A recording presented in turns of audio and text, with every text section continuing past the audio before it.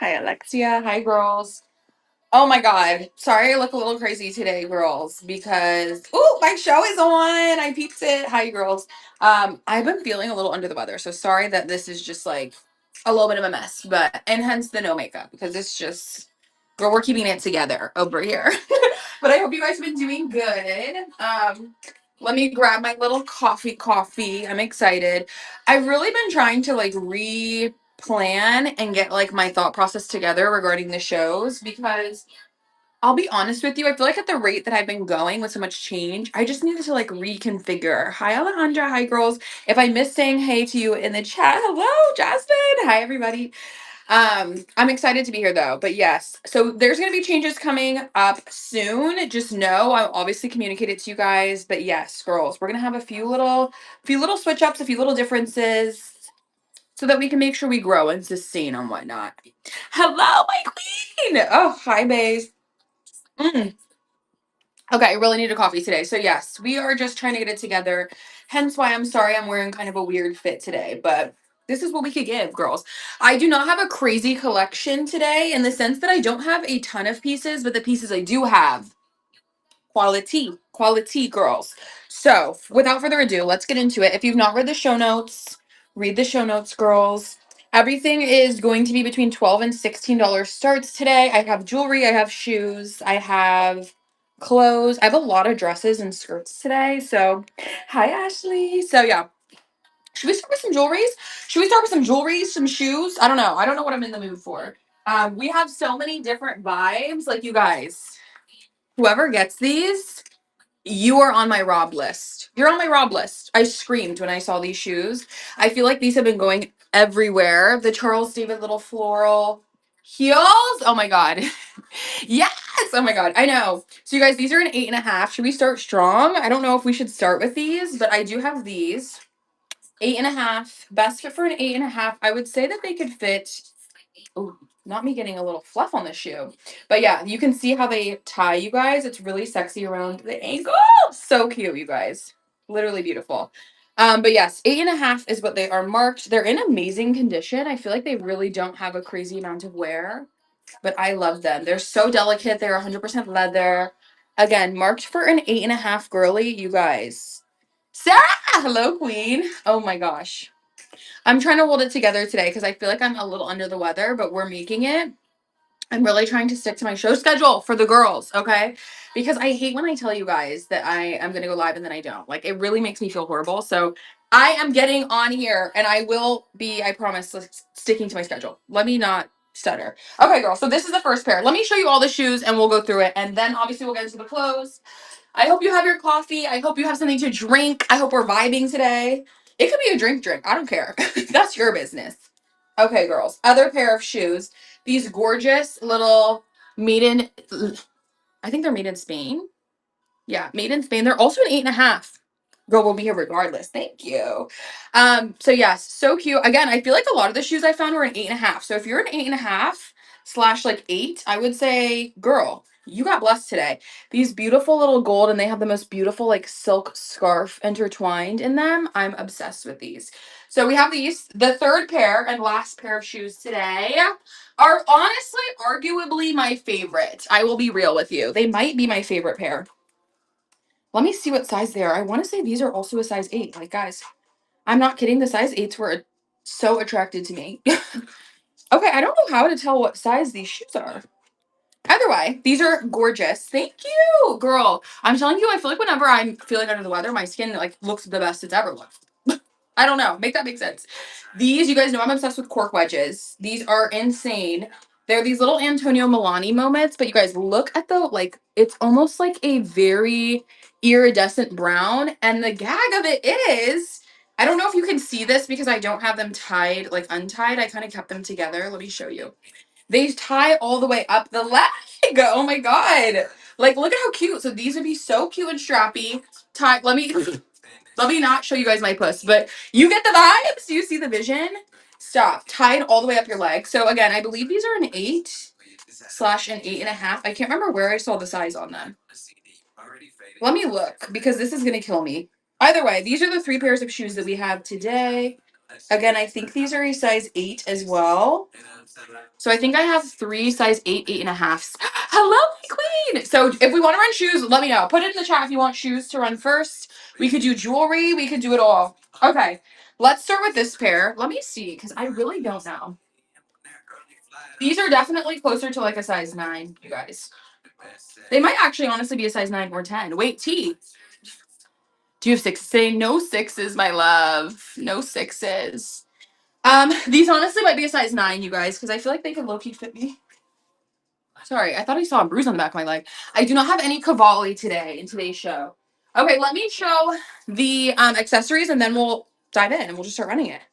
Okay, let me run. I'm sorry, I'm getting frazzled. Now I'm like, wait, what do I want to do first? Let me show the necklaces, then we'll run the shoes. Then we'll go through it all. Bear with me, girls. Bear with me. Okay. You guys, I have been getting blessed with the jewelry. If you follow me on IG stories, you've already seen some of this. If you don't, follow me on Instagram stories, girl. You can see the sneak peeks. Also, T, if you didn't follow me on IG stories, you're like, what the hell happened to your face? Girl, not Beans coming for me and clocking me. We were playing, so don't worry, I'm not mad at him, but not the face, not the moneymaker, Beans. So yeah, that's why I'm giving you guys this side profile today. Rachel, hi babe. Okay, let's get into jewelry. I have 4 necklaces for you guys today. Let me move you a little bit closer. These are the thing. I know, literally, I was like, Beans, not you trying it. I have many different little vibes. I've been obsessed with these like pendant style necklaces lately. So I found 4 of them. If we want to start with them, we totally can. But you guys can kind of get the vibes. Like, look at how freaking beautiful this is. Oh my God. This one might be my favorite. It's actually very heavy. It's definitely a true like jewel stone necklace. Again, it has a nice weight to it and it is just so beautiful on you guys. Like these two, if you saw my stories, you saw that I layered them. Literally like this one with this layered as like a choker. So pretty together. So we have a lot of cutie little pieces. These two are their own individual pieces. I just kind of had them on the mannequin to show. Again, this is like a beautiful metal pendant. So pretty. And I feel like this, you could even, if you wanted to put it on a simpler necklace, you totally could. But it's just such a pretty, like, choker vibe. Okay.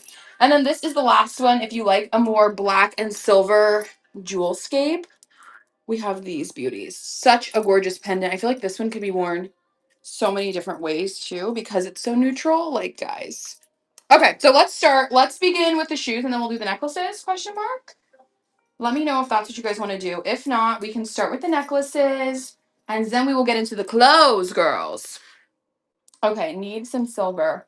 I feel you on that one, 1010%. Okay, let's do, not me stacking all of them back on the mannequin. Okay, guys, let's do the shoes. I'm going to start with the floral ones. I'm very scared to run these, you guys, so please love them, do them a solid. These are, again, marked in 8.5. I would say their best fit for like an 8.5 could move up to a 9. So could work for both if you wanted. Again, a very beautiful shoe. And they do actually strap around like this. Super beautiful. Look at the floral details. So cute in leather. I'm running the shoes for 16. And then obviously, what else was I going to say? Several pieces are 12. The dresses are 16. I think the shoes I'll probably run for 16 too. Okay, if you guys need them, they're running. If you are interested in these beautiful, Sarah, these are so you too.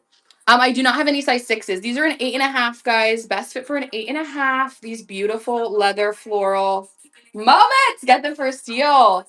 Girl, an amazing pickup. Sarah, these I feel like would go so cute for your collection with like the little pink plaid ones that you also got for me. Girl, obsessed. Obsessed. These were an 8.5, queen. Thank you so much, my love. An 8.5, my love. They were an 8.5. No, I know. Seriously, me too. I realistically, I say this probably every show, but if those were my size, you guys, I would have never sold them. I feel like those have been everywhere too. Have you guys not seen that? I feel like I've seen them all over Pinterest, right? Like the flower heels, floral heels. Okay, girls, if you are an 8.5, I'm a 5.5. I know. I'm trying to find more shoes again for you guys, but We're trying. We're trying. I obviously can't dictate the ones I find, and I'm honestly so picky with shoes, guys. Like, I've had so many experiences. If you know, you know. If you've seen me before, you've heard of my story times of me and my own thrifted shoes that have like broken and stuff. So I'm just pickier now, especially when it comes to my girls. I'm like, I don't want to sell you something and it breaks. So we have these ones. Yes. Okay. I was gonna say I've seen so many people do that. Like, I love the flower heels. Those ones are leather flowers, so I love that vibe. Okay, these are also an 8.5, you guys. Again, they're like gold with this really beautiful, almost just like satin silk scarf moment. They are a true kitten heel, marked an 8.5. I'm running them if you need them. An 8.5 for these beautiful little kitten heel moments. Marked an 8.5. Hi, Queen. Yeah, of course you can promo. You can promo, my love. Hi, my sweet loves. Hi, Brooke. If you follow, you can promo. So I don't really care if you promo. Enjoy these, my love. I do have some kind of work clothes. Honestly, today is like rich girl edit in the sense of more being outside.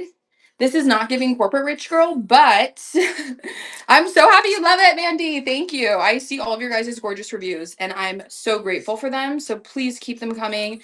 Thank you for taking the time to even write them and to share your thoughts with me, even if it's like feedback, you guys, and stuff like that. Like, I appreciate it. I've had a few of you reach out to me about order stuff, so thank you so much. Run them the second I joined. Yes. Oh my gosh, I'm so happy to hear that, my queen. I never really find shoes, so I feel like this is like such a little treat for me. Okay, queens, last pair of shoes, and we're gonna move on to clothes slash necklaces. Again, I believe these are closer to a size 9. I'm a size 10, and honestly, I feel like they could fit me, which is T. So if you're closer to like a 9, 10, I have these gorgeous ones. These are from Antonio Milani, the most gorgeous cork, like chocolate brown woven moments. And again, they do tie up the leg. So just the perfect little sandal moment. And you guys, I'm telling you, I feel like there's so many crazy dresses you could wear this with. I don't want to sneak peek it, but like, guys, shut that up. This with this, like, stop. Together. We're gonna get into her. Trust me, the clothes are crazy today, but as they are every show. Okay, we're gonna run these if you need them. Again, I think they're like a size 9. They don't have a size marked on them. Literally, I think the sizing has just come off. But yeah, size 9 if you need them. Hi, Macy. Elizabeth, yes, you totally can promo, queen. Please just follow if you promo. Thank you, Sarah. Enjoy your shoes, girl. You have like the summer shoe collection that I wish I had. Like, at this point, I'm like personal shopping for you, and I love that. I really just feel like finding a size 10 or like a size 41, which is typically what I would wear in EU sizing girls, is impossible. Impossible. Okay. Okay, thank you, my love. I appreciate you. Yes. Let's move to the rack. Let me move you guys a little bit closer so you can get the vibes. So you can get the vibes. Ah! Okay. All right, girls. This is what the rack is giving today. This is what the rack is giving today.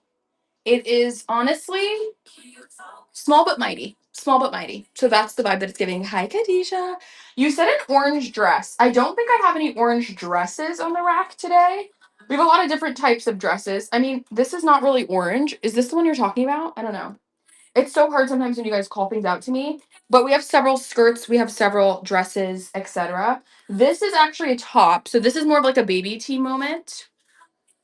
This was a personal of mine. I just simply don't wear orange enough, you guys. Honestly, I love the Holland. It has a little racing stripe down the side. It's a true size large. And I would say, like, if you're a large to extra large, this is what her tag looks like. She's from the brand Fox. This would work for you. But yeah, it's definitely just a cutie little tee. This is like perfect for just a regular mini skirt day. If you're just out and about, you're going to the farmer's market, you're vibing, you're on a cute little Saturday moment. We have her. So again, just a regular little top. She's not a true baby tee, I would say, but yeah, I'll measure her for you and we can start there. But we have a lot more dresses, I would say, today. Girlies. Girly girls, but let me know if you are looking for a specific size in the chat and I'll try to pull them. Again, today's curation is kind of random. So this sits from like a 19 to a 22. Definitely best fit for large. So we'll run her if you need her. Get a cutie tee. And she's running out if you do need her. But otherwise, we will move on to a different vibe. Any fun pants? I don't know if I have any pants today, actually, my love. I have a lot of skirts today, but I don't think I actually have that many pants today, if I'm being honest. I don't actually find a lot of pants. Do you feel like you find a lot of pants? Okay, let's continue with dresses and skirts, though. I feel like this is what I'm the most excited about. Okay, lots of different types of skirts. This is probably my favorite of today's. This is a little Sharon Max moment. She's technically marked, I believe, a size large. Here's her tag, you guys. But she is the most iconic, like, fairy Gucci-esque skirt. So she has the actual mermaid moment in the front and the back, which I just think is to die for. I think she is so beautiful. I am like 5'8", almost 5'9", you guys, and she hits like right above my ankles. So I would say this is pretty true to like a maxi skirt. I'll take measurements on the waist because I feel like she's probably could fit closer to like a medium. It's a pretty small waist, but you guys look at the details on the bottom. Insane. And they are true like fairy cutouts throughout. It's so interesting. Okay, let me measure the waist. I'd be forgetting that I put this on my neck.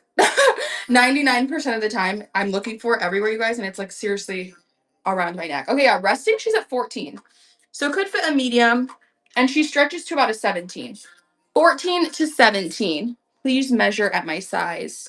Oh my God, no, literally, right? 14 in the waist to 17. So she would fit a 28 up until like a 34. So she could fit a medium to like a large, extra large. Okay, if you do need her, I'm going to run her. Get her for steal, guys. A crazy, beautiful, fairy, like, I don't even know, Gucci-esque skirt moment. I don't even know what I would consider this pattern, but look at like the stripes, the polka dots. So cute. Thank you, girls, so much. Such a beautiful piece, so much movement.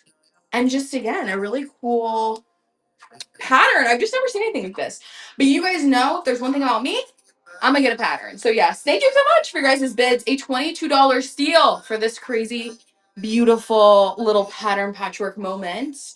We're at $26 for her. I appreciate you guys so much for your bids. Thank you, thank you, thank you, queens. I'm so glad you're loving it. I think I'm gonna show some dresses next. So you guys can get the vibes. $42, a steal for this crazy, beautiful skirt. This extraness, which I honestly think, thank you, Macy. Macy, I feel like you could honestly probably even wear this as a dress. Because you're a little bit shorter. But girl, this might work as a little strapless moment too. Thank you so much, my love. I hope you enjoy her. Such a fire skirt. I feel like, again, that you just don't find many that quality like that. So I'm definitely on the lookout for more of those. You guys, lately, I'll be honest with you, queens. It has been hell and high water. I feel like this was like a month ago when I was telling you guys, like, oh my God, the thrifting here is so bad, blah, blah, blah. Not too much on my girl now. I'm trying. But oh my God, this past week has been like not a good thrift week for me. Do you guys have those? Do you feel like even like if you just thrift for yourself, some weeks it's like it's dry. Sometimes I have days where it's dry and I'm like, okay, that's fine. Like you can't find something every day. Baby, this past week, I was like, why is there like 4 or 5 dry days in a row? You know what I mean? Like, oh my God. So I feel you on that. Yes, see, girl, you get it. Because some days I'm like, oh my God, is it just me? But I go to several different thrift stores. So it's like, I don't know. I feel like that just shouldn't be happening. But yeah, girls, this past week has been a little bit rough. But you know what? We're going to make it through. Okay. I'm a manifester. You guys know I totally believe what you put out, you get back. So it's all coming back. And we have found some amazing finds. Okay. Next thing is this jumpsuit, guys. I believe this is best fit for a size small. She does not have a tag. Look at the top. This crazy crochet sequin moment. And then she's just a beautiful jumpsuit. She does tie at the waist. Don't worry, guys. Of course, I will measure her. So she does tie here at the waist. And then she just has these beautiful, like, flowy legs. Again, I believe this is best fit for, like, a small to an extra small. Maybe, like, small to a medium, depending on how tall you are. I do feel like it could be full length on me. But I feel like this is maybe a bit shorter girl friendly. But such an insane piece. Okay, let me measure her out for you. Again, she does not have a tag, so I think she is probably a size small. My thrift stores have been packed from open to close lately. Oh my God, T. No, you guys, I've been seeing so much discourse online, on TikTok, everywhere that, like, obviously vintage has gotten crazy popular lately. Like, a lot of people are looking for vintage now. People are reselling it more than ever. All right, y'all, pit to pit is 15 to 18, so actually could fit up to a size medium. Small to medium. But that doesn't surprise me. Like, I'm not really worried about that. It's more of just like I only sell true vintage, so it's just sometimes hard because obviously you're going through so many clothes that are either like not vintage, sheen. Oh my God, like the amount of just like sheen Oh, Polly, Princess Polly, like so much shit like that that I find it's almost impossible sometimes. So it has gotten very crazy. Yes, Mel, I will say the same thing. Hi, Ballet, Miami's Closet as well. I feel like it has gotten a lot crazier in that aspect. Okay, you guys, so these are short girl friendly. They are about a 29 in length. So 28, 29, better for a short queen. If you want this beautiful, like, oh, this is perfect for like Ibiza summer. This beautiful crochet with sequins. Guys, I can't. Again, gorgeous jumpsuit. Again, 28 to 29 in the length. Best fit for a small to a medium. I will run her if you need her. A medium with this beautiful, like, just sequined, gorgeous top. I love this. Honestly, I wish this would fit me. I feel like this is way too short for me, but yes. It's a jumpsuit, girl. Yes. This beautiful, honestly, I probably should have put on the mannequin because I feel like you can't really get the vibes from me holding her. So maybe I should put her on. You know what? I think I'm going to in a moment. But yeah, I feel like it's gotten a little bit crazy. I don't think that that's like a negative thing per se. I just like the thrift stores are trying to get their coin too. But it's more of just finding the vintage. No, seriously, it is beautiful on beautiful. Okay, let's continue onward. I do have some large, extra large. Here, I'll pull this one first since it's right here. Okay, queens, this is technically a size 10. This would be marked as size large. This was a previous personal of mine that again I just don't feel like I get enough wear out of. You guys know I'm in like a huge downsize right now. So this is what she looks like if you guys can tell. Let me move you down a little bit. So you can see that like underneath she has this little bra detail and it kind of sits up like this. This is probably fucking horrible to try to show. But then she's very tight and ruched on the waist. And then the bottom is like the most beautiful paisley, like fairy skirt moment. This is what the pattern looks like up close. It's annoying to use. Oh my God. Don't get me started. Literally, it's crazy. The amount of sheen, it's like mostly sheen. Mostly it is finding a needle in a haystack for sure, but I don't know. Like, honestly, if there's other sellers in the chat, let me know what y'all do. Because I feel like a lot of girls on here end up just doing wholesale. So they don't pick out the clothes themselves necessarily. Which, again, if that works for you, it works for your business. I see why you do it. It's a lot of time to do it the way that I do it. And then you have weeks like this past week where you just don't find as much. So I get it. You know, I get the tea. Okay, so this would be best fit, you guys. Again, for a size large, could fit up to XL. She's this beautiful, ruched bodied, like halter little fairy top. Oh my gosh, no, I have to thrift so much, I feel like. I don't think that it's bad though. Like I do really enjoy the thrift piece of it. I think it's more like scary if you don't find stuff because then I'm like, oh shit, like I have to really I guess it just puts more pressure to do it. Okay, guys. The pit to pit on this one is 18 to 22. 18 to 22. And then again, she's this beautiful halter, like ruched dress moment. This is what she looks like on the bottom. And then the back is obviously, you can see here. This is like what the cups look like. So you get a better idea.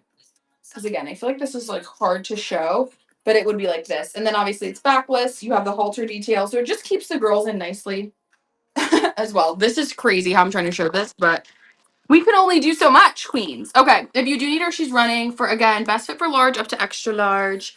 If you're interested in this beautiful little halter moment with the fairy bottom. Let me read what you're saying. I'm sorry, queens. Say my love sourcing, but I literally go every... Oh my God. Oh my God. Yeah, see, that's what I'm saying. I honestly, when I was just thrifting, like, even though I was in my corporate role, I didn't go that often. I would go like maybe once or twice a week, and I felt like that was able to like sustain. But the thrift stores that I went to just had good stuff. I don't know how to describe it. Like I didn't have to go to as many thrift stores, but I was able to find like I don't know, just like amazing pieces at that. Does that make sense? So I guess I didn't have to like dig as much. Here you do have to do a lot more digging, but I do feel like you can still find amazing things. Like guys, this dress. I took a week break. What not to say many. Oh my God, you're literally me, Maya. You are actually me, girl. It was not a bad time to come back, though. This is probably my favorite, if not one of the favorite pieces that I have in today's collection. This is Vintage City Triangles. She crosses in the back, like so, like this. She's a beautiful, like, satin dress. And then obviously the bottom hem is, like, the most gorgeous fairy hem. And it does have, like, long points as well as shallow points. And obviously she crosses in the back, you guys. I believe this is marked a size... This is marked a size 9. which I'm not sure what sizing that would be. Let me measure her pit to pit, and then I guess we'll go from there. But she's a beautiful little wrap dress. This is like, I dare I say, a perfect dress for me. Dare I say, a perfect dress. Okay, resting pit to pit, you guys, is about 16 to 17. I would say resting is 16, and she can go to about 18. So definitely best fit for like a small to medium. Small to medium, this beautiful dress. Obviously, she does have cups in here too, so she is just a beautiful satin, like fairy dress moment, you guys. So pretty. Okay, best fit for small to medium. She is running if you need her. A medium. Again, such an iconic piece. Ashley, you're getting this for a steal. Literally an iconic piece. So beautiful. Thank you so much, though, for your bid, my queen. Small to medium. This beautiful, beautiful, beautiful moment. You're right, girl. Where have you been? I'm so happy to see it. Small to medium, you guys. This vintage little city triangles moment. Thank you so much for your bids. Look at the fairy bottom. I hope you guys can see it. I'm just so not tall.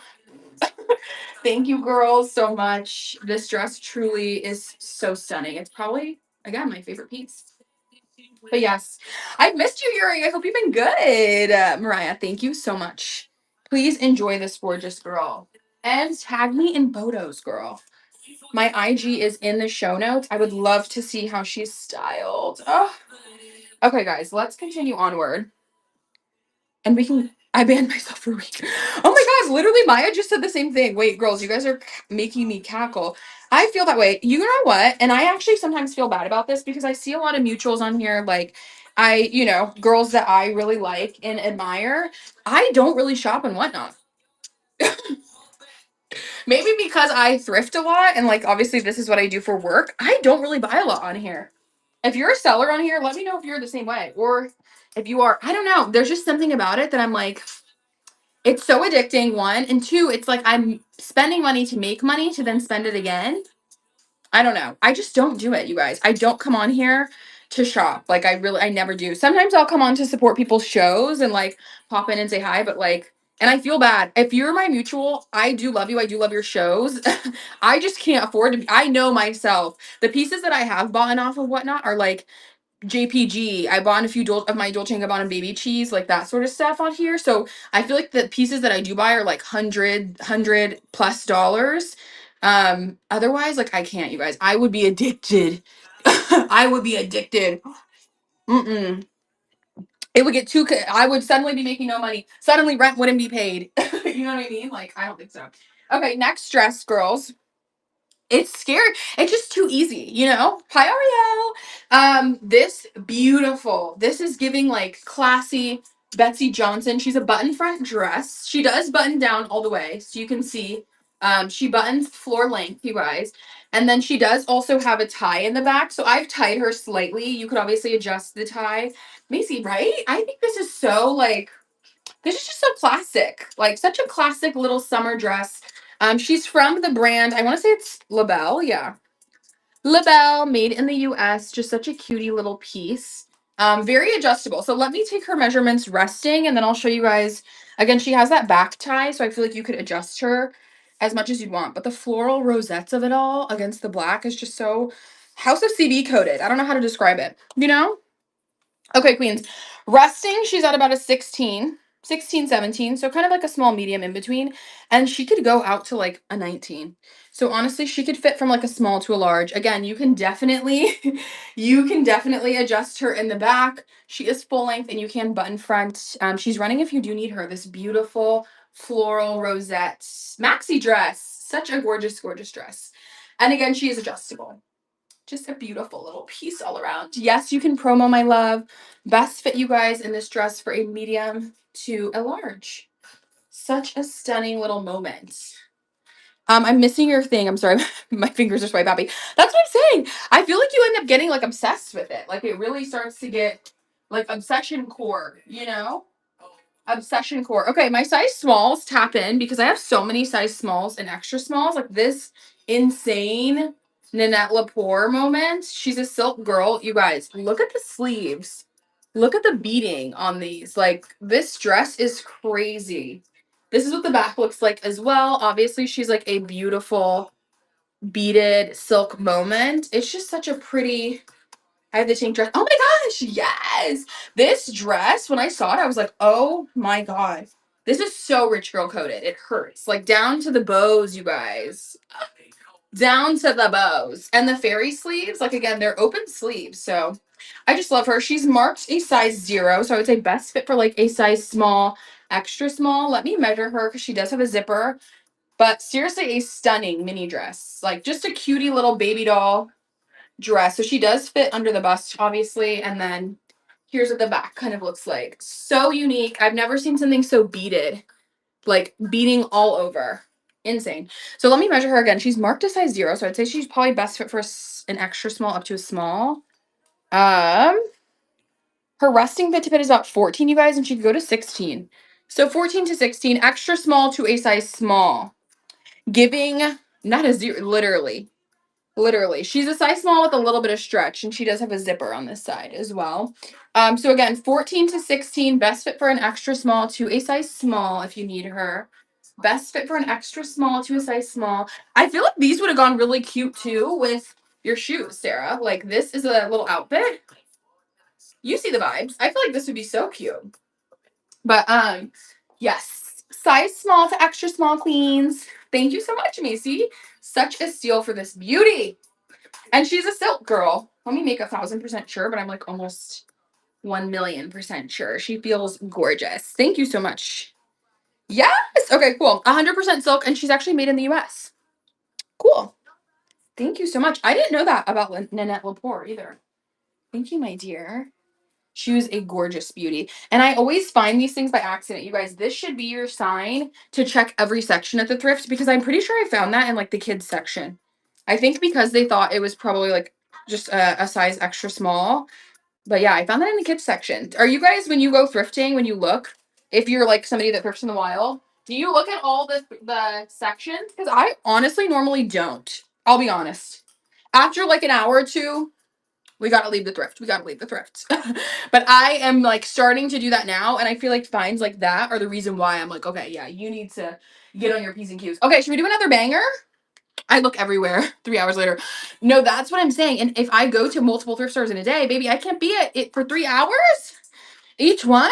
Like, honey, that's a long time. I'm going to like 2, 3, if I can really make it. If I've had 2 coffees that day, 4 thrifts to find you guys the finds. So yeah.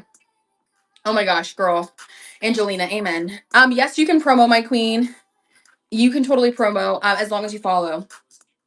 Around Philly, you know any? Oh, okay, period. Yeah, if you're from Philly in the chat, please give my a little bit of a shout. Help her out. If you are in the Dallas area, girl, message me because I have some good thrifts. Okay, this is Vintage Exhilaration. She's made in the USA. She's marked a size small. This again, probably a dream dress of mine, as you guys know. The cutest little bohemian mesh dress. So she ties in the front. You could lace this up further if you wanted. You could obviously lace it a little bit lower. She has the prettiest like paisley pattern. She's obviously a little baby doll girl. And then this is what the bottom looks like. She has the cutest little raw roll hem. And then this is the back. So she's just a cutie little. Can I see what just sold? I missed it and I'm nosy. Yes. Oh, okay. Yeah. Sorry. I was like, wait, what do you mean what just sold? But I got my room was not working, babe. This is what just sold. This beautiful Nanette Lepore dress. Truly a steal. 100% silk, beaded, gorgeous. I was gonna save this for the Glitz and Glam show, which you guys bookmark the upcoming shows. If you've never seen me, hi. I have shows weekly. I will have some very cute pieces coming up. If the thrift gods remain on my side, which they always are. So we have a lot coming up, you guys. Okay, again, size small, this beautiful little boho lace front mesh dress. This is vintage exhilaration. Let me take her pit to pit really quick, you guys. She can fit up to a medium. So her resting is 15 and she stretches to about 18. So small to medium in her pit to pit if you need. She is running if you need her. Small to medium, this cutie little exhilaration halter top dress with the most beautiful little boho crochet details like this in the center. So cute. Thank you so much, Ashley, Khadijah. Thank you both. I appreciate you girls so much. Dude, I know you're a same girl. Same girl. I do have some dresses, yes, that are in XL. I will show those next, Queen. Thank you, Ashley. Such a good little staple. I love this little dress. I feel like stuff like this you can never go wrong with. Honestly. That and like a cute pair of shoes. Girl, I'm so happy you loved it. I really hope you loved your last package too. Which, guys, if you bought something for my last show, everything's mailed out, so it will be there. Sorry it took me a few days. I'm sorry. I promise I'm getting better at it. We're waiting for the freaking Matchboxes to clear customs so you guys can have the new Matchbox edit, but I promise it's coming. I'm so excited. I'm so happy now. I'm a large, but XL works for two. No, honestly, Yuri, period. One, snaps for you for the weight loss. Clock that T. I love that for you. I'm currently on my own journey, so I'm here to encourage the girls. Oh my gosh. I promise actually it's coming. I'm like, I swear. Okay, guys. So if you are a large slash XL, I have this beautiful multi-layer like mesh fairy dress. You guys, you know I am obsessed with a pattern, with patchwork, with anything like colorful and decadent like this. Like this just watercolor-esque, like, I don't know, tie-dye? What would you call this? Pattern is to die for. Like I hope you can really see the colors in person. It's so vibrant and so beautiful. So it is a one shoulder. It is 2 layers of mesh. If you can see like layered on top of each other. Maybe you can see in the back a little bit more. But you can see it's like cool, colorful mesh. This is what her tag looks like. I've not heard of this designer. It's Elena Caton. I don't know. She's made in the US, you guys. Marked a size large, very stretchy. And then she's ruched on one side here. And you can see it's obviously unruched on this one. So beautiful on, like such a snatching, just curve hugging dress. I'll measure her pit to pit for you so you get a better idea of how much she stretches. This is probably, I just love the colors. I love the purple. Yes, I will show the Nanette Lepore one. Hi, Jess. Also, hi. 18, you guys, to 22 is the pit to pit. So could fit a large up to an XL. If you need her, she's running. Could fit a large up to an XL. This beautiful mesh, like just colorful, printy, tie-dye, me saying all the adjectives. One like asymmetrical dress. I just love her. I love the mesh of her. So beautiful, you guys. Okay, let me show you the Nanette Lepore one. So you guys get the vibes. This is what she looks like. Here you are, Queen. This beautiful beaded Nanette Lepore moment. She's 100% silk too. So she's just a good piece. A good piece all around, you guys. So good. Okay. Let's continue onward. Sorry if I missed what you said. Yes, no, of course. To go to thrift. No, seriously. Yes. There are a lot of thrifts. I was gonna say, if you want like my list of where I go, girl, I'm happy to share. So I will definitely like message it to you if you want. Let me know. Let me know, girls. Okay, we have a lot more tops and stuff too. This is so random. I have several different types. You guys, if you were in my last live, I think I teased this top and was like, oh my God, I'm going to keep it. I tried it on. It does not fit me, unfortunately. I don't want to talk about it, but it is this beautiful. Oh my gosh, literally, yeah. Mo, hi, Queen. Asking it is given. I feel like this is totally your style, but it is this beautiful crochet moment. So it's a black wrap top. And then honestly, the sleeves are so pretty. Look at this. So it's like butterfly, not butterfly, like bell sleeves basically, but they're crochet completely. And obviously they taper off. So just such a stunning piece. It wraps in the back. So you could see it either could wrap in the front or it wraps in the back here. So you have these two long straps that you could really cinch it in and it has a beautiful deep V. Thank you. I feel like I'm getting a little under the weather. So I was just like, let me not do too much, you know? I said this earlier in my show, but Beans also scratched me in the face. So I appreciate it. Hence why I'm trying to give you guys this side today. And now he's laying on the ground, being naughty, if you can see him. This is him. Always in my business, because there's always a man in your business. But yes, so he's here. I'm healing. This is my healing era. But yeah, no, he is so naughty. So this is the top, you guys. She's a little Bisu Bisu moment. She's marked a size medium. And again, I just felt like she didn't fit me correctly because I was too chesty. But yes, so she ties in the back. This is her. Let me measure her for you, Queen. But yeah, Beans is so naughty, you guys. I can't. Could it fit a small? Honestly, probably. She's marked a petite size medium, so her pit to pit is at 16 and she goes to about 21. So could fit a small up to a large. Again, I felt like I was just a bit too busty for it, that it was not like cutting correctly on me. But I also have like very large chest, so I feel like that can sometimes happen. But sleeve length and everything else was perfect. So if you do need her, this is what she is, you guys. This beautiful crochet wrap top. Very pretty, like nylon material too. So just will snatch you in. And then you'll have these gorgeous sleeves. Girl, thank you. I used to always say, Morgan, hi, queen. I used to always be like, oh my God, I love it. I love it. Girl, wait until you're almost 30. Okay. I'm going to be 29 this year. And I'm telling you, thank you, Sarah. Enjoy her. I don't know. I don't know if the big yits are it, girl. I don't know if the big yitties are it. They be painful, okay? My back hurts. Running is not the same. Thank you, my love. So I do feel blessed, but my cousin's actually about to get a breast reduction, which sorry if this is like so TMI, you guys. If you've never seen me before, hi. I do overshare a lot. So welcome to the show. But she's gonna get a breast reduction, you guys, and honestly, I'm like, do I need one? Do I want to do it too? We don't know. Okay, let's do another mesh top. I know. I don't have any children yet, though, so I'm thinking like maybe after I have kids, you just wheel me over, tell the doctor, do your big one. You know what I mean? Get everything done together. Mommy makeover, everything, boobs, all of it. Hi, my love. Oh my gosh. Okay, I've thought about that too, actually, or like chiropractors and stuff. I got a reduction. Yes. Okay, wait, period. I've seen really right over it. Literally me. I'm like, pull the gurney. Okay. Pull the gurney expeditiously. Ugh, oh my gosh. I'm telling you, I just feel like it's hard. It really is hard. Like it's a catch 22. I go back and forth. Okay, girls, we have this cutie little mesh moment. So she's literally just two layers of mesh on top of each other. Hopefully you guys can see that. The dual layers. She is a little quarter sleeve cute lilac moment. Very like nylon vibes. Like she's very stretchy as you can see. I just loved these pretty flowers. I love the purple. I think purple might be becoming my new it color. Green's always going to be it for me, but purple might be up there. So yeah, she's a little V-neck. She's marked a size medium from the brand Victor Carlini. Let me measure her. Oh, wait, stop. I feel like everybody, literally everybody says that to me. Like, oh, I wish I did it sooner. I wish I didn't wait. Because I feel like a lot of doctors tell you to wait till you have kids.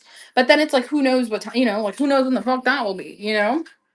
So honestly, girl, you're kind of speaking my language. Okay, 16 you guys to about 20 is the pit to pit. If you need her, 16 to 20 on this gorgeous little mesh moment. This gorgeous little quarter sleeve mesh girl. Such a pretty little floral moment. Thank you so much for your bit, queen. I know, yeah, does it hurt? I feel like it probably does hurt if I'm being honest with you. But then you have my sister who is very, thank you girls so much for your bids.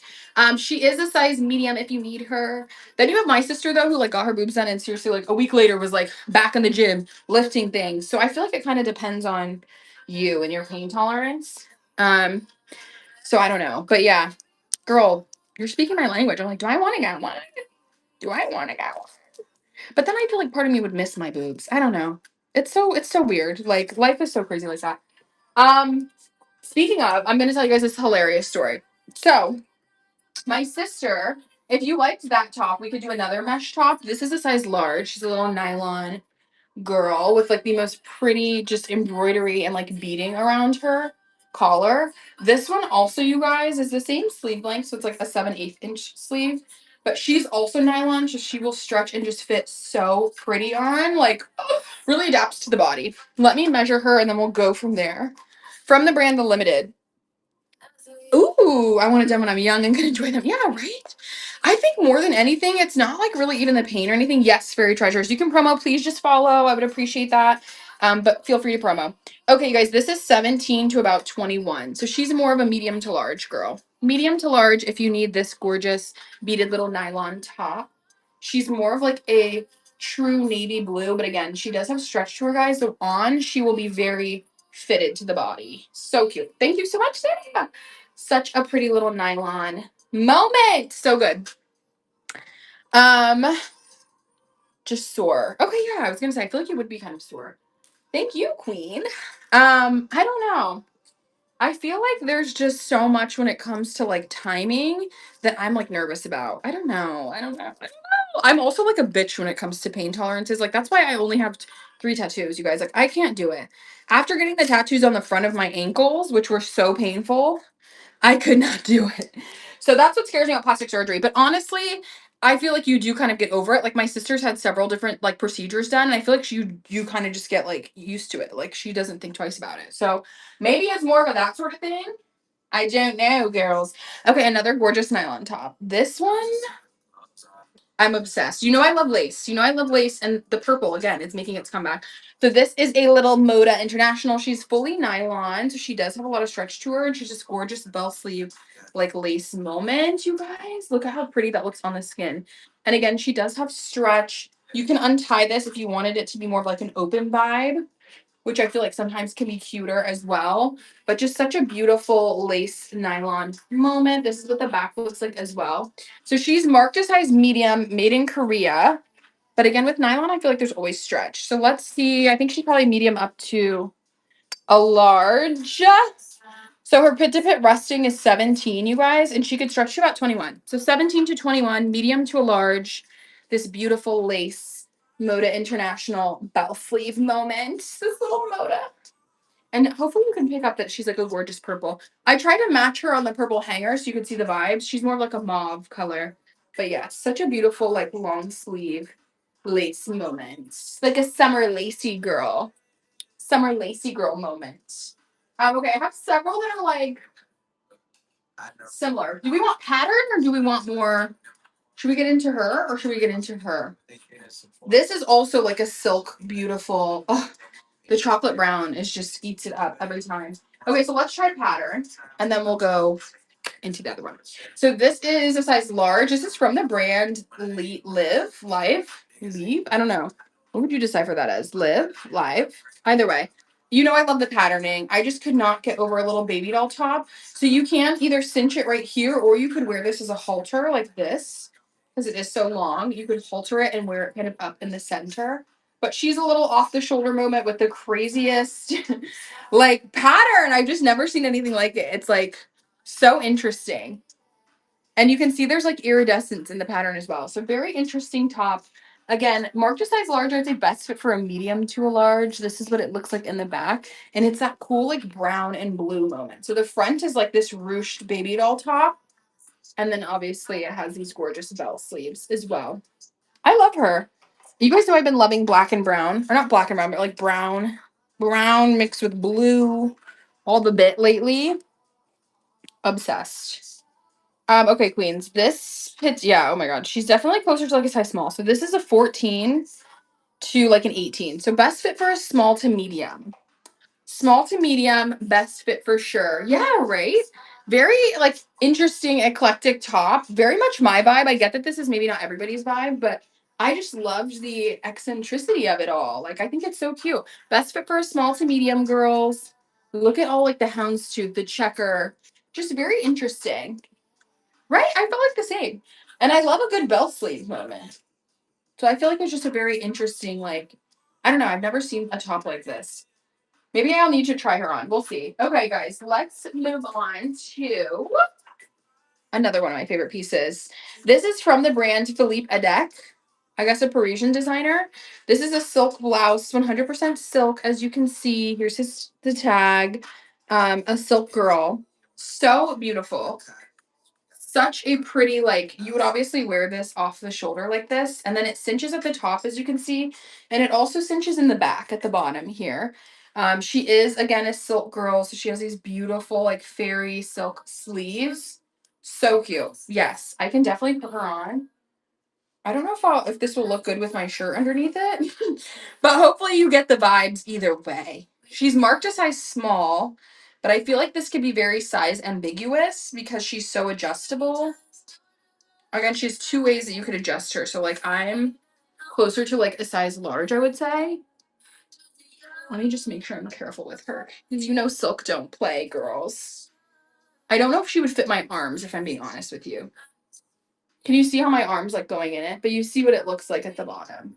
Very pretty. Again, I don't want to rip her, so let me make sure. Where's my other end? I'm scared, you guys. My fellow Miami Bay. Yes, totally. You can definitely promote. Okay, I don't want to rip this. I'm going to take this off. Sorry, Queen. I tried. I just feel like it's too small for me. This is marked a size small, too. So I'm closer to like a large, extra large. So I would say this is definitely closer to like a small, medium. But let me put it back on the hanger so you get more of a vibe. So you can at least get more of a vibe of her. Because I just don't think I'm going to do it justice putting her on. I don't want to rip her. Which makes me sad because I love chocolate brown. You guys know I'm in my chocolate brown era. Okay, let me put her back on the hanger just so you can see. Just so you can see. Everybody check out Valley's show. Check out Valley's show. Okay, so this is what she looks like, you guys. Again, very, very adjustable. Like, you need to adjust the top. So you see where she hangs in? Like, you need to cinch her inward. Ooh, ooh, ooh. Yes, honey. You know a Miami girl has taste. And then this is what the back looks like. So you'd cinch her in the waist as well. So it's 1 cinches in the front, 1 cinches in the waist. And again, she's 100% silk. She's just a beautiful piece. I would say best fit for like a small, probably could fit up to a large if you have smaller chest than me and like arms. But yeah, she's a silk piece. I'm gonna run her for 16. If you need her, grab her this gorgeous, like, I guess you would what call her like a pirate top? I don't even know. She's kind of a pirate top though, low key. She's these gorgeous like ruffle flaps, but again, you could wear it off the shoulder like this. Or you could cinch it tighter and wear it on the shoulders. You get it. Thank you so much. Small girlies don't sleep. It's so cute. No, seriously. I feel like it is very on brand though, Sarah. This is totally. This would also match this really cute shoes. I'm telling you, pink and brown. Thank you, boo. What else was I gonna say? I was gonna tell you guys something else about Bumble BFF. I feel like I haven't updated you guys on like my life in so long. But honestly, it's not been that eventful. I've still been going on Bumble BFF dates, you guys. It's been a little bit taxing. To all the girls that told me to get on Bumble BFF too, thank you. I appreciate it. But like, bitch, it's a full-time job. I don't understand how the girls are doing this consistently. Thank you, Kitty Couture. I don't know how the girls are doing this consistently because I feel like it is a full-time job just keeping up with like I'm sure it's very similar to what online dating is, but it is so much to keep up with like and planning dates and then you're paying for all these dates. Like it's a lot. Even if it's just you like and the other girl, obviously like you're paying for your stuff, so it does add up. Like lately I've been doing like walks and stuff though, and I feel like that's better. Like coffee walks, things like that. Like I'm a low maintenance girl. Yes, I give high maintenance at times and I want to go out and have dinner with the girls and kiki and cut it up. But I also need you to be able to like chill at home in sweatpants and like, you know what I mean? Just talk and have depth in that way. Sorry guys, interlude. Interlude so I can have my coffee. Okay, see tea. Okay, tea. I felt like that there are good, and this is no shade, no tea to the girls. I feel like the girls on there that I've met have been great. I've not had any that are like bad. Here in Dallas. In Miami, now y'all know the story. I've only tried it one time and I was done after that. But here in Dallas, the girls have been so nice. It's more of just the effort that you have to put into it. And honestly, like it's just kind of expensive. Like imagine you're meeting a handful of friends and they're like, oh, let's do dinner. Let's go grab lunch. Let's get a coffee. It's like, oh, all that stuff is adding up. Okay, mama's paying her own bills now. Mama's paying her own bills now. It's she's calculating. mm. Girl, let me get into it. In Miami, I only met one girl. She was nice. I'm telling you, girl, I know we would have. Same with Steph, even on here. I was like, oh my gosh, Christopher Shop, love her. She's in Miami and she's one of my first like mutuals I met on Whatnot. And we lived in Miami and I'm so sad that I moved at the timing that I feel like I was starting to meet like people in our community in Miami. Because there is a huge vintage community there. But girl, yeah, I went on a date with one of the girls or like a friend date, whatever. When I say date, you know, I mean like a friend date, but she was nice. She was a cool girl, but there was just so many things that we were not aligned on, like just interests, how we carry ourselves, how we present ourselves that I felt in my eyes. I was like, okay, I don't see this like budding as a friendship, which is perfectly fine. I feel like people were trying to be shady, like, oh, you expected this, you expected that. Cause I did make a TikTok about it. Sue me of my experience. And it wasn't about her. It was like, oh, I'm trying Bumble BFF, like, you know, just putting it out there, just like I put it out here, you know, here. It's not that I'm being shady towards that person or that experience. Sue me, right? Like, it's just being honest. And that's what I said in my video. I was like, it didn't work out, but that's fine. Like, it was no shade to be, you know, to her. And I always said, because that video kind of went viral and not in a good way. People were dragging me, but you know what? A view's a view. Engagement's engagement. Okay. So I was like, all right, say what you want to say. But at the end of the day, people can have their opinions. And I kept replying back to people being like, she could make a video too, you know, and be like, I don't know. We weren't hitting it off. But everything I said was valid and I stand by it. And they were like, what if she sees it? Baby, it's on the internet. Obviously, I'm thinking somebody's going to see it. Not that I intended for her to see it, but I'm obviously not sitting here clutching my pearls like, what if this girl sees it? I met you one time. Like, honestly, y'all are too feeble about how people perceive you. I'm okay with my intentions and how I'm perceived. So I was like, and she sees it. Like, I don't think that's so crazy. Oh my God. It is really hard making friends as an adult, Jess. I don't feel like I have an issue making friends. I feel like I can make them quite easily. For me, it's like figuring out the best like balance of like having a social life, but also like obviously this business, this me bringing the close to the girls takes a lot of time too. So that's why I'm like, I need you to be like low maintenance, girl. If I hit you up and say, let's just go get a coffee and peruse the thrift, that's what it needs to be. But also, if I hit you up and it's like, okay, you know, let's go to dinner and shake our asses and kiki, we can do that too. So I like the both. I like the both. But if you only want to go have dinner, I'm like, sister, I'm not rich like that. I'm rich girl, but I'm not rich like that. I'm rich in abundance and other things, okay? You know, I honestly think everyone should try it. Like seriously, I really do. Carrie, it is you don't have to pay for it. So people do pay for it, I believe. I think that there is like a paid side to it. I don't ever pay for anything like on any dating apps like that. I think that's crazy. But yeah, dinner is expensive. And it's just, I think again, I feel like it fosters conversation, sure, but I kind of want to see how deep you are in other areas. Like if we just go on a walk, we're not just like eating, sitting in front of each other. It's like, all right, we gotta kind of, you know, sit, do our vibe. What sustenance do you have? How deep are you? That sort of a vibe. This is Bumble BFF. Yes. So if you download Bumble, I think you can set whether it's like for dating or, you know, whatever. You can set all these parameters around it. But yes, it's called Bumble BFF. And I honestly didn't like I don't dislike it, you guys. I've had good results with it, if you will. Almost like too good to where I'm like, okay, I can't be going on 7 Bumble BFF dates a week. Like, when am I working? Which is again how I'm like, how are people dating nowadays? Like, I don't think I'm gonna be able to get on a dating app, you guys. I'm sorry. I can't do it. I don't know. And we'll talk about that. We'll talk about that too. Should I run the necklaces too? Like, fuck, I'm just over here yapping. Okay. Let's do necklaces before I forget because I will totally.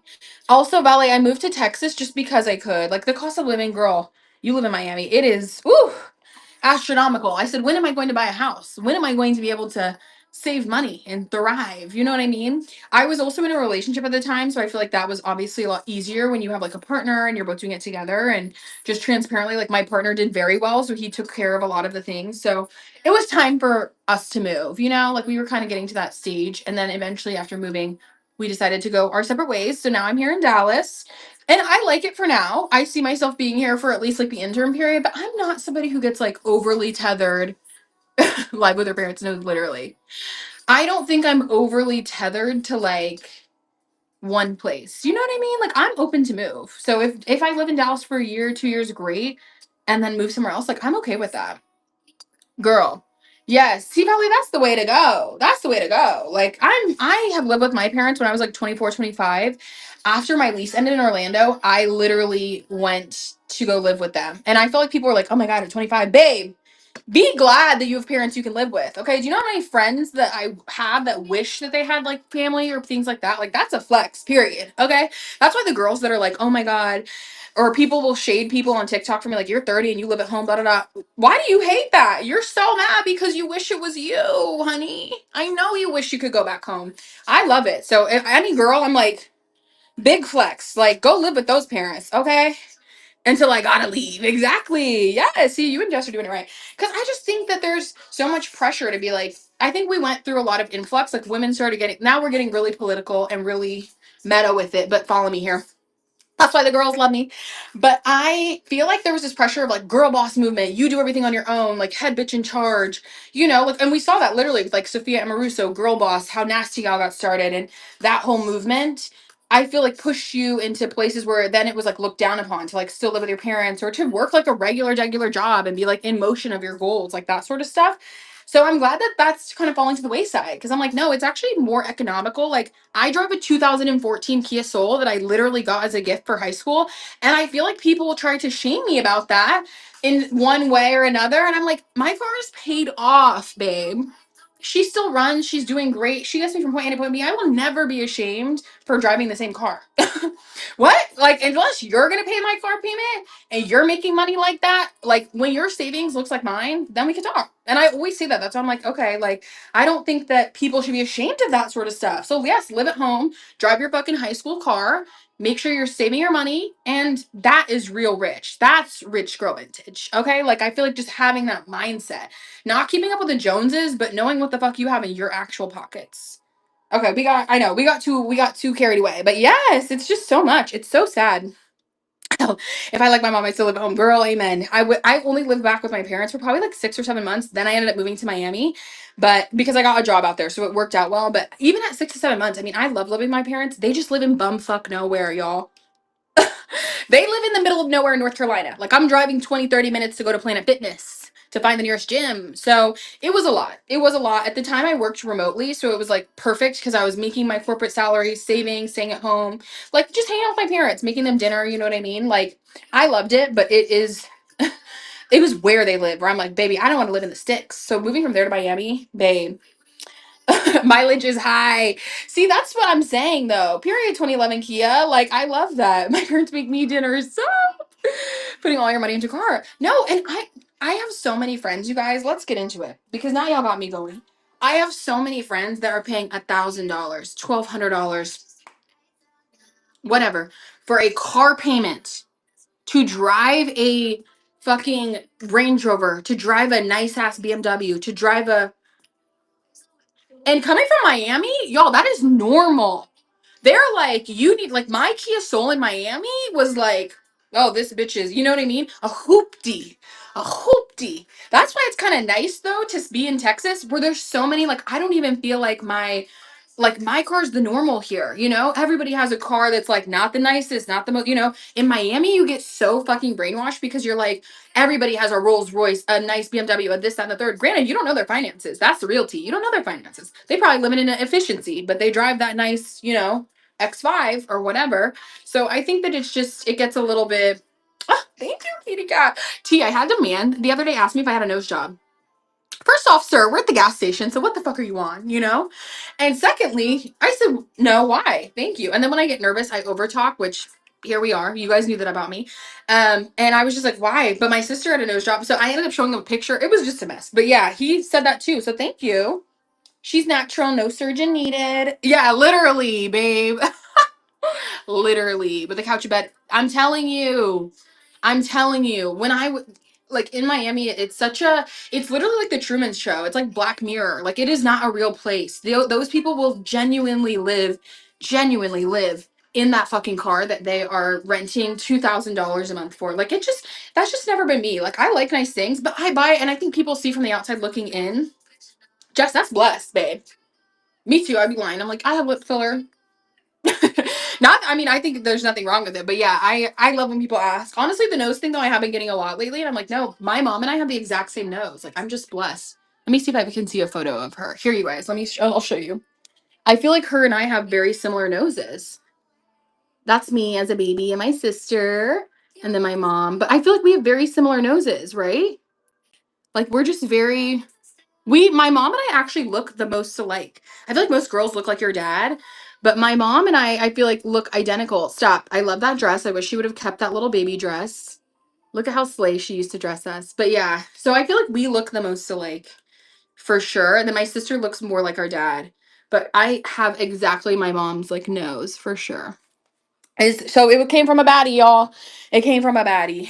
Um, See, that's where I'm scared, vintage love, because I look like my dad T. Oh, girl, our family's not wholesome. I love y'all. I love y'all. But so I'll be honest. It ain't always wholesome, babe. It ain't always wholesome. Okay, I come from a blended family. So if you know, you know. We have our own tea. We have our own issues. No family's perfect. I used to really be ashamed of my family, and I was going to do an open dialogue podcast episode about this because I think it could really help some girls. Because that's something I struggled with in dating initially. I never let men, let me know if you guys are like this. And again, this is turning into a rant. So here we are. If you want a necklace, let me know. But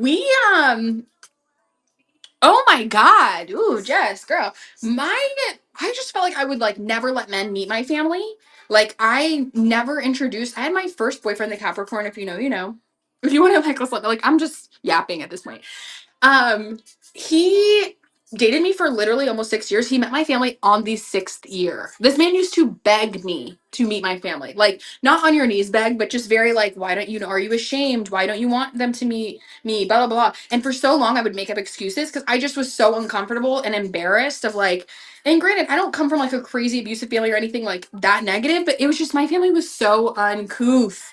Like, so many issues. I'm a Libra, so many just like issues and sibling fights and my parents fighting with their siblings. Again, if you come from a blended family, you get that. Like my dad has my oldest three siblings, and then me and my sister come from my mom. So it's just very yes, Cerise, Libra. I'm attracting all the Libras, and I love it. But yeah, so I feel like again, if you come from a blended family, you get that. Like, there's obviously like my step siblings, their yes, me too. I love Aries too. My step siblings, their mom is obviously still in their life, so it's a lot with step parents and this and girl, I was embarrassed. So if you were ever like me, honey, nobody met my fucking family. Okay, I've had two men in my life meet my parents ever, and I probably would always keep it that way. But it just they're a lot, you know. Like if you have a family that's a lot, you know what that means, and you know the lengths you will go to be like, no, you know, they're busy. I don't know. My parents aren't around. They can't have dinner. I don't know. I don't know what we're doing for a family vacay. Like I was in the trenches and I feel bad for that man, which is funny now because now we can like laugh and kiki about it because I would like always be around his family and I swear that he was like, I swear my family thought you were like orphaned or something because you were always at my house. I'm like, I know. That was intentional. That was intentional. I was orphaned. Mhm. No, literally the pixie back to me, like lying through my motherfucking teeth all the time. I was just, I don't know, like you're young, you're stupid, you're embarrassed, you're like thinking of all the things. I just operated out of fear and like shame in that aspect. So I feel like I would, Lily, hi babe. I feel like I would be like, no, like, I don't know. I would just make up so much like other excuses around it. Like they just, you know, I don't know. I don't know if we're ready. I don't know if this. And I feel like I kind of like gaslit him in a way, which again, now we've had these combos. I feel comfortable talking about it. Obviously, you evolve, you grow, which is why I'm like, I'll own my shit. I definitely like would gaslight him into stuff. Like, I don't know if we're ready. Do you think it's this, whatever? And he's like, bitch, I love you. Like, what are we talking about? What are we talking about? On my flight to Hawaii? Oh my gosh, congratulations, girl. I'm so excited for you. Hawaii is like on my top five. Why do we never have sleepovers? Girl, we could get into that. Oh my God. I always would have people sleep over. Like, I would always sleep over at people's houses, if that makes sense. Like, I was not the girl that was going to have everybody at my house. My parents totally, I was like, oh no. But my parents were the type that would like call their parents and do this and do that. Too much, y'all. Too much. So excited. 12 hours of traveling. Girl. Is this your first time going? Wait, please like do a live while you're there so we can see. I'm like, I've never been. Oh my God. Okay, guys, let's show necklaces and then we'll continue on yammering, chatting. I do have several skirts too. Some sleepover ones. That's what I'm saying. I didn't have a lot of friends over at my house, but my parents, because I was the youngest of all five of us siblings, again blended, I feel like by the time I was in high school, my sister, like the one in my photo that I showed you guys, my like actual full sister, she is 4 years older than me, like 4 and some months. So I feel like we have T, how's your therapy bill, babe? Mine's high. It's weekly. I feel like her like because we had that age gap, which my kids will be fucking 4 years apart, girl. Like I love that age gap. She was going into college and then I was going into high school and I was like by myself. So I liked that dynamic, but by then I feel like my parents were like, oh, she's good. You know, like I was the very hyper independent child. I feel like because I was like, okay, I'm gonna have to learn to like take care of myself and do things for myself, that they were just like, oh, okay, cool. So I was always like, I'm out, I'm doing this. I was never home. When I learned how to drive, oh, it's a wrap. I said bye. See you guys. See you guys. That's crazy. At 57 is crazy. It's like, did your dad really want to start over? Yeah. Like 57, babe. See that? That's what okay, I'm glad that somebody else said that because honestly, my mom was like, I wanted it to be 2 years. And I'm like, I don't know. I don't know if I would want 2 years seems too close. Like I feel like my sister actually looked up to her as an older sister because she was so much like 4 years doesn't seem that old, but when you're like high school to college, like me going into ninth grade, her going into her freshman year, I was like, oh, okay. Like I feel like it just seems more balanced. Um, Yeah, that is crazy that he decided he's on his third marriage and he's only 35. Oh, she's 35. She's 35, he's 50. What? I don't know. I don't know about all that. Okay, let's do some necklaces, guys. I only have these four today. Honestly, this even kind of looks like a sleigh stack. That's extra AF, but you guys know I have it. Okay, let's start with the first one. She has this gorgeous little, and we will continue, I promise. I feel like I have so much to say. Me. I'm like, anyway, back to the shopping to distract me from my problems as fuck, you guys. Literally. Oh my god, one of my sister's friends cheated with one of mine. See, that's why I'm like, oh no, no, no, no. I never we honestly we could really get into this. Oh, I'm like, everybody drop a traumatic moment in the chat. We could get into this because I've had several friends. You guys, this is actually tea. I've had several friends, several, not one, not two, but three, several that have betrayed my trust in that way with either like a guy I've talked to, with my ex, with not my Cancer ex, my Capricorn ex, which that's his own tea. He also got kicked out of my life for a full year after that.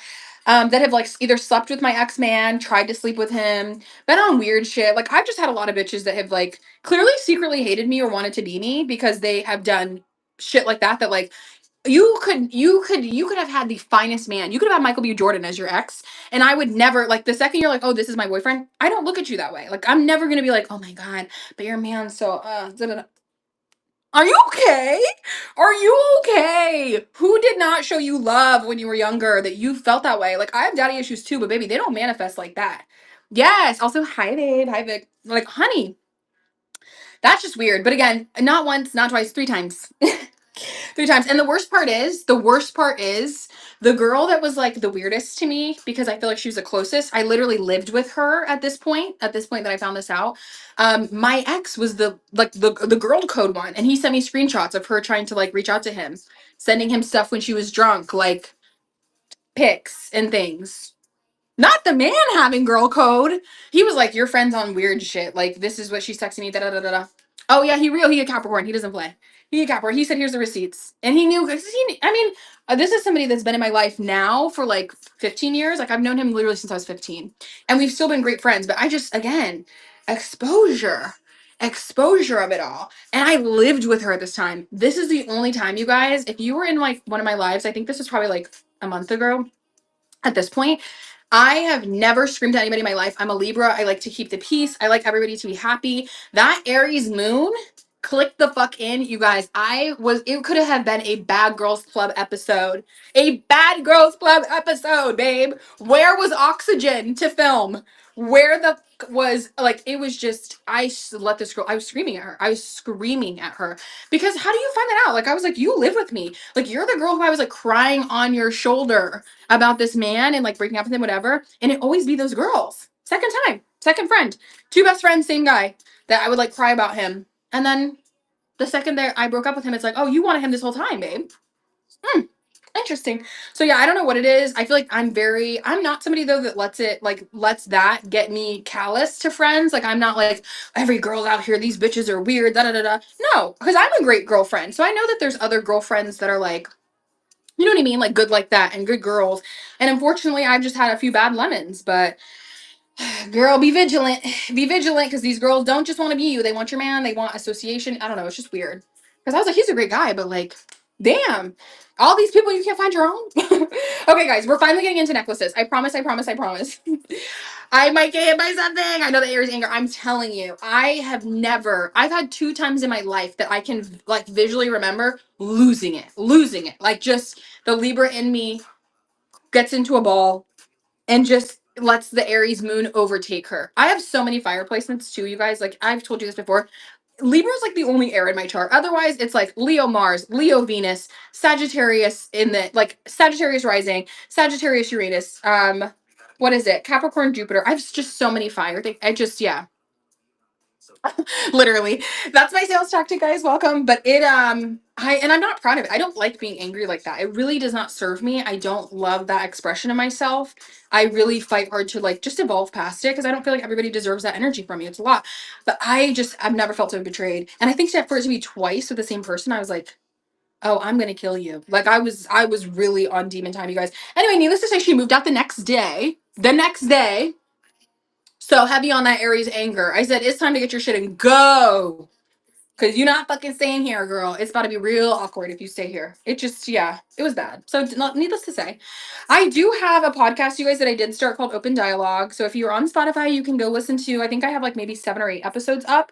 That was filmed like a year ago. So, I think maybe I'll bring it back in actual podcast format. To be honest, you guys, if we're really chatting here, Whatnot does not want you to be on here not selling. So I feel like for me to have the shows where I don't sell stuff and do open dialogue, like they don't love that. And I'm kind of afraid to get my account like in trouble or in weird water because of it. So I'm just trying to be conscious of that. Like, if with what the hell drama did I just roll to? I'm crying. I hate that this is your first impression of me, but I love that as well. Okay, I promise we're getting into the necklaces. But yeah, weird girls just really irk me. But again, I really try not to let it to be like callous of me. I just hate it when like I feel like we're fed so much like girls, be a girl's girl, be this. I'm not a girl's girl, I'll be honest. Because guess what? Most of these women are not, babe. Oh my God. Like you cannot have everybody's back, especially when they're like willing to stab you in the back. So I think there's discernment that comes with that. Like I'm my friend's girls. Exactly. Just period. I am definitely like I'm loyal to the women that are loyal to me. I will never try to step on a woman. That's not my intentions, but I think there are a lot of women that will step on you to get to what way they want because that's just not the society we live in. So, although I think we want to paint it out to be like help women and women support women and everything, it's like that is not how it's been. So, let's just be honest about it and move accordingly. Otherwise, I feel like when you are like that was my mentality, you guys. I feel like I got like dragged out in that shit. Like literally, girls, it was not giving. So be careful. I don't know. I'm trying not to let it make me like callous. And especially now that I'm like trying to open myself up and have more friends and use Bumble BFF, I feel like you can't have that mentality of like everybody's weird, everybody blah, blah, blah, or you're going to attract that, you know? Okay, queens, this is the first necklace I'm going to run. Let me like make sure you guys get a load of her. Hopefully you guys can really see the vibes. If I lived in Texas, I'd meet you in real life. No, seriously, you totally could. That's why I'm like, Texas girly, stand up. Especially if you're in the Dallas area. Like, here we are. Okay, first necklace I'm going to run is this beautiful, hopefully you guys can really get into the vibes of it. This beautiful, like, pendant. She also has this gorgeous little flower as the back. You can see she has a lot of chain. So if you wanted her to be like a choker, you could wear her like this, or you could wear her a little bit lower. I believe this is like a 12-inch chain, I want to say. I'm running all the necklaces if you need them.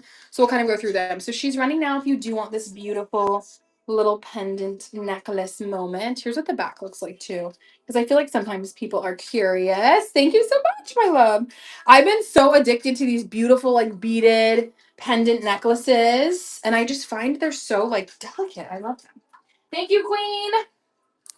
But yeah, oh my God, if you guys have any crazy friend stories, please share them so I'm not alone in spilling all my tea. But yeah, that's probably the craziest. I mean, I don't have again, let's not give the Capricorn man also too much credit because he in the other instance, he did end up sleeping with one of my friends. So T. This was obviously not while we were dating. Like, I'm not gonna drag him like that, but I still don't like that. I would never sleep with like one of my like ex's friends. I don't know, I'm not messy like that. I feel like I don't have that messiness in my body, you know?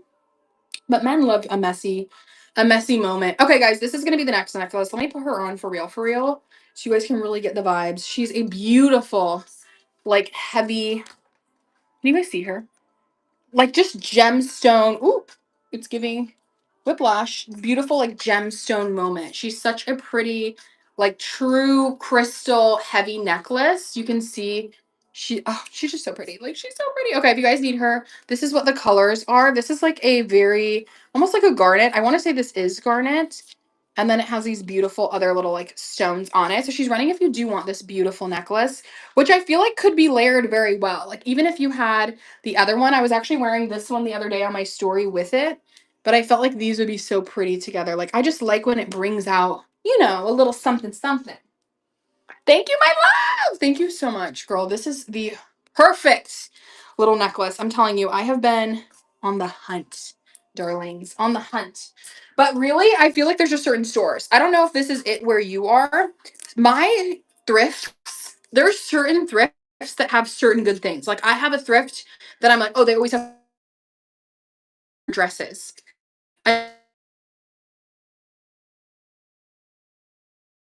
seller, let me know. I feel like we definitely here have, yes, oh my God, it's such Earth Fairy vibes. We definitely here have like thrifts that are better at some stuff, at least that I found in Dallas, but um, I don't know. The girls can let me know. Okay, last two necklaces, you guys, are these two. I have this beautiful, this one, I mean, they're kind of like same but different. I have this gorgeous orange moment. You can see she does have a longer chain as well. So if you do want to, like the taste, exactly. Or just like sometimes I'm like, okay, like it seems like they just get the best stock of one thing. Like one specifically that I'm thinking of, they always have the best dresses. Like I go in there and I'm guaranteed, like if I'm looking for dresses for you guys, I'm like, all right, let me try this place. I'll go like when they first open. Sometimes I go right when they close, and they always just have good shit. Like I don't know. Same with jewelry. Like I pretty much get all of it. Hello, Audrey. Oh my gosh, I saw that you posted your new page. Everybody give Dragonfly Vintage a follow. That is one of our queens, Audrey. She is officially starting to sell on here. I'm very proud of you. Very excited for you. Welcome to the club, girl. Okay, this is the next necklace, you guys. Oh my gosh, girl. I have seen some San Francisco TikTok thrifts. It's a little crazy. Just like in Canada, I feel like their thrifting is crazy. Did I miss the dress you posted on your IG story? Wait, which one? Oh, the Ruby Rocks one. No, I haven't even ran that, honestly. Because of that. This is yesterday. I went to it. I stopped going. Yeah, honestly, I don't know. I feel like you have to get very like niche about it. Here in Dallas, there's not like a crazy amount of bougie ones or things like that, which is nice. Like you can find a lot of good thrifts, but you just have to go like often, cyclically. I think it really depends on how frequently you thrift. I try to get like a good little schedule in my mind. Like today I'm gonna go to a Salvation Army. It's like a not Salvation Army, it's called what? St. Vincent de Paul. Have you guys heard of that? I feel like people know about that. But yeah. Okay, guys, this beautiful little orange metal pendant, so pretty. I feel like even if you didn't want to wear it on the beads, I like the orange beads. I feel like it gives a very like look. You could even just put it on a simple, or even just take these off and do one chain. I don't know. It depends on what you want to wear it to. But I love the orange. I think with a little like top would be such a slay. She's running if you do need her this beautiful like orange pendant necklace. And then obviously if you wanted to make her a little bit longer, you totally could. But such a pretty piece. I just love orange, honestly. And then the last one you have, we guys. Oh my God. No, estate sales are good. You should go to them. Why are you scared? Why are you scared of them? Why are you afraid of them? I feel like here we just don't have as many with clothes. That's always what I'm like scared for because everybody's like, where do you find them? Whatever. One, estatesales.net, y'all. That's where we find them. But ours here have a lot more furniture and stuff. In Miami, they at least had clothes. Okay, period. Tata Collective. Where are you at in Texas, baby? I'm in Dallas. Wait, is this on the wrong way? Please wait. Please wait. I am in Dallas, boo. I went to school at Baylor. Oh, okay, cool. Is that in Texas? I'm new to Texas, so like sorry if that's probably like a super ignorant question. I have no idea where that is. Yes, it's in Waco. Oh, okay, cool. Okay, guys, this one is such a little sexy moment. More of like a choker vibe. Again, you could totally adjust it. You see how much length it has. Hopefully you can see that. To be adjusted. Oh my God, you guys, my cat fucking scratched me. I can't. It's giving Scarface. It's giving, did she get into a fight? It's giving, is she okay? And I don't like that. But yes, she's such a pretty, I love this one because it's more simple. Black and silver vibe. Beautiful like medallion necklace. And then it does have these like faux pearls on it, which I like as well. Very cute black and silver moment. If you need her, get a very cutesy, more of like an everyday necklace, honestly. I feel like I would wear this every day. Very cute and could be layered many different ways. A good layering necklace. Again, I have it kind of adjusted to be a choker. Thank you, Sarah. But you could totally adjust it to make it longer if you wanted. I just love these medallions, you guys. I am definitely, thank you, Queen. I'm definitely going to continue to find more of them. Okay, you guys, vote if I should be honest with me here. Be honest with me here. It's just us besties, okay? I trust your guys' opinion. Let a girl know. Do you think you would like this necklace more? Oh my God, no. Sarah has the best wardrobe. I feel like her, Macy, Khadijah, so many of you girls pick up the best thrifts, and I'm like, oh, I know your wardrobe is lit, girl. I know who I'm rating. Okay. Would you think this is cuter if I put it on a different chain? Be honest, okay? Like, would this be better if I just removed the medallion and put it on a different loop? Because you can see I could remove it. And I feel like maybe the beads are what I'm not 100% loving. You love it how it is? Okay. Maybe I keep it like this. I don't know. I feel like that was the only thing I was uncertain about when I was buying the necklace because I love this medallion part. Like, this is so cute. But the beads, I was like, I don't know if I would wear it with so many beads, but maybe I would just with the right outfit. Okay, we'll keep her. We'll continue onward. Thank you, girls, for your jewelry. Right? Like, maybe a very dainty chain. Okay, so we like the beads too. Or I thought even like maybe just fewer beads. Like, maybe there's too many necklaces. Even if it was just like this. Hold on. Maybe that would be a vibe. Okay, this is hard to like visualize. This is hard to visualize, but like, please go with me there. Like something more simple like that, even if it was just like I don't know. I feel like that'd be easier to layer, right?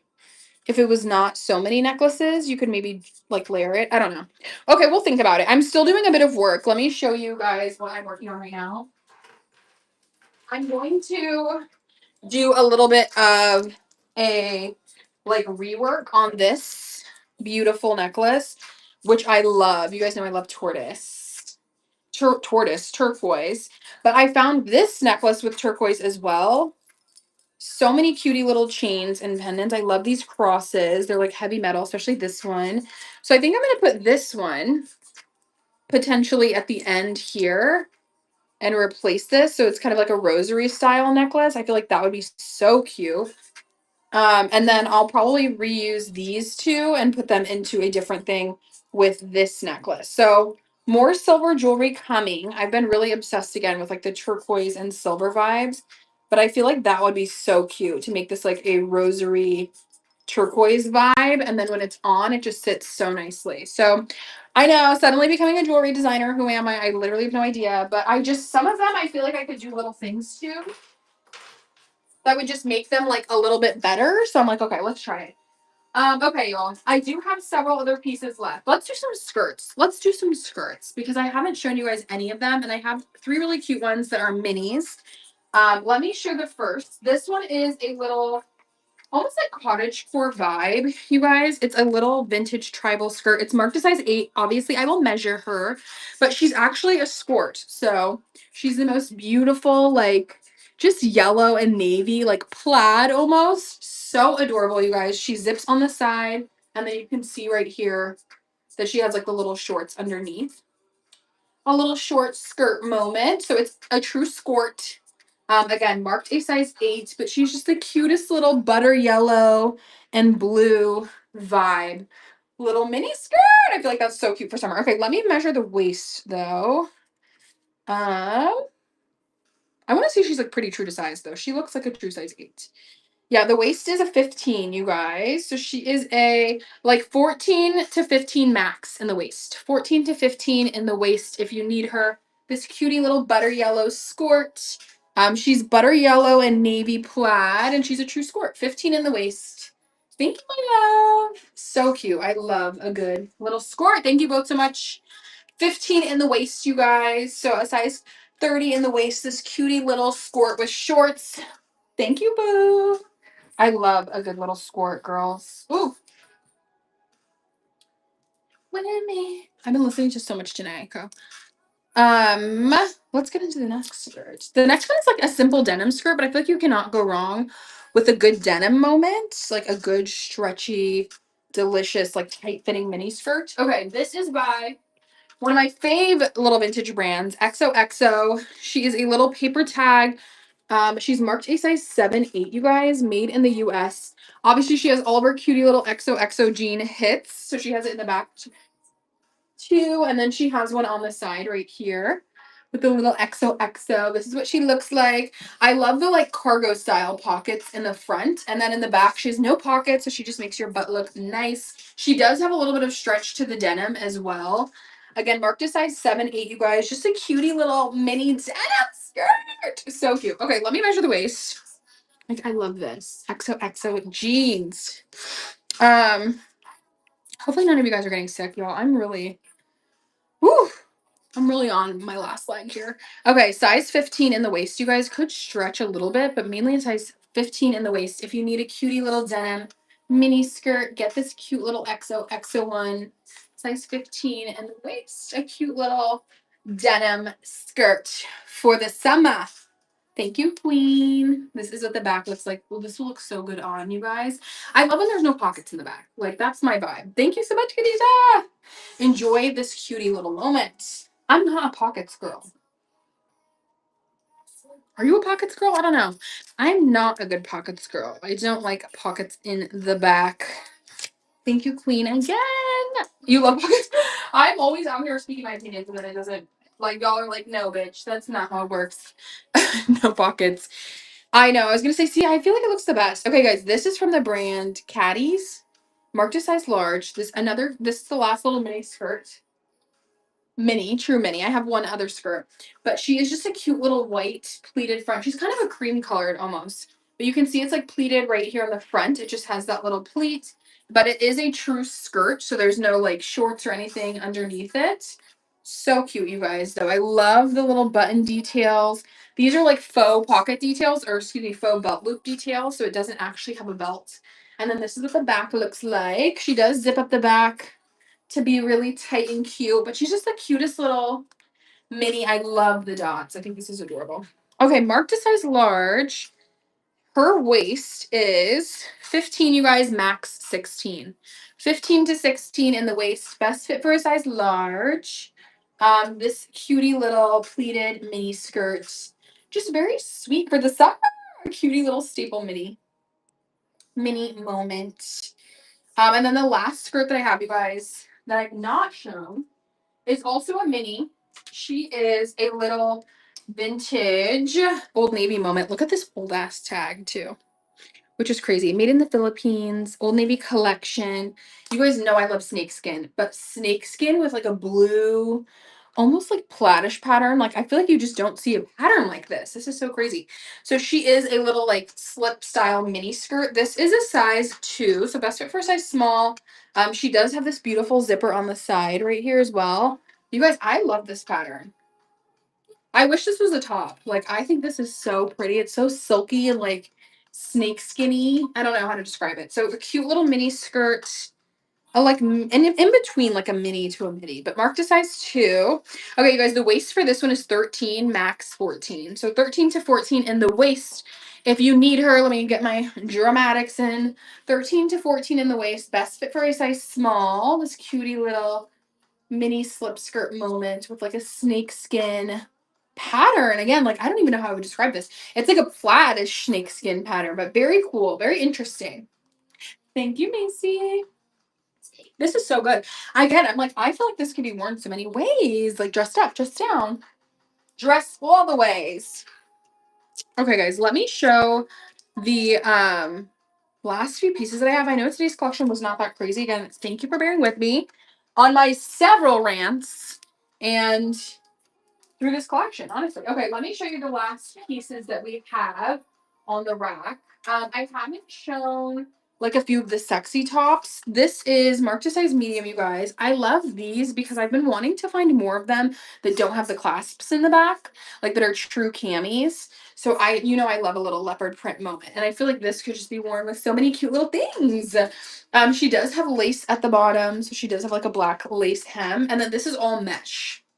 So you can kind of see through it. It is a bit more opaque. It's not too crazy. Like, again, I feel like you can't see my hand that much, but the pads are obviously lined. So you wouldn't be able to see your yitties through it. She's a true little tank top moments. And of course, her straps are adjustable. So I will take her measurements. Again, she's marked a size medium. I feel like she's probably closer to like a B cup, if I would say, in the chest sizing. Maybe a C at max. I feel like she's probably best fit for a size small, you guys. Her pit to pit is 14, max 16. So best fit for a size small if you need her. Size small, this cutie little tankini moment. Again, she is lined in the cups too, you guys. So cutie lined cups. This is what they look like. It has like a floral lace on it, but such a sexy little moment. Thank you so much, Ellie. I appreciate you, Quinn. Thank you for your first purchase too. Welcome to Rich Girl Vintage. You are getting all the tea on your first time. I feel like so many people probably when they first see me, like I underestimate how many new people watch my lives that I just be yammering. And they're probably like, damn, this girl really tells her business. No, thank you. And again, welcome. Thank you for the support. And I hope that you come to more shows. Okay, queens. Let me show you another little top, kind of similar. Okay, so this one I'm not 100% sure about. I know you guys are gonna love her, but I feel like she needs. I don't know. You guys just know how I feel about bodysuits. This was one of my favorite finds that I found, but I feel like she just. I don't know. I'm not 100% sure about her. You tell me how you feel. You know I love butter yellow. She does have these little hook and eyes all at the top, but she is a true, like, obviously little. What is this called? What is this called? Like a bodysuit. Bodysuit. I haven't even shown you the best part. The back is crazy. Look at the pleating. It laces up all the way up the back. I do have some floral dresses, my love. I will show that after. She is very stretchy, so you can see this is obviously like a nylon piece. Yes, she needs a steam. Just know that, okay? But she has these gorgeous, like, puff sleeve, princess sleeves. And then obviously in the front, you could wear her tucked into a skirt. You could wear her like, let me give you guys the vibes. That way you can kind of put it together. So she does, obviously, she's a bodysuit, so you would wear her tucked into something. But I just feel like there's so many ways you could style it because of how cute she is. Like, look at the bust style top. It's just crazy. It's almost like a faux corset top. Obviously she hook and eyes up if you wanted to. You could hook her all the way up to the top. Such a crazy piece, you guys. Okay, this is her brand. She's from the brand Now USA. She's a true vintage piece, paper tag, marked a size small, made out of cotton and spandex. I'm going to take her pit to pit measurement for you. Again, she does have some stretch, so I'd say maybe small to medium, but her, okay, her pit to pit is 15, you guys. So true size small, could stretch to about 18. So small to medium, pit to pit. I've done my best to just make sure there's no call outs about her. But yeah, she's a gorgeous piece, honestly. She needs a little bit of a steam because I have had her drying, just like air drying. But yeah, so pretty. So again, 15 to 18 pit to pit on this like faux corset style bodysuit that laces up the back. Okay, if you need her, she's running. So cute though. Like, guys, the lace details are crazy. Again, you could also cut the shorts off if you were like not. I know some of you guys hate like a bodysuit, so you could also just cut if you didn't want it. But I like them. I feel like they're really cute. Thank you guys so much. Thank you, Macy. And I feel like you just don't find stuff like this so often. And yellow, like, I love yellow. Down. Thank you so much, my queen. No, me either. And I feel like, again, because it's yellow, it's like the perfect color for this year. So unique. Hence why we never see them. I feel like because it was made in the early 2000s, it's like they just don't make stuff like that anymore. I'm not a huge bodysuit fan, but for something like that, I would definitely wear bodysuits. Like, so cute. Thank you again, my love. Okay, queen. Let me show you the last few tops that I have. This is a little tank.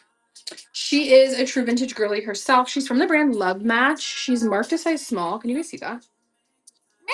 Okay, here you go. Not the sound effects. This is what she looks like. But she's kind of simple, unique, interesting. She's this tie-dye cami, but it almost has the feeling of like suede. If you guys can see like the velvety. Okay, bro. I feel like my skin this close up is actually giving. Thanks, girl. But she's kind of like a suede-ish, almost like feltish texture. Very interesting. I love the like Stevie Nicks vibe of her. And I love that she's a deep V in the back and the front. So this is what the back obviously looks like. And then you can see the front is a V as well. Just a cute fitted little tank top. I just love this. I don't know. Let me measure her again. She's marked a size small. Marked a size small. Her pit to pit. I love like anything kind of tie-dye like this. Especially if it's like a texture, you know? Very stretchy as well, you guys. So she will fit like a glove. Very much a stretchy little sexy moment. Her pit to pit is 17, like 16, I would say, to max 18. So small to medium, max an 18 if you need her. Small to medium, this beautiful little like tie-dye velvet top. If that's what you would say, tie-dye suede almost. Because I don't know if I would say this is like a velvet, but yeah. So beautiful. Such a good little marbly color. Marbly, gorgeous color. Okay, guys, the last few pieces that I have that I've not shown. Floral dress. Somebody had asked me about a floral dress. I do have two of them, so I'll show both of them. This one is from the brand LaBelle, and it's this beautiful Such a beautiful, like rosette, full length. So it does button all the way down. This is where the last button is, if you can see. So she's a fully buttoned front girl. She is sleeveless. She's this beautiful collar. And then she does tie in the back too. So you can at least like cinch her in at your waist, really give shape to her. Love. Love the flowers. Love the two-toned. I can't remember what her pit to pit was, so I'll measure her and then we can run her. But yeah, she's crazy, you guys. I just love anything like floral roses like this. Especially with black as the background. Like, that's why I love Betsy Johnson so much too. Okay, y'all, her pit to pit is 17 to 19. So probably best fit for size medium. Medium up to a size large. If you do need her, medium to large. Pit to pit is 17 to 19 for this beautiful floral full length moment with the rosettes for a steal, a literal $16 steal. But yeah, this might actually have to be a pop out dress because I feel like I don't know if it would fit my bust as the tee, but I love her. I love her down. And then the other dress that I have, girly, that is floral is this one. Is a floral one. This is a little cutie halter. Oh my god. Not me flipping this around everywhere. This is a cutie little halter moment. This is from the brand Speechless. She's marked a size medium. This is like a beautiful, this is like the perfect vacation dress to me. A beautiful, like high-low, fairy style just moment. Obviously, she's a halter and she does have this really pretty, like front, almost just cascade detail. I don't know how to describe it here. Hopefully, you can see it a little bit better. She's obviously a high-low as well. And then this is what the back looks like. So she's a backless girl. But this is the other floral moment that I have. She's blue, black. I love this little floral cherry blossom moment. And then again, marked to medium, you guys. Her pit to pit is, let's see. Uh, it's like a 15, so definitely size small to like an 18. So 15 to 18 if you need her. This cutie little halter vintage speechless moment. 15 to 18 and this beautiful high-low. Just a perfect little floral. I feel like if you had like a boy's baby shower to go to, this would be really cute too. Like a little, I think it's a boy moment. But yes, best fit for a size small to a medium, I would say. And this is like the mesh details of it all. Okay, I'm gonna kind of do like a last run through, you guys. Then we can chop it up and like kiki. But yes, I'm also still gagged. Which actually, let me put this on the mannequin because I'm so gagged that you guys are not seeing the vibes behind this. This crochet, I was like, oh, the girls are gonna eat this down. This is giving share. You know what I mean? But I feel like because you can't visualize it, maybe let me show because it doesn't have a tag. But this is like genuinely one of my favorite jumpsuits that I've ever found. Which T Macy has my other favorite jumpsuit that I found. It was like this beautiful beaded one that had like a almost like asymmetrical hem. It was so pretty. Okay, guys, let me struggle to put this on my mannequin. I'm telling you, Macy, that's like one of my favorite. You have several of my favorite finds. That mixed with the dress that you just bought, that's like the beaded blue floor. Oh my god, that's like one of my favorite finds I've ever found. So beautiful. So my style. So I'm excited. I hope you post a picture in them so I can see it. Which you guys, if you do tag me in a picture, I will send you a discount code. I have a discount code that I created here and whatnot. So you will be able to add it to your wallet and whatnot. So thank you for letting me promo.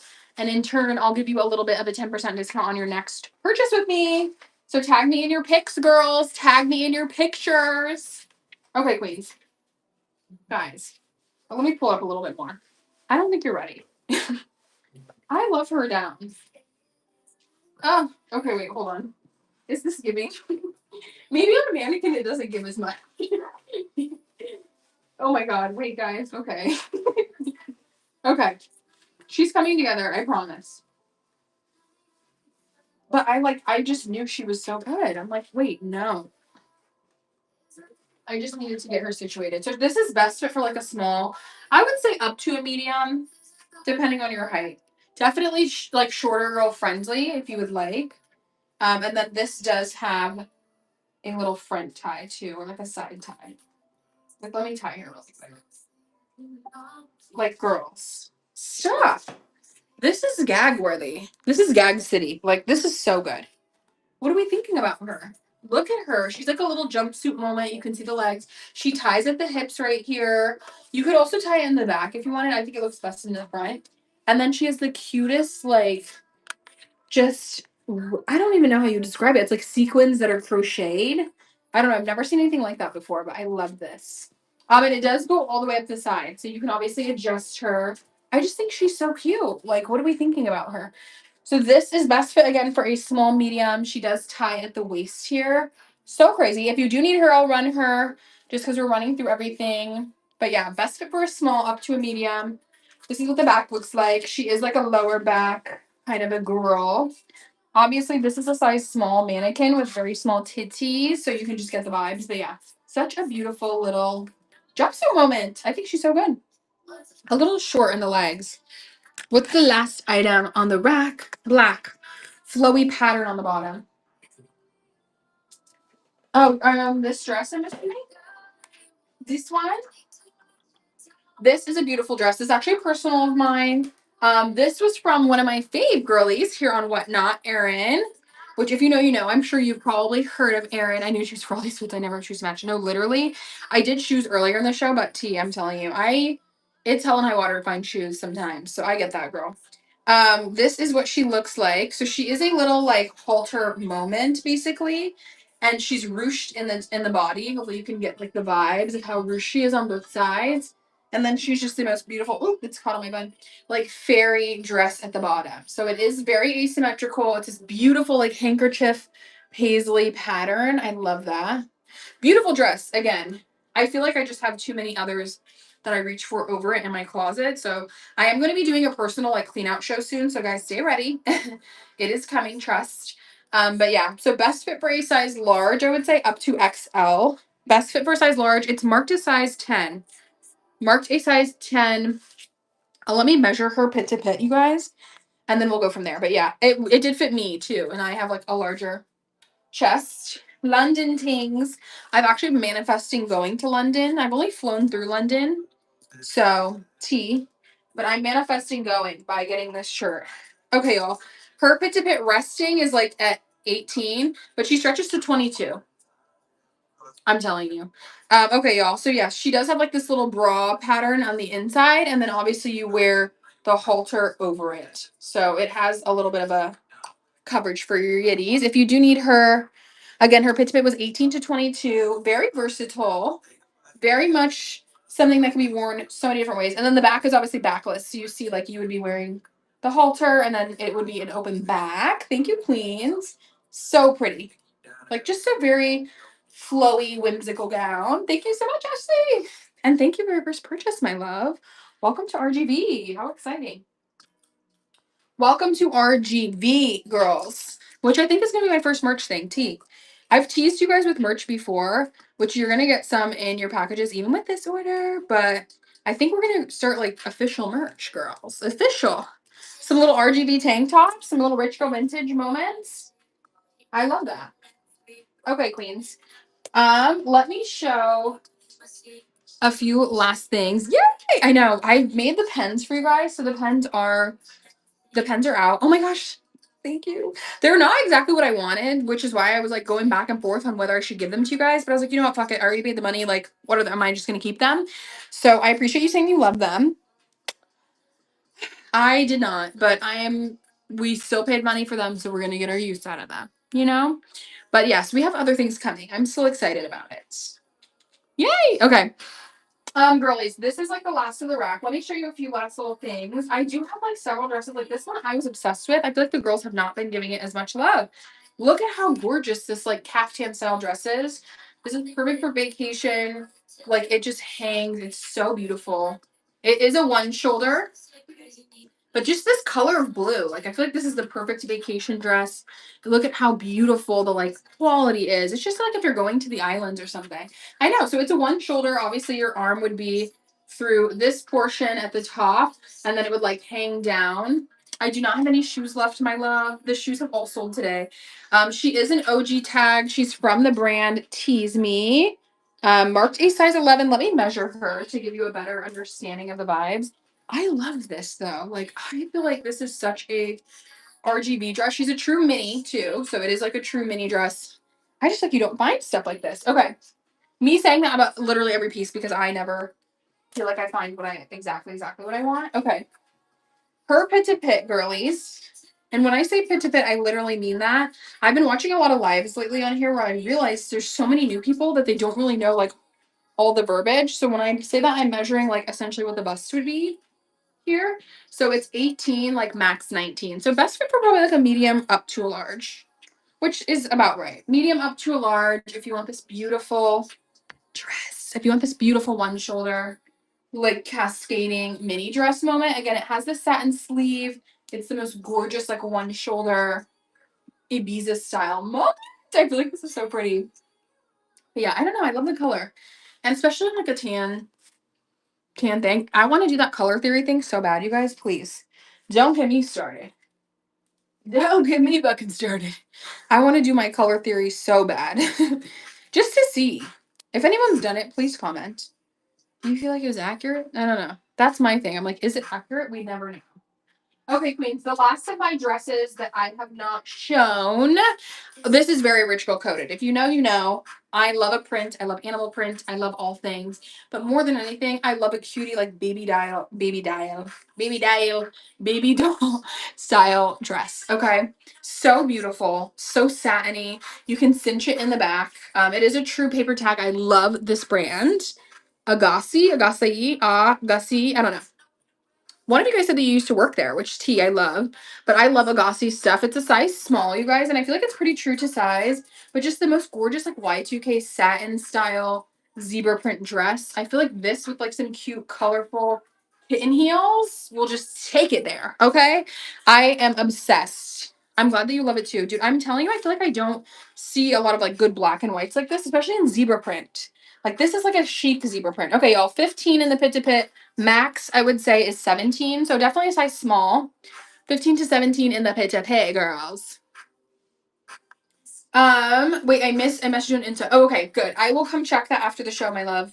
Thank you for letting me know. But yeah, best fit for size small if you need her. There's this beautiful, like, again, I feel like I never see, love you, babe. I feel like I never see like zebra print that's satiny like this. Or that's so small. You know what I mean? Like sometimes it's a little too wide of stripes. So I love this one. This will definitely remain in the collection. Giving zebra fairy, right? It's giving like, honestly, if you lived in Miami, I feel like it's giving very Miami vibes, you know? Okay, queens, the last like little run through I have, these are all random little pieces that I feel like I've kind of had for a min. This is a size 11, this beautiful, like, this would probably fit best to size large, but it is like such a gorgeous corset, like pleated top, and the freaking purple plaid is crazy. It does zip down the back right here, so just such a cutie little piece. It does have straps as well that you can see. Just the most iridescent, like purple, literally iridescent. Hopefully you can see that. Oh, I know, literally, right, Jessica? Why is it like on brand though with this shirt? I feel like it's kind of giving like this is like giving old Moschino. You know what I mean? Like where they would make clothes with like lipsticks and rulers and crazy stuff on it. So I feel like this is giving like early 2000s Moschino vibes. But thank you, honey. Okay, best fit for size large, you guys. Let me take her pit to pit. She does have a little bit of stretch to her. I would say not a ton. Obviously, she's a zipper, but yes. Pit to pit is 18, you guys, max 19. So best fit for a medium. 18 to 19 is her pit to pit. Again, she is this cutie little corset top with a purple plaid. Oh, so cute. Best fit for a size medium if you want this purple little plaid moment. And then she does just have a little zipper right at the back. So cute. Thank you so much, Queen. Best fit for a size medium. Look at the pleating. Oh, I cannot wait to see this on, girl. This was another one that I was going to keep as a personal, but my chest did not fit. But you guys know I love a corset, girl. There's one thing about me.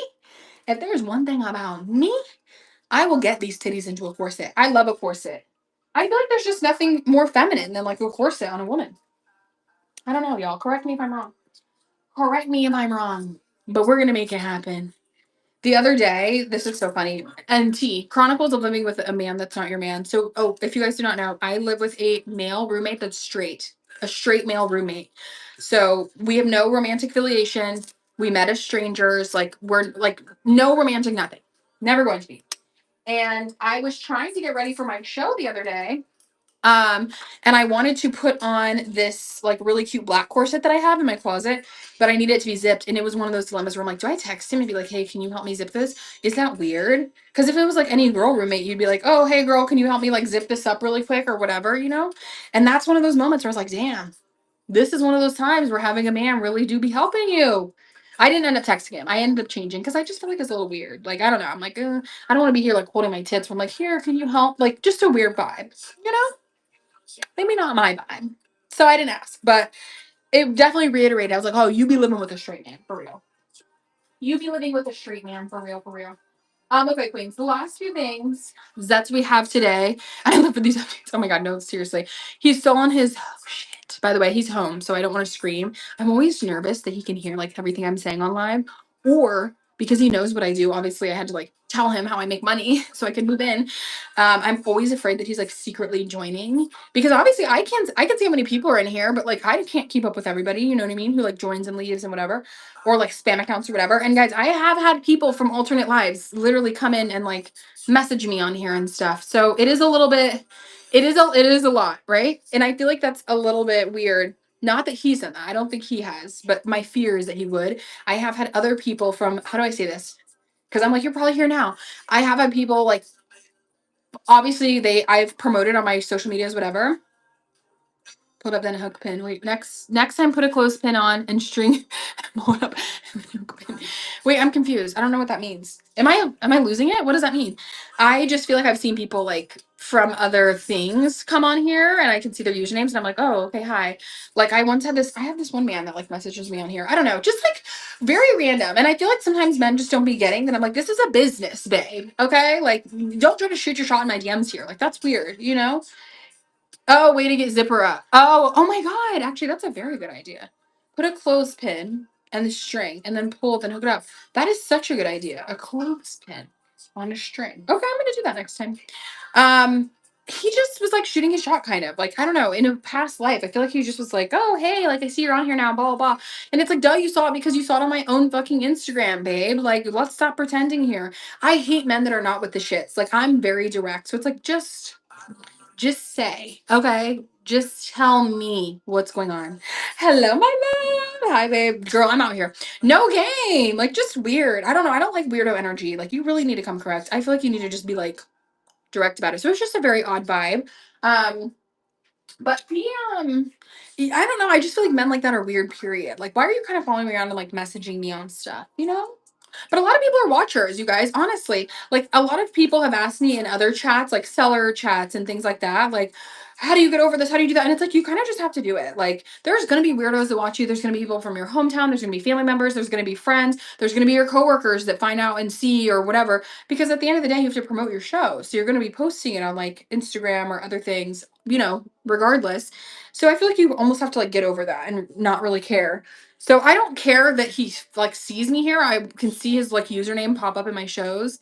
And in fact, after my last show, he like messaged me and was like, I saw it when you saw me in my show. I'm like, like, babe, what?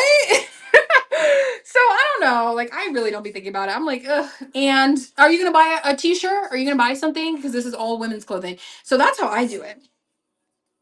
These bitches shaking ass with their hands out. That like that's me, okay? Where's the money? If you're gonna be in the show, let's this is for the girls. So if you're a man, you need to pay an entrance fee, okay?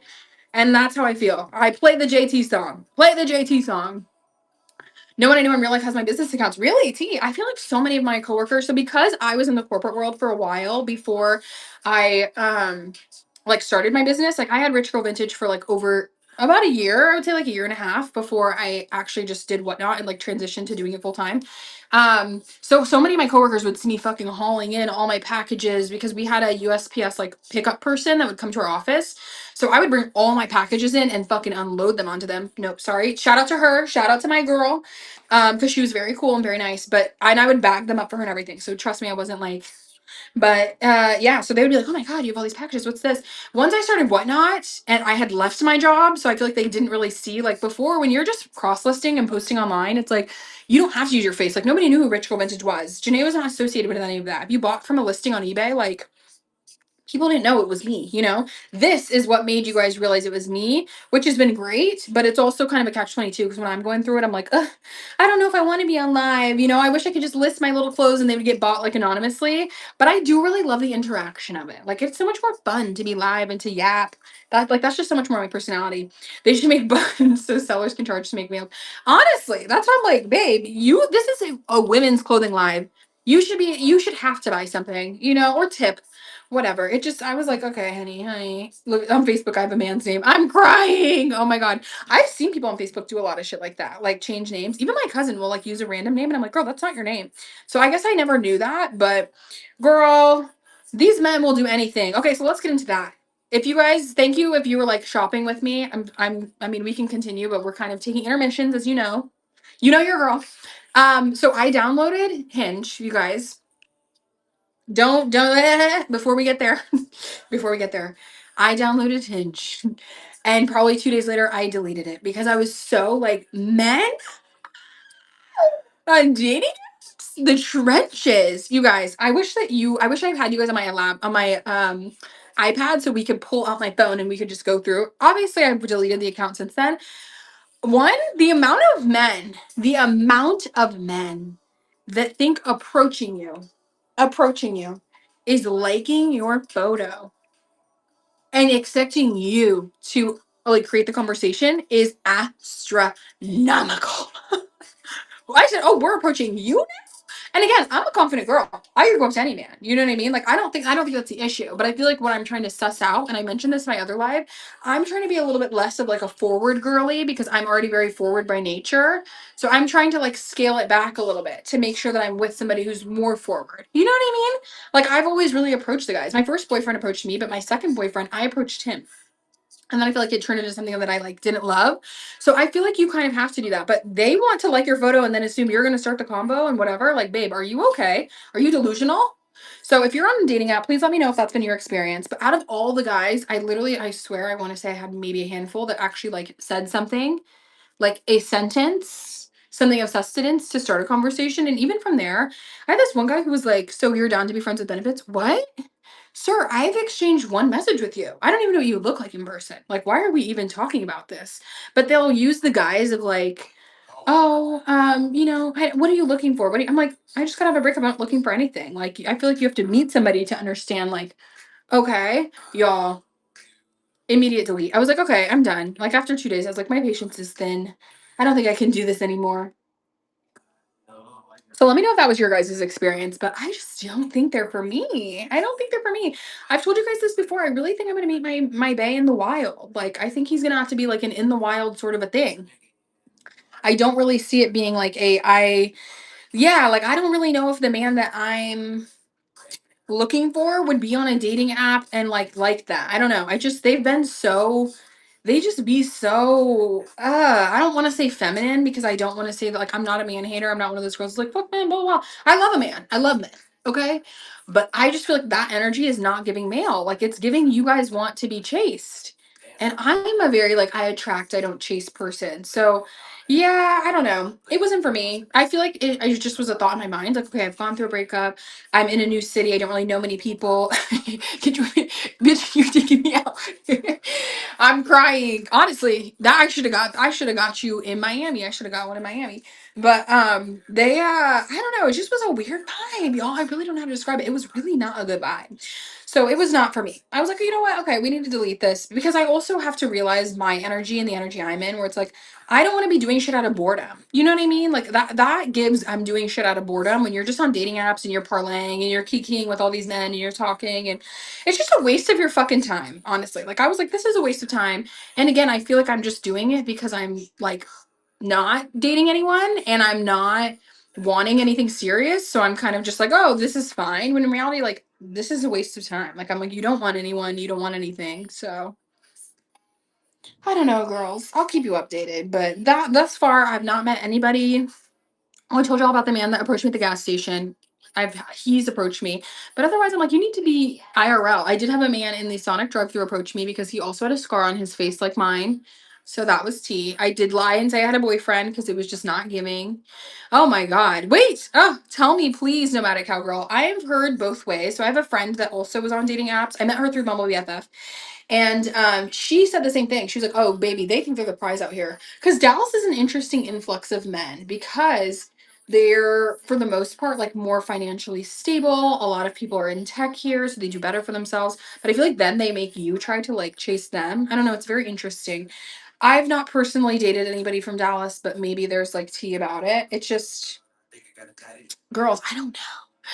I just don't think I'm in the space to date. I'm like, obviously, I'm gonna be single and celibate for a while. Yay. Yay for me. And I feel like the single part is fine. Like, I actually do enjoy being alone.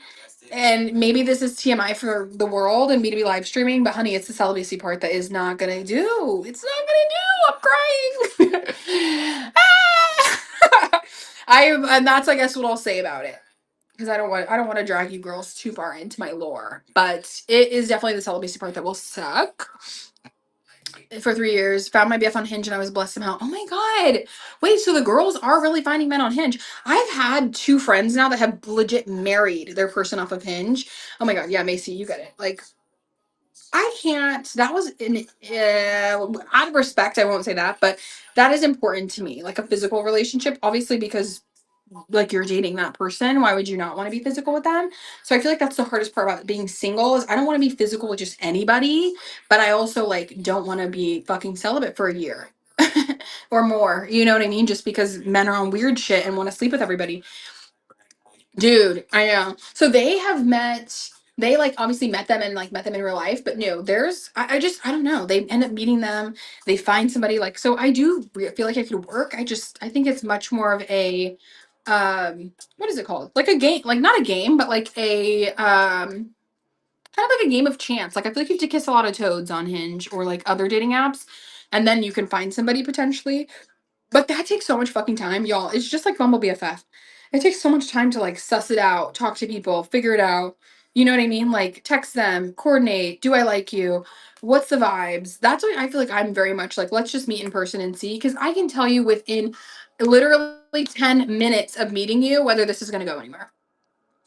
Off rip. I think most women are like that, but I do think that some people, if you're in the mindset as a woman of do they like me? Am I what they like? Am I interesting to them? Am I something that they would pick? Then you're kind of maybe would give it more time. But I feel like I'm always like, am I interested in that person? Like, I don't know. Of course you're going to like me. Okay. That's the Aries coming out, y'all. I'm telling you, I have so many fire placements. That's the Aries coming out. Of course you're going to like me. Okay. I'm pretty. I got personality. Ass is fat. Always going. You know what I mean? Like, there's just moments to it where it's like, obviously, men are fucking men at the end of the day. If you have like a nice body, a personality, and a pretty face, like, ugh, of course they're going to like you, sister. You need to make sure you like them. And that's, I feel like, where I'm like, all right. I don't even feel like I'm overly picky. It's just like, come correct. You know what I mean? Level me up, boo. What are we doing here? At IHOP. Stop. I love that. Wait, that is so cute. See, and that's what I'm saying. I feel like I'm gonna have like an organic story like that. Like both of my boyfriends I've met in real life, and I feel like it was just something that like was good and organic, and there was the energy, and there's like a chemistry there and whatever. It's just hard online. Not that I'm saying that that cannot happen. I totally think that that plays a part to it, but I don't know. I feel like it will be something like serendipitous like that. That is really cute though. I feel like that's cute that he's like your server. And I think that's a cute little love story. Like I want a cute love story that I can tell my kids. Like, oh my God, your dad didn't play about me. He came up to me and bought me a bouquet. I don't know. He paid all my bills. Just kidding. But like just things like that. Like I think it's cute. And yes, the dating scene has become fucking hard, girl. I feel like it's just honestly, as much as people, y'all know I'm about to be 29 this year, okay? And I hate to be one of those people, but I really do believe it's like a social media thing. I really do think it's like social media, so much access to people, and just like options, seeing so much. Like before, you literally only dated, like before we had socials and stuff, it's like you dated who was in your hometown. Like you dated people near you, you had to meet them in person. It forced people to have dialogue and to hold conversations. And you know what I mean? Like just all of those pieces. Hi, Thrift Queen. Thank you so much for the raid, my love. We're kind of just yapping and yammering right now, guys. So, one, have you dated anybody recently from a dating app? And two, would you? Please vote and please let us know. I do believe when you don't, when you're like done looking, you 1000% end up finding like who you want to find.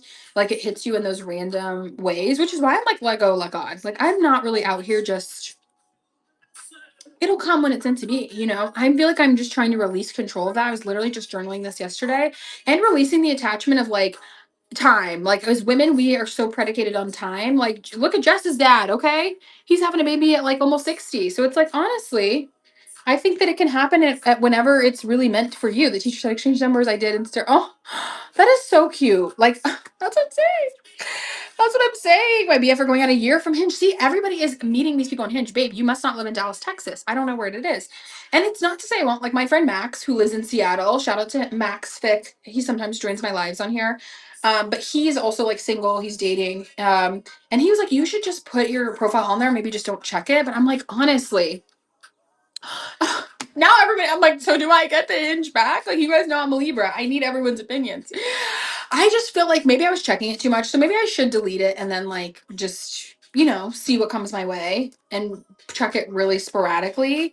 But okay, I guess I'll put myself on there. I don't know. I just feel maybe I didn't give enough time because honestly, I'm just, the thought makes me want to throw up. But I also know that, like, you never know who will come your way. I also feel like all my friends, really? My God. Okay.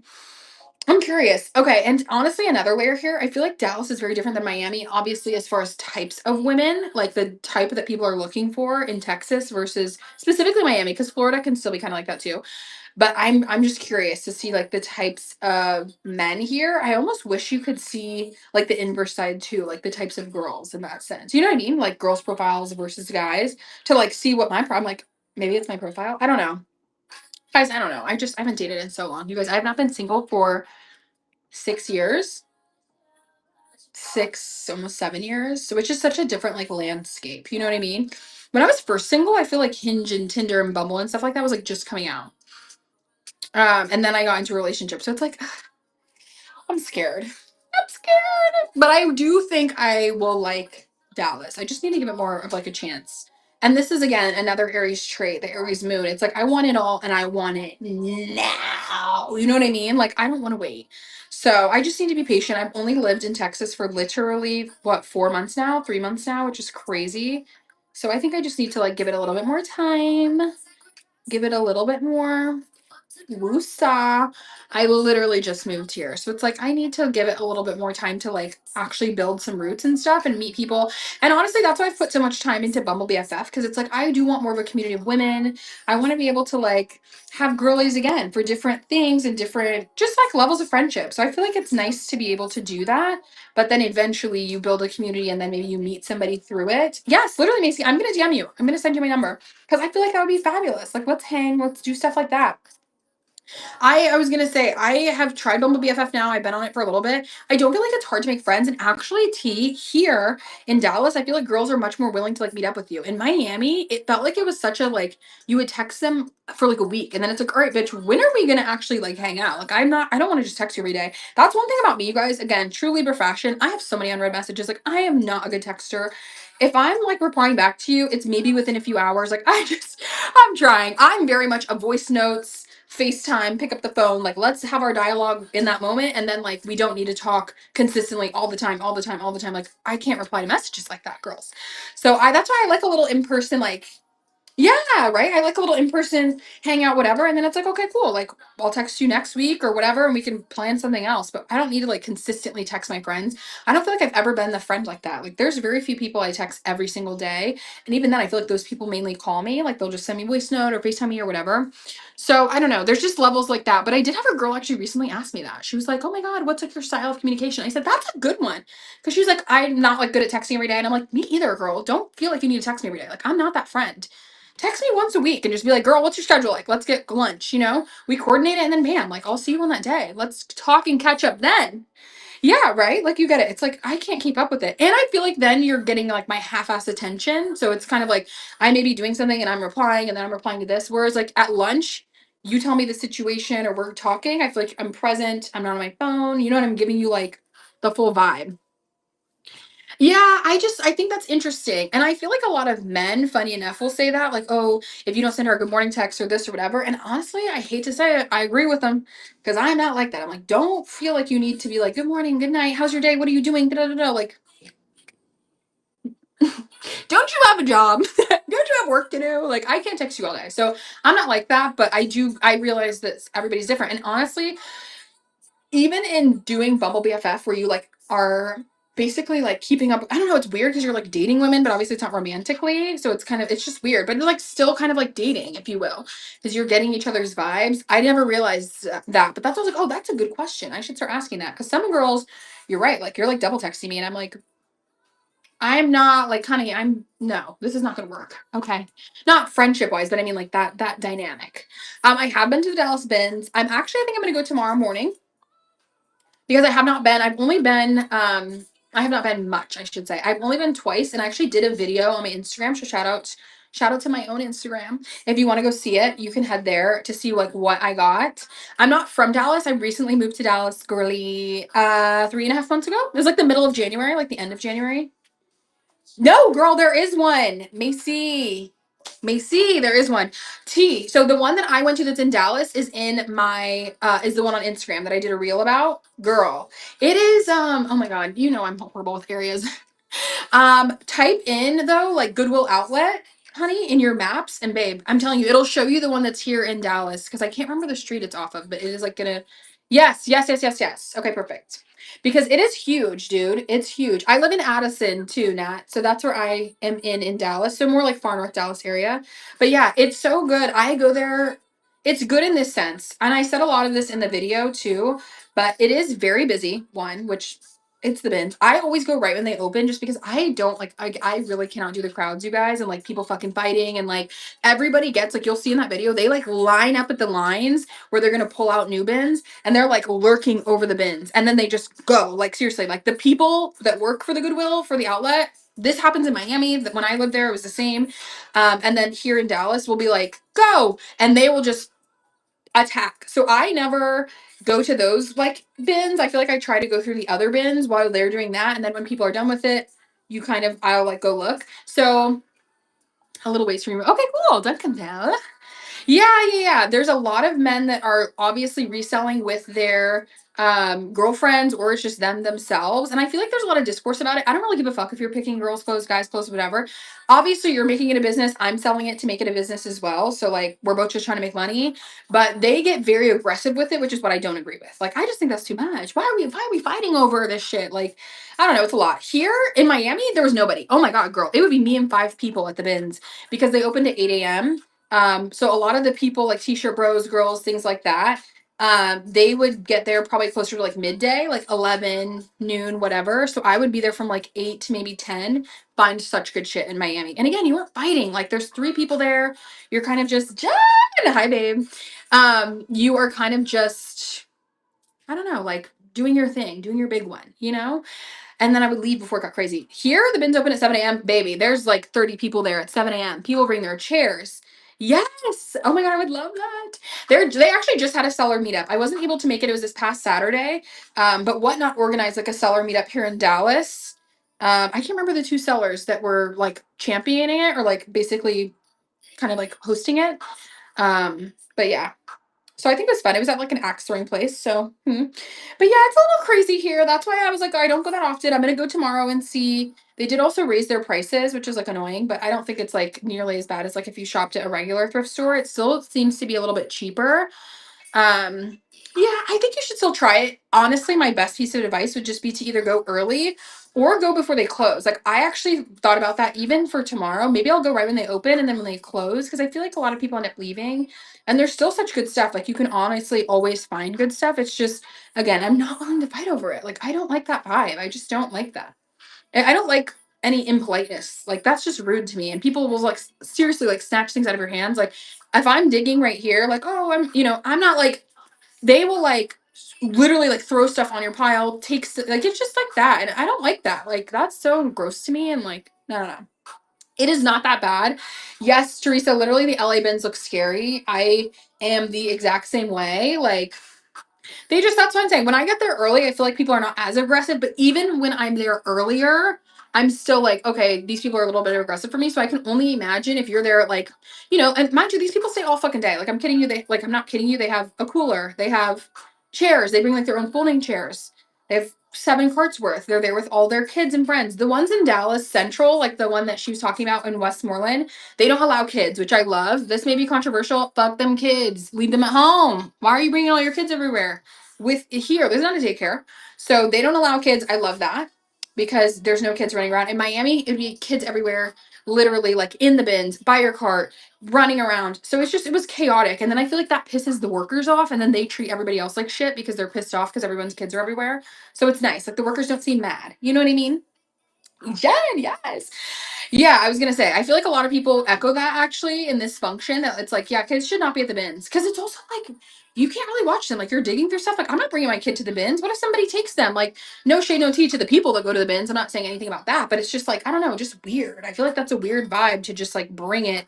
Yeah, it's not clean. There's a lot of like people around. There's a lot of, it's a huge warehouse. Like they could end up going to the back. Like it's just not a good vibe. And let's be really fucking real here. Let's say what needs to be said. There's a lot of different types of people that are there, Lots of broken glass, lots of different types of people. Like you're working for Goodwill for a few different reasons. I'm not going to say everybody's like been incarcerated or whatever, but it's just not always the best vibe. Like, why do you want to bring your kids here? So I'm glad they don't, I'm glad they don't allow it. Okay. But it's still very crazy here in Dallas. So I don't know. I've from talking to some of the people at the bins here that it seems like they have been doing it for a while. They said that the one in Fort Worth is not as good. It's also a lot smaller. So it seems like the consensus is the Westmoreland one is good. Yeah, see, like I've heard the Fort Worth one is just smaller, not the best crowd of people. But I feel like it is also maybe less competitive because of that. But I don't know, it's just too far for me. Like I feel like it would be like almost an hour drive from my house, and I'm like, oh, I'm not doing that. The one in Central Dallas is already annoying because it's probably like 25, almost 30 minutes from my house. Well, that's what I'm saying, and that's kind of what I was getting at with like the types of people that are working at Goodwill. A lot of these are like rehabilitation jobs, so they have like, and because they're in the outlet part of the Goodwill space, like they're connected to the like career development. So again, I believe in rehabilitation. I believe you can change your life. I believe XYZ. All the politically correct things. Blah, blah, blah, blah, blah. But I'm not bringing my fucking kid there. That's like crazy to me. I don't know. But some people, I get it. You don't have childcare. So again, I'm like, I just think for the betterment of everybody, maybe you don't bring them there. But who the fuck am I? Who the fuck am I to say that? I've never been to the bathrooms. I don't know. I see people that like, even people on here, no shade, no tea to you as sellers. I won't say who they are, but I've seen some of their stories and what they post, and they be like eating their snacks and stuff. I'm like, I could never eat in the bins. I couldn't even eat after the bins. Okay. I have to wash my hands. Like, I'm not hand sanitizer doesn't even do it after the bins. Okay. But they'll like go take a break in their car and be eating something with their hands. Ugh. Yuck. And I know you're not wearing gloves. Like, it's just, yeah, ew, ew, ew, ew. So the bins is really like a preparation thing for me. So I might, tomorrow. That shit is so fucking nasty, Jen. You probably know exactly who it is too, because I feel like they post a lot, but it's a different vibe. It's not for everybody. And if it's for you, great. It's just it's a hardcore vibe. But this is what I will say. Thank you, Limitless Boutique, for the raid. It is really, as a reseller, and if you are going to get started on here and you want to do it, a lot of people ask about inventory and how you find it and where you find it and how do you get the best price for it and blah blah blah blah blah. Steph! Oh my god, I'm so happy to see you. And honestly, the bins is the best way to do it. Like, I will never knock that. You are going to get the cheapest, basically like the cheapest from it, and like the cheapest inventory from it. So honestly, it is a really good move, but just be prepared, like the work that goes into it. Now, do I think people really pay, in my eyes, or at least with my audience, what I would feel it's worth to do all of that shit? No, no, no, no. But it's to each their own. I feel like I find better stuff just like regular thrifting and not necessarily like the bins, but some people like only go to the bins. So I really feel like it depends. Yes. Thank you so much again, Limitless Boutique. I like it more. I'd rather go to several different thrifts and maybe spend a little bit more money, but I get that the bins clothes are also not like clean. Not that all thrift stores are clean or whatever, but it's just a very, I don't know. It's just it really is just like a fuck ton of work, if I'm being honest with you. Like when I was only sourcing from the bins when I first started Rich Girl, it was just so much work to like be there for hours. Then you got to lug it home and you got to clean the stuff and you got to let it like places for it to try, figuring out like any repairs or things like that you had to make. So it's just a lot. So it's just a vibe. I like to thrift a lot more too. In the latter capacity, when I was at the bins, it was like starting to become unenjoyable. I also maybe came across unfriendly. A lot of the people at our bins, oh god, it's hell, but it is probably so worth it. May, so do you sell both types, I'm assuming. Like you sell both types of or you source both ways. I feel like it's worth it because of the money thing, but it's also like again, the work is there, girl. By the end, it's like I'm so reckless. Me too. I thrift like several times out of the week, almost daily, honestly. But so geek kept. Dude, don't even get me started. I it's just wholesaling is a really tough spot for me. I've had two opportunities now to like get into it and work with somebody. And honestly, one of the girls gave me my money back and was just like, I don't think I can find what you're looking for, which I respect. I at least like, she's honest, whatever. I like that. Because if I'm paying you a premium, frankly, for these items, like, oh my gosh, I can only imagine, Teresa. So when I'm paying you like a premium, I feel like it's just annoying, you know? Like I want to make sure I love everything that's a part of it, but wholesaling is expensive too. I think a lot of people don't realize the money that you have to front for a wholesale order, so much. Like at least with certain people I was working with, like my wholesaler that I was speaking to had a minimum order of $1,000. So that's, I mean, it was just a lot, you know? So I think there's certain things I didn't feel like my business was at the place yet where I wanted to invest that much in the sense that like it's not like I can get like see every piece you're gonna give me. You know what I mean? So I don't know. I like handpicking my stuff. And maybe if she was willing to handpick, it would have been different. But just for that level of money to for you to like get my vision board and then that's it, it's like I don't know. I like handpicking too. I feel like it's more authentic, but also like again, you have less items that you would then discard. Like sure, I have some items that I'm like, okay, this was a miss for me, but there was way fewer than when I have had either somebody source for me or I've bought somebody. I had a friend that consolidated her vintage business, so I was able to buy like I want to say this was probably like 10, 15 pounds of clothes from her. And I think it's really good, but there was still several like probably like 5 pounds of stuff that I just didn't like wasn't my style. I wouldn't have picked. And I don't like that when you end up paying for stuff that's like, come here, monkey. Oh, means not to be a part of the combo. When you're just like paying for stuff that's not like exactly what you'd want. Everybody, this is Beans. He's my little kitty. He's the one who scratched my face right here, which is so annoying because he's naughty. Oh, he's so sleepy. But yeah, Beans is so like tired right now. I'm still pretty new to whatnot, but my mom has sent. Oh wow, I love that. I love that your mom did it. Cool. No, seriously.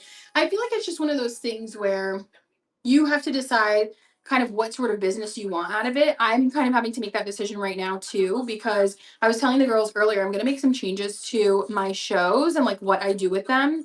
But I think one of the main changes is I might scale back the number of shows I have just to make sure I can give you guys like the true quality and quantity that I want. Like the biggest and hardest part about doing this, especially on Whatnot, because you're selling a quick volume of clothes versus like Depop, eBay, all the others, you may have a high sales volume and that's great, but it is most likely nowhere close to the sales volume that you would see on Whatnot just because you're selling it all at one time in a show. So you kind of have to get really good. Like when you're hand thrifting like that, it is a lot of stuff that you have to be able to find.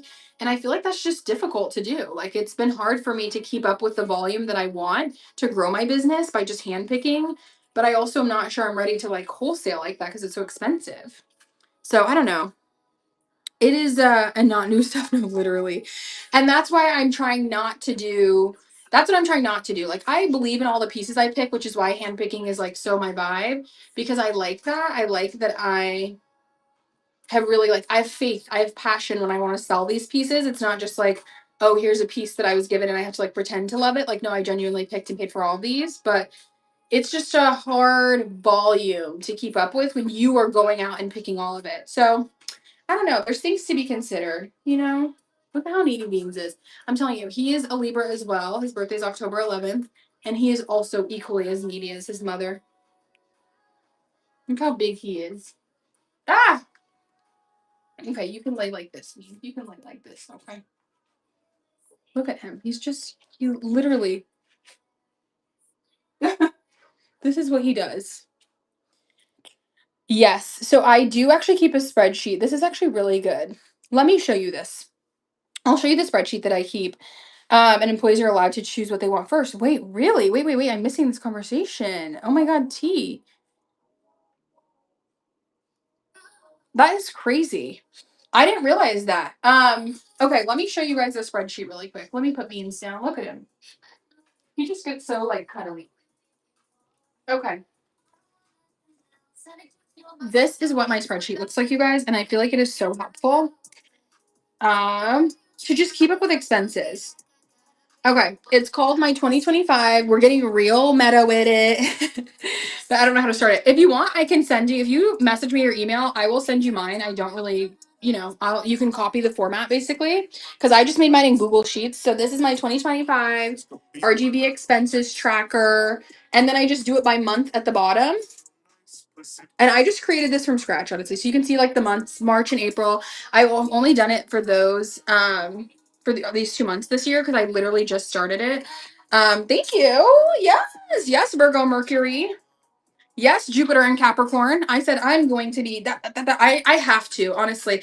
And a lot of people I think will just do it and then not like, how much money am I making? Am I making money? Blah blah blah. Baby, no. You need to keep track of it to really make sure, especially with Whatnot. Please hear me when I say this, especially with Whatnot. If you're going to sell on here, please keep track of everything because honestly, sometimes it gets very hard to make sure you're making money because the profit margins are very different versus other platforms.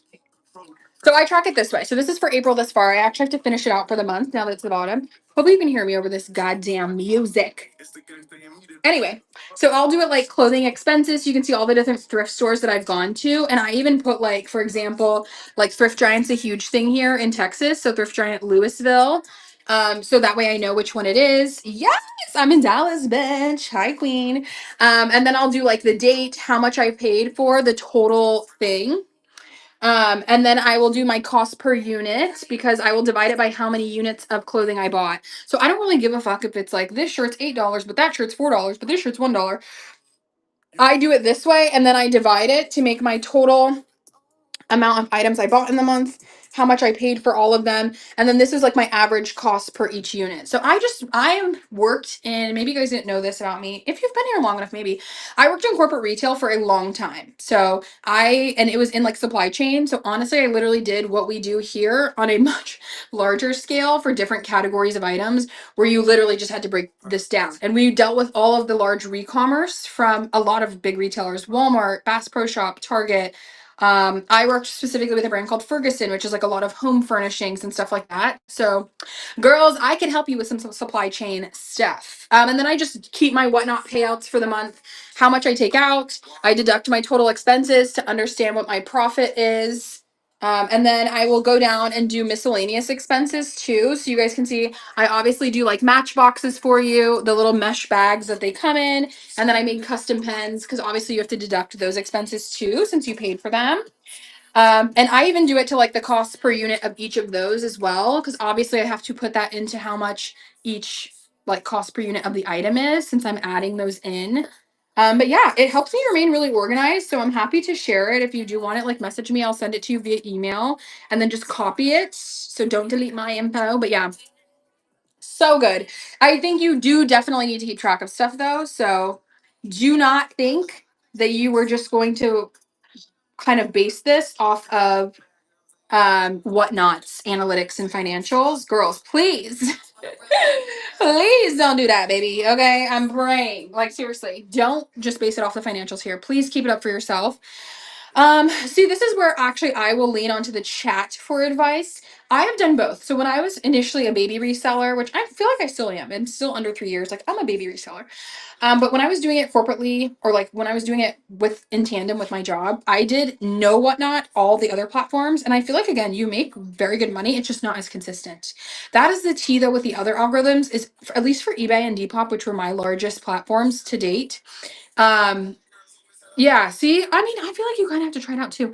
They reward you on at least eBay and Dflop that their algorithm works by how much you list items. So like if you're listing every day, I found that listing like 3 to 5 items, maybe even up to 10 a day made my account grow so much. Like I was being found more, my listings were being shown more, there was much more engagement with them, saves, etc. People are more responsive to my offers. So I feel like they work the same way, that you kind of just have to post more consistently. If there's anybody in the chat that like does resell now still on those other platforms, please put your advice in the chat because I don't. I only sell on Whatnot right now. Um, and I just like it because I don't like holding on to inventory. I'd rather I don't think that they have seller fees right now, but they do in general. They have these little waves of, yeah, like incentives, kind of like that saying like if you boost items they'll waive it, or like for a certain weekend or something like that. You know what I mean? Like they'll do little things like that to be like, oh, we'll waive fees for these few days, but overall they do definitely have fees. Uh, and I would say honestly, the fees on Whatnot, I'm not going to hold you guys. The fees are high on Whatnot. So on Depop and eBay, I want to say eBay's is like 4% or something, and maybe Depop's is like 5 or 6. So they're like half the amount of fees. However, just like my girl is saying, you will hold on to a lot more inventory. And honestly, than what they say. Exactly. And honestly, it's with Whatnot, you're kind of giving the fee, you're paying the fee for the convenience of it, that you don't have to hold your inventory. You're selling it all. Today, I've sold 21 items in a 2 hour live. That would take me so much longer to sell 21 items on just other platforms. That would take me weeks probably. So, and sometimes you get lucky and you list something and you know what I mean? Like, I guarantee you, if I put these shoes up on Dflop or eBay, they probably would sell within the next few days because it's very trendy. People are looking for these floral shoes right now. Like, you know what I mean? So sure, certain items are going to go and they're going to go quickly and they're going to go expeditiously and people want them. But all 21 items would probably take at least a month to sell. Like the same inventory, if I copy pasted and was like, okay, I'm going to upload all this and we're going to see which sells first. Like Whatnot is just unmatched in that way. But that's why I really try to give the girls the mentality like, don't try to maximize every penny from every single item. You know, yes, it's roughly around 13%. It's roughly around 13% because you pay Whatnot's fees and then you pay the credit card processing fee. They pass that through to you as a seller instead of like paying it as a platform, which like eBay and stuff like that, I think they pay it. But again, you kind of pay for the convenience of it. I feel like if you are going to do Whatnot full time and continue to do it, this is just from my advice. Again, I've only been on Whatnot for like 5 or 6 months now. I would say to not maximize again every little thing. That's why I do the CPU.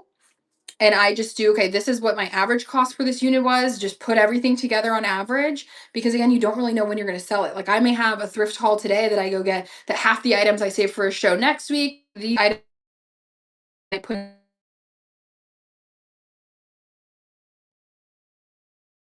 like I've sold so many designer items on this on this fucking show that like sure if I put them on eBay or Depop or whatever they probably would go for more, but in reality like I'm just looking for my sell-through rate to continue to be higher. So I think a lot of people don't necessarily realize that, but in supply chain like and in working in the corporate resale side, the amount of like you having a more expedited sales process or like sell through rate was much more advantageous than you maximizing profit per item. And maybe that's something I feel like it's kind of like a little bit more of like a duh thing. But until you see like bulk inventory like that, like again, mind you, we're dealing with returns from like Walmart, for example, a huge, like one of our largest clients at my previous business, but they have not even tens of thousands, hundreds of thousands of units. If they were holding out each unit to like post and list and okay, we're only going to get, I want this max recovery, whatever. Like we would have been holding on to that shit for almost a year. And at that point, it's like dead weight space in your warehouse. So you're not making money, you're kind of losing money because you're obviously paying for it in the warehouse space. So I think that's just kind of like for me, I'm like, the more it'll come, get what you can out of it. Even if you sell, whatever Dolce & Gabbana shirt for $30 when online it's like 100, it's like, well, you need to just kind of keep moving forward. At least you're making your money back on it. Guarantee you didn't pay that much for it. So I think that there's like profit, but then people can get maybe a bit greedy, which is where you don't want to be. I feel like when you get greedy is when it starts to go awry. You know what I mean? So that's kind of my little 2 cents on it. Again, try it out. Try it out. Try it out. See if you can list everywhere. I see some people that still do both. Like they list here or they sell here and they list. I don't know how you guys do that. The fucking time of it all. But maybe it is for the better. It is. I mean, I literally don't know at this point. I only do Whatnot. So if you are one of the sellers that does like several, yeah, message me in a DM because I'm gonna have to send it via my personal email. So message me in a DM if you do want the spreadsheet, and I will send you guys a copy of it, like a blank copy, so then you can just plug it in. But yeah, honestly, it works for me. I have a few formulas in the sheet as well, so it should just like automatically when you put in your totals, like recalculate it based on that. She's an Excel girly to her core. Okay. Yes. No, I'm seriously so down. I'm down to do a Dallas meetup, queen. Yes. Oh my gosh, no, I have several. If you also want a list of thrifts, I'm giving y'all all the tea. Okay. In Dallas, I have a running list of ones that I go to ranked by best to worst for me. From what I like to find. So yeah, if you guys want that too, honestly, and you're in the Dallas area, like girl, I don't mind sharing. I'm not a gatekeeper. I am very much like there's enough at the table for everybody. I genuinely don't believe that anybody else's success will stop what's inevitably going to be my success. So let me know if you're in Florida or in Florida T. If you're in Dallas, let me know. And I will definitely send to you. But you guys know seriously, like make sure you keep everything. That's also something with I know, like that's what I'm saying. I love like helping people. I don't think that there should ever be an issue. Oh girl, don't even get me started on the prices. Honey, that's why I'm saying keep everything because I am very scared for taxes. So last year, to give you guys context, obviously I have had my business for over a year, but I always had my corporate job to kind of offset it.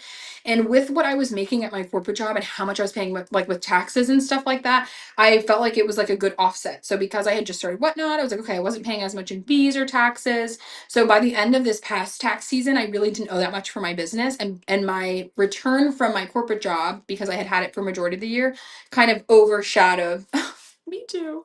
Kind of overshadowed. I wish I was back in Florida too. I miss the beach, girl. But kind of overshadowed the fees that I was going to have to pay, or like what I was going to have to pay in taxes for that. So it was good. This is the first year I've like 100% done it myself, like no corporate job, nothing. And I feel like the only advice I can give is like keep everything. I keep every receipt. That's why I keep my like spreadsheet so clean because I feel like you will, if you don't, you will inevitably get murdered in taxes. And this is what I will say to you. If you don't, you will realize Whatnot will not be worth it for you. I'm not kidding you. I'm not kidding you. I think a lot of sellers won't say this. The purple dress on my IG story. I do. I don't think I'm going to put it in this show. No.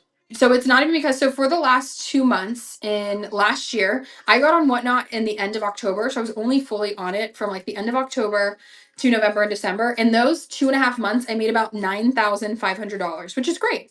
Not totally in profit. Obviously, I had to pay for clothes, I had to pay, but still good. That in taxes was about 2 grand. So you're going to pay about 30% in taxes because when you work for Whatnot, you're 1099, you're a contract employee, whatever. So yes, it seems good. You're like, oh, $9,000. When you take out like taxes, clothes, those sort of things, like you just don't realize. So, and mind you, that was only for 2 months of doing it like full time. So imagine now in a year's worth of taxes, and I didn't keep any receipts. I didn't do any deductions, which is why I was like, oh, I'm going to learn my lesson this year. I'm going to keep everything so I can write it off because I don't want to be paying five, six, $7,000 at the end of the year. Like, yes, this counts as a home office. I keep my gas receipts when I go to thrift stores and stuff, so I can keep those together. Like, it just takes you being very organized. But honestly, I'm telling you that will like, please do not be in a position next year. This is like also me telling this to myself, you guys, to where you're like fucked because otherwise you will realize Whatnot would not be worth it. Like you will be paying all of the money you've made just to pay your taxes. And I just don't want that to happen for any of you. So please learn like me.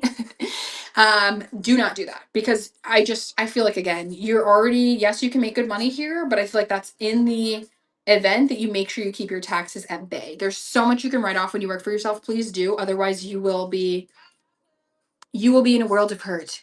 You will be in a world of debt. Because again, yes, you can make good money here, but if you're not saving any of it and it's just all going to go to taxes at the end of the year, like you kind of hustled all year for what? Just to pay your bills. And that's just not my vibe. She's an investor. She's a saver. She likes stuff like that. So I, yeah, I don't know. I think there's a lot. It's interesting. And I never want to feel like the voice of whatnot or like, again, I'm not an expert. I'm none of the above, but I am just trying to figure it out myself too and really figure out my bearings. And I'll be honest. No, the IRS is kind of scary, but oh my gosh. No, seriously. I will definitely do another live on it. I typically do them. I've rescheduled the one that was supposed to be yesterday. So tomorrow I am doing a whatnot seller live. So if you're interested in like topics like this, please join. Please join. We will talk. I'll have more of a finite discussion. I'll make sure that the link is ready for me to give you guys the Excel spreadsheet on just how I stay organized. But yeah, it's just I feel like a lot of this I had to learn by trial and error. There was not a lot of people who are willing to like put me on game and just give me the facts about whatnot. A lot of it is like, and I don't know shade no tea to that, but I think a lot of people will be like, well, I don't want to give you the advice, and you know what works for me may not work for you, and I don't want to be like telling people. And it's like, no, people need help. Like it is a new platform at the end of the day. So, and all creators were not made equal here. Like there is a lot of people who've been on this app for years, and it's like I think it's tomorrow at noon. Someone correct me if I'm wrong, but that will not give like unfiltered advice. But I think it's also because they have partnerships with Whatnot.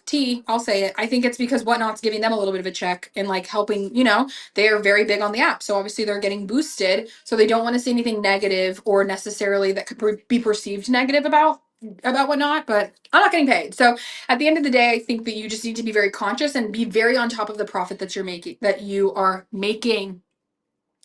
Amen, babe.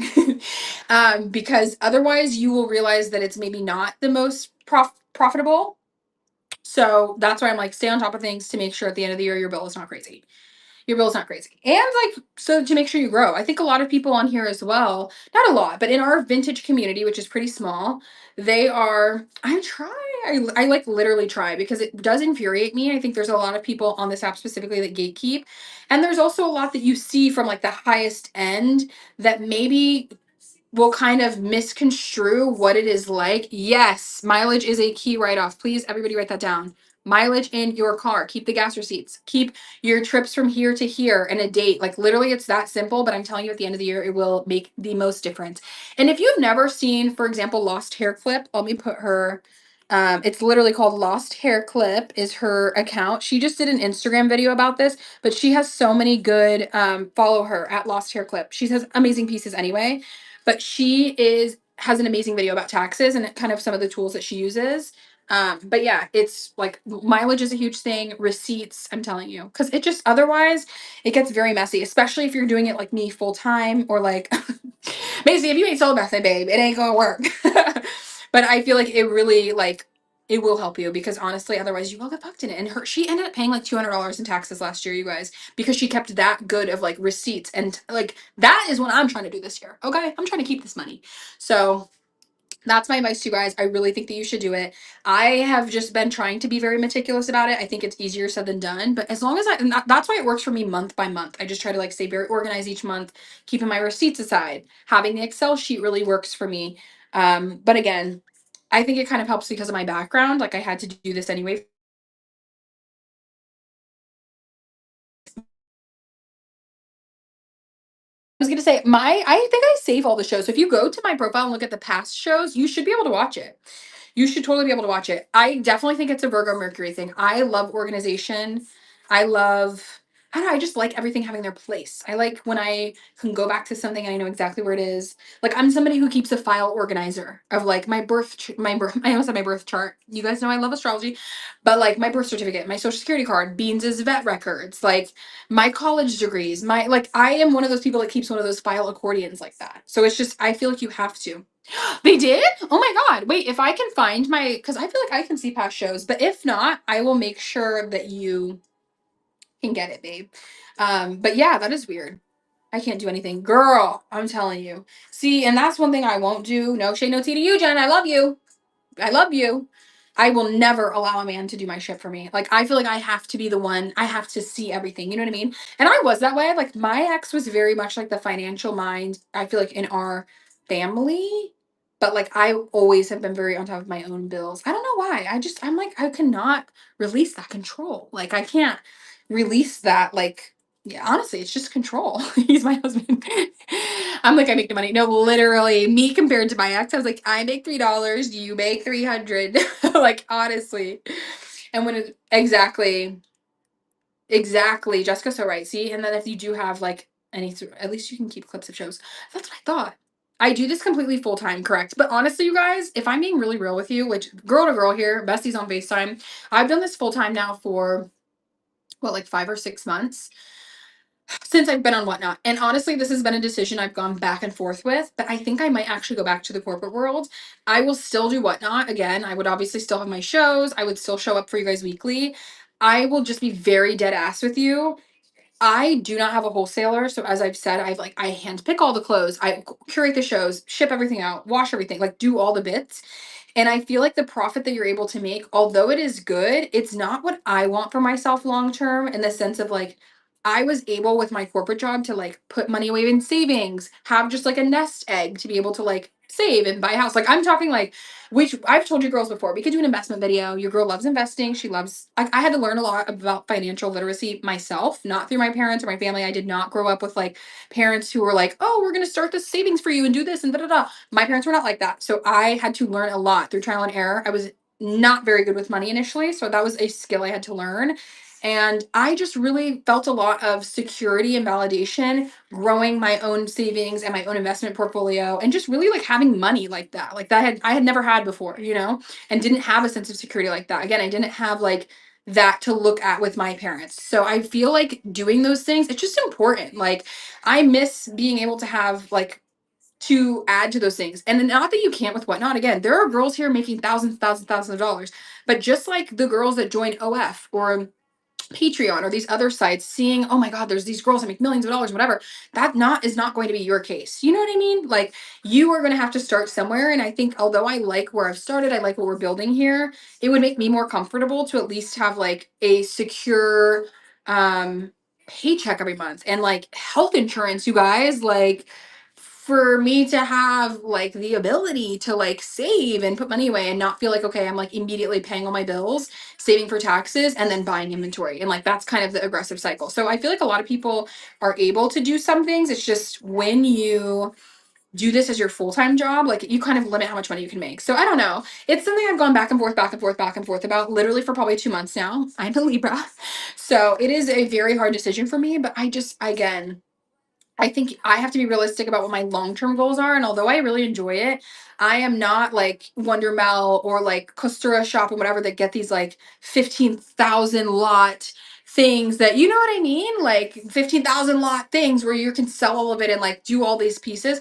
And maybe if I was at that level, it'd be a different story, but I don't really ascertain to want to be like that. So I enjoy keeping it as a little bit more like frivolous and fun and like just like this. If I want to cut it up and chat for 45 minutes, it's not like, oh my God, I need to make my rent money. Oh my God, I don't have any of this. Like, I just don't like that. And I think that sometimes you have to do things to know that. So I don't see any shade or tea in being like, okay, I tried it and it's not for me. Like, I've never been one of those people. I even announced on LinkedIn when I like left my company that I was doing my own venture, whatever. And I feel like I've had several either ex coworkers or like just friends and whatever be like, oh my God, you know, would you feel weird coming back? Like, you were going to have to put on LinkedIn and da. No.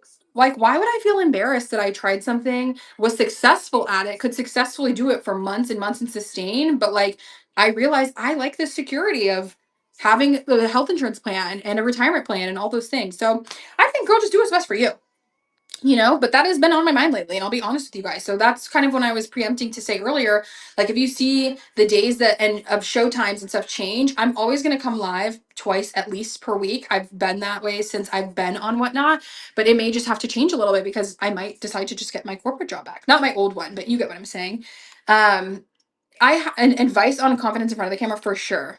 Yeah, see, right? Like I just feel like it's nice to have both. Whatnot is great. If you want to do it full time though, you really I think have to find your niche, a wholesaler, like somebody who can really feed your business. I think people underestimate, and I have been very much somebody who underestimated the sheer sales volume you need. Because going from selling on other platforms to here, it's easy to be like, oh, okay, like with eBay and Depop and stuff, you don't have to re up every week. I was going thrifting literally once, maybe twice a week, you guys, and that would feed my business for like weeks at a time because things weren't selling quick, quick, quick, quick, quick. Now things sell quick, quick, quick. So when I have last week where I have guys, I went thrifting 4 or 5 times last week. I think I only purchased $100 worth of clothes. Like I was finding a few items at each store. So when you have weeks like that, it's kind of like, oh shit, like now I don't really have a lot for shows, but like this is my business and it feeds me. And I don't like that. I don't want to feel like I have to just get any clothes I can to like hawk to you guys and sell just so I can pay my, like that's just, that's not rich girl. It's not me. That's not the vibe I ever wanted to curate for it. I like being able to like pick my pieces because I genuinely love them. They're things I like.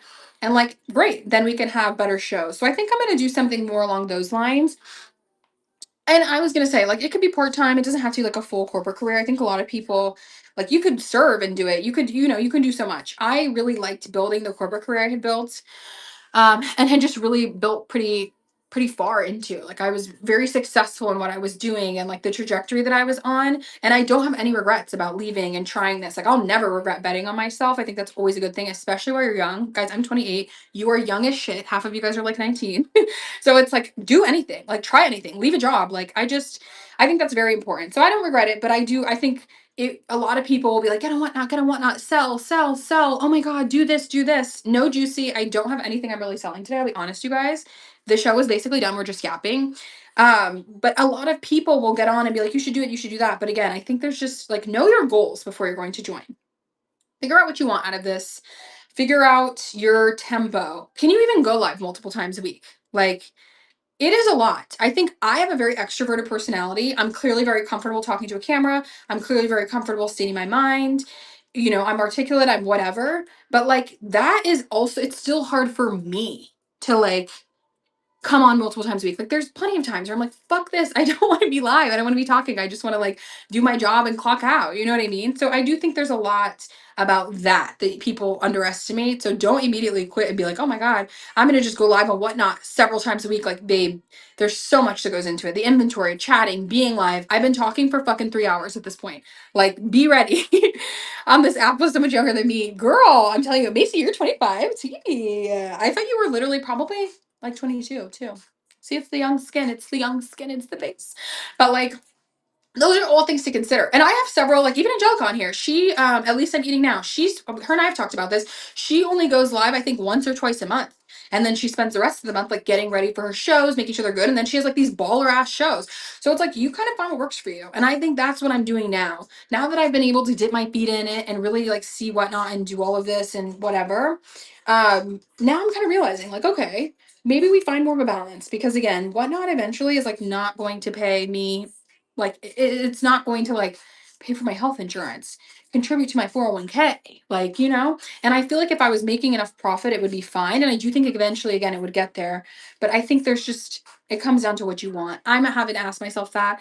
I think that's really important. I feel like not enough sellers talk about it because unless you were like sorting from like the bends and things like that. Oh my gosh, exactly. Now, I could not even imagine if I was a mother having to do this as well because it's just a lot of time. Like, even me as a single girl, guys, I am extroverted and fun and I promise a good ass time, but even I get like fucking depressed and I'm just like, okay, I do not want to do this. I don't want to go to 3 thrift stores today and then clean all the shit and organize and do my accounting and make sure that the clothes are curated and ship out all the orders and make sure that I have all this stuff to do all this stuff. Like it really is a full-time job. So although it can look fun and like we can gab and whatever, it truly is full-time. And then obviously you have to just make sure like, all right, is the juice worth the squeeze? Is the juice worth the squeeze? You know, am I making enough money to make it worth it? And that is where I feel like you just kind of have to ask yourself, you know, like, is this going to be worth it? Not me like having to move my full setup, you guys, because my phone's gonna die, but we're gonna make it happen. Because I feel like the combo right now is really needed. Like, oh, okay, let me sit on my bed. But I just I don't know. I think it's one of those things, guys, that you really have to ask yourself, like, is this really what I want? You know? Like, is this really what I want? And I think that some of you guys, the answer is going to be no once you do it and once you see, especially within the first like month, because a lot of people expect it to be like so easy. And it's like, oh my God, look at how like the scar looks so much worse right here.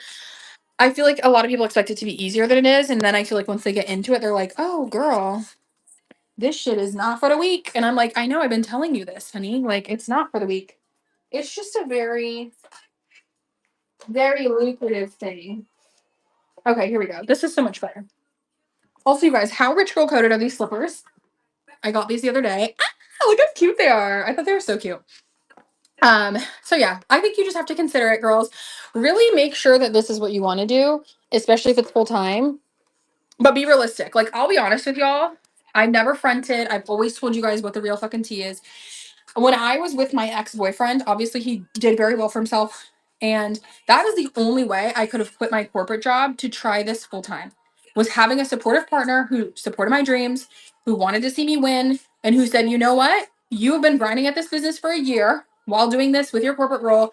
I think you should quit your job and fully focus on this. And I'm willing to support you in that. And that's the only way. My business was not at the place where I could have quit my, I'll be transparent. I believe in pay transparency too. So I feel like you guys should know, should as well.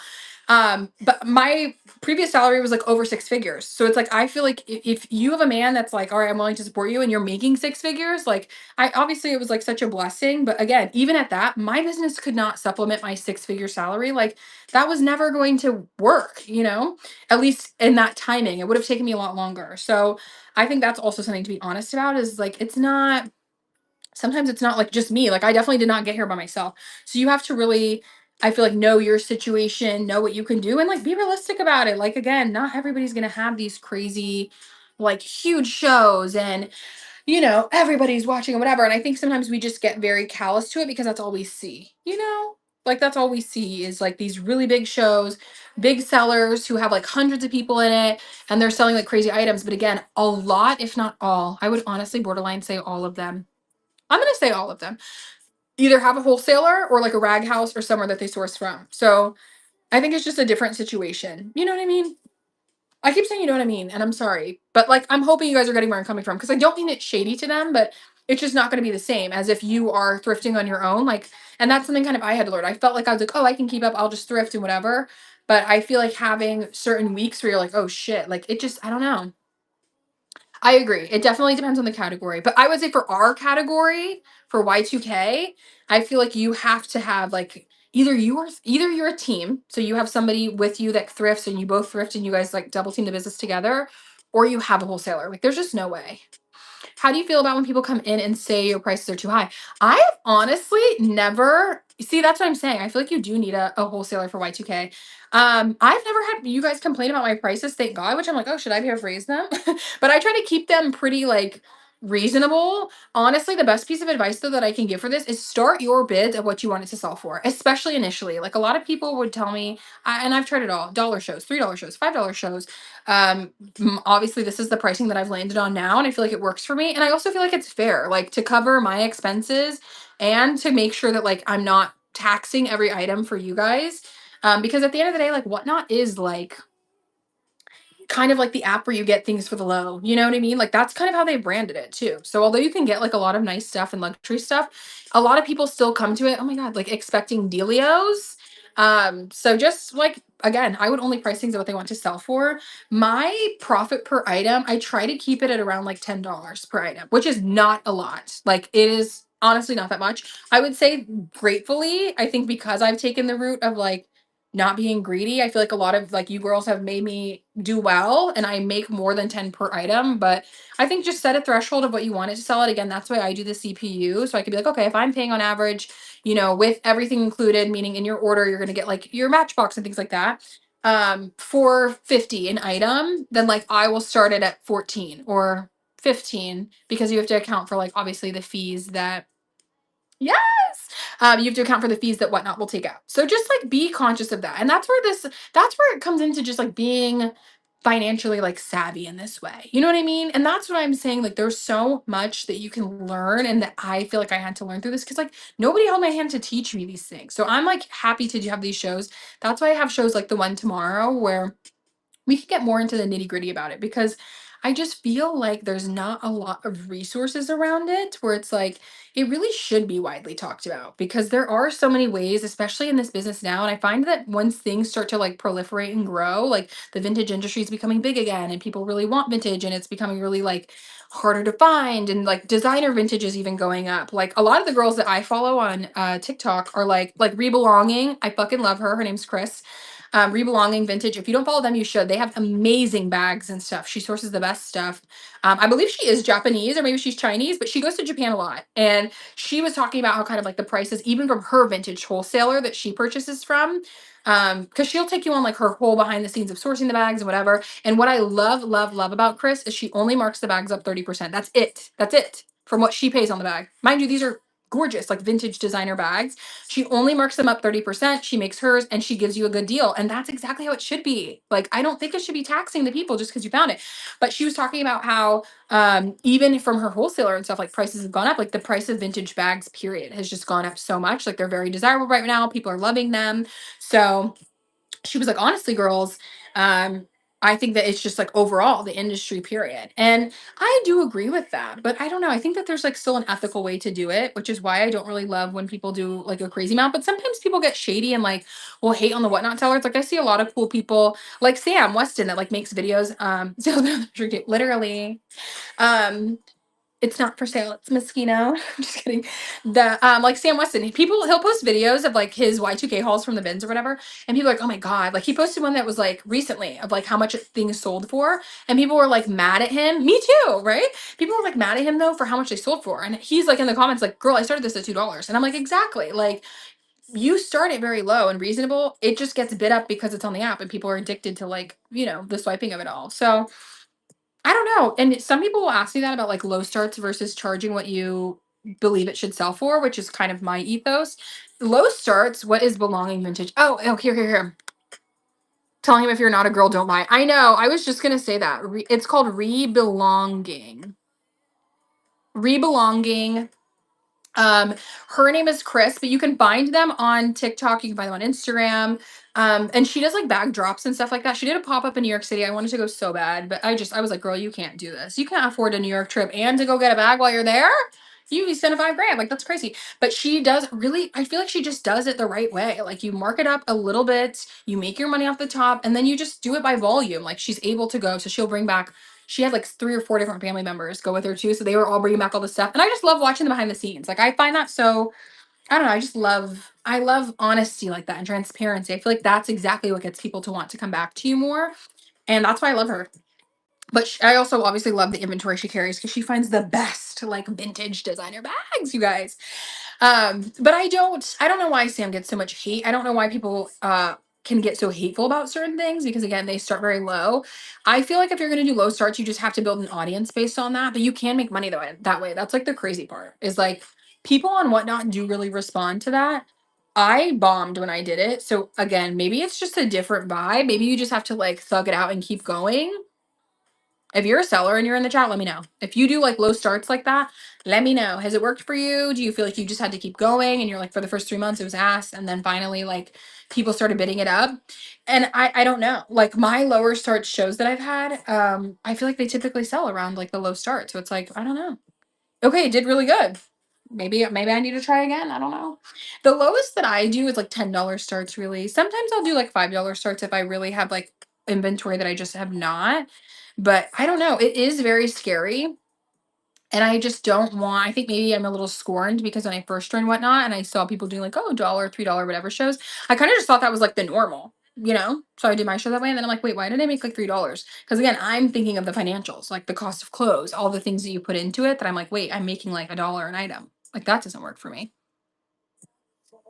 And it was $4 for 2 weeks. No, literally. See, that's so interesting. And it's always the stuff that you don't know is going to sell and then it sales and then it sells. So you never really know, honestly. I feel like that is so exactly. So I use it as more like a closet clean out. I don't really do it as like my main thing. Again, I would rather just make sure that I get my money out of each piece. And that's why I take like the time, energy, and effort to curate each piece. So I don't know. I'm kind of mixed about it, but maybe it's something that I try again. I see girl online. Mackenzie, I see so many girls do it where it's like $2 starts. Lexi on here does dollar starts. Fly Girl Thrift. I freaking love Amber. Jenna. I don't think Jenna really does dollar starts. But Amber from Flight Girls, not Fly Girls. Flight Girls. She does everything at $1 and they slay. So I don't know. But you don't think people lose the value of clothes when you sell, right? I agree. I do feel like, see, this is what I don't want to get into. Let's talk about this. Let's talk about this. Um, I think that there is a really strong argument there because people want the UX of this app is basically like you thrifting. What is on my eyeball? Did you guys see that? What was that? Did that look like a fuzz or something? Or I don't know. Okay, anyway, back to it. My thought process behind this and what I think, like, and you guys know I go deep. I feel like I get a little meta with everything. This brain is always moving. It's a Sagittarius rising. There's always a lesson or something in it. But I think the psychology behind this is a little bit interesting. The bidding makes the app fun. That's the UX. That's the adrenaline of it. But it also is like, especially why mystery pulls are so popular here, because it's like you're thrifting, but you don't have to go out and thrift. But you can also get this item for what you would perceive to be a very low amount, assuming nobody bids on it or, whatever. There's not a lot of fighting over it. But I do agree when you do that, you predicate the experience over the seller's work that they've put in. So, yes, you may get good coin. And I do feel like a lot of people are able to like make great money, like Girl Online and stuff. I'm like, you guys have to be making great money because your pieces are all selling for amazing prices. But that's what your audience gets built up around. So I feel like they start getting like, okay, one, the type of inventory you have obviously matters. I think if you're always selling like Wondermel, designer, amazing pieces, just like archival pieces. Like she has fabulous stuff, fabulous stuff. I love her stuff. But that is what your audience expects from you. You know what I mean? So they're going to expect designer pieces. They may expect more of a premium price tag for those pieces, etc. Exactly. And she starts her prices at what I believe would be fair for them. Honestly, really good for them, especially because she has a lot of like designer, like almost archival pieces as well. And she has higher starts. So I do think that like you can charge what you need to charge for them. And that's what I do. But I do think it's just a different audience and kind of a little bit more gamified when you start at a dollar because it kind of incentivizes fighting. Like you want people to fight over it. You want people to outbid or whatever. But I feel like whenever you instigate fighting or things like that over an item and like getting people riled up over it, I don't know. I don't like that sense of buyership, if that makes sense. I want people that see the value in it and can realize like okay the time and effort that it takes. But again, I feel like you're only able to do shows like that start at $1 if you go to the bins every day. Sam goes to the bins every day. He's there, full-time job, clocks in for like 6 hours and gets a shit ton of stuff. Or you go the wholesale route, your Girl Online. You have a connect in LA or you order it through, vintage, whatever, from another country. So you get 200 units delivered to your house. So I feel like it's one or the other if you're going to have an audience like that. Um, and yeah, I do think that it's really just different. Girl, you and me both. I don't know how to find a good wholesaler. I have had a few people, shout out to Vic, shout out to Steph, that have put me on to people. And I honestly felt like it was going to work out. There was a girl here in Dallas who was going to do some wholesaling with me, but she was the one that essentially was like, I don't think I have what you're looking for. Because I sent her my Pinterest board and it was like, obviously all the different types of stuff that I like. But I felt like maybe she thought I only wanted designer. And I was like trying to go back and forth with her. But at the end of the day, I could clearly tell like she sent me my money back and everything. So I was like, all right, you don't think this is going to work out. I'm not going to push it because I'm not going to shove my money down anybody's throat, especially if you're telling me you don't feel confident that you're going to be able to find what I want, like for my aesthetic. Why am I going to pay you a premium? I also think that something to be like fair about or just knowledgeable about when you're thinking wholesale, you're not going to pay the prices that you're paying at the thrift. So like my CPU on average right now, I think is like 383, 393, whatever per item, you are going to pay much more for wholesale, which then you have to think, okay, if I was wholesaling and selling on the flop or Bay E, I'm going to start calling Bay E, or does that not make sense? What's a good name for, you tell me. We'll put a little comment down. What's like a little crazy name? But if you are going to do those things, I think you just have to realize the cost that wholesaling has. So a lot of people that do wholesale or use a wholesaler, your price per item is pretty expensive. Like transparently from what that girl had quoted me, and I'm fine with sharing it, whatever. I think it was like $12 for a top. And she had basically a price sheet. So you would build your bundle, the bay. Okay. No, I like that. I like that. We're keeping that one. And so she had like a price sheet, and basically it was like her underlying minimum. So a lot of them work by a order total minimum. So it's not like, okay, you're gonna pick 50 pieces or whatever. Some people do it just by the number of pieces, but a lot that I found did it by the order total. So they would say, I have a minimum order. I think hers was $350. So then out of the 350, you use the price sheet and okay, how do I want to divvy it up? I want 10 tops at $12 a top. I want 5 skirts at $15 a skirt. But like again, listen to those prices. You guys see what I sell for you guys. Exactly. But you also see what I sell the prices that I sell at for you guys. So if I was paying 12, 13, 14, $15, which is crazy to me, like even $12, I was like, girl, these better be like beaded fairy tops or something. You know what I mean? Because why would you do that? But I think that that is just something to think about. Like I would have to then charge a higher price. And that doesn't necessarily mean though that the quality would be merit to the higher price. Like I think a lot of people like with wholesale, at least in her scenario, I would have been able to like handpick and see them and stuff. But at the end of the day, for wholesale in that sense, you're kind of just paying for somebody to thrift for you. Where I'm very hardworking, I'm a hustler, so I'm like, I can thrift myself. If you had pieces, like for example, Toots Vintage, he finds pieces that you just can't find, you know? He would be a perfect person to wholesale. Because I feel like one, his fashion knowledge, he went to fashion school, and two, he finds like more, I won't even say archival pieces, but just really unique pieces and stuff. So that would be somebody that I'm like, okay, hi, my love. That I'd be like, okay, like I'm interested in buying like a lot of your stuff or whatever. But I feel like if you are somebody who like in my case, I already curate collections, I already thrift a lot myself. I just didn't feel like there was a ton that I wouldn't be able to find myself for that price range. Because again, I'm spending $350, but I'm paying like anywhere from $9 to $12 for a top. I think it was like $10 to $12 per skirt. So then I have to put the whatnot fee on top of that. So I would have had to charge you guys like at least 20 something dollars for each item. And that's just like, I don't know. Like, yes, it's okay, but I don't know. I don't like starting it that high. I don't like starting any of mine with a two in front of it. 20, 25, 20, like unless it's like a really um like designer items I've started higher, but I don't know. I feel like for just like regular paper tag vintage, it just seemed like a lot because again, none of the items she had were like designer things like that. For regular paper tag vintage, it seemed like a lot to me. So, ultimately again, no shade no tea to her. We just decided not to work together and I think that that is like perfectly fine. But it was a perfect example to share of like make sure you do the financials behind it. Like yes, it can be, don't let your laziness of not wanting, and I say laziness very truthfully. Don't let your laziness, my own in this sense as well, because I was also being kind of lazy of like not wanting to have to go source and grind every day, let you put yourself in a position where you're like not making as much money. Like that would have like really eaten it up. So I think part of it is also just knowing your like whatnot audience. You know, like you have to know. You have to know who your audience is. Are they going to pay? And so yes, sometimes I think people take a gamble. Obviously with like certain stuff, they just have really good items. Like I really love Mel's shows. I love Thrifty D. She has amazing European vintage. But again, they sell it for like what it's worth. And I just think that's important. I don't think that having shows with lower starts are bad. Like even Steph and Mel just did one with like all Euro vintage and it was like um and it was what $15 starts. So I feel like that's not bad either. You know? Are you a PM? Are you on PM? Wait, I don't know what that means. I know what that means, my love. So just things to consider, girls. I'm not on Posh. Not a lot of people like to talk about it.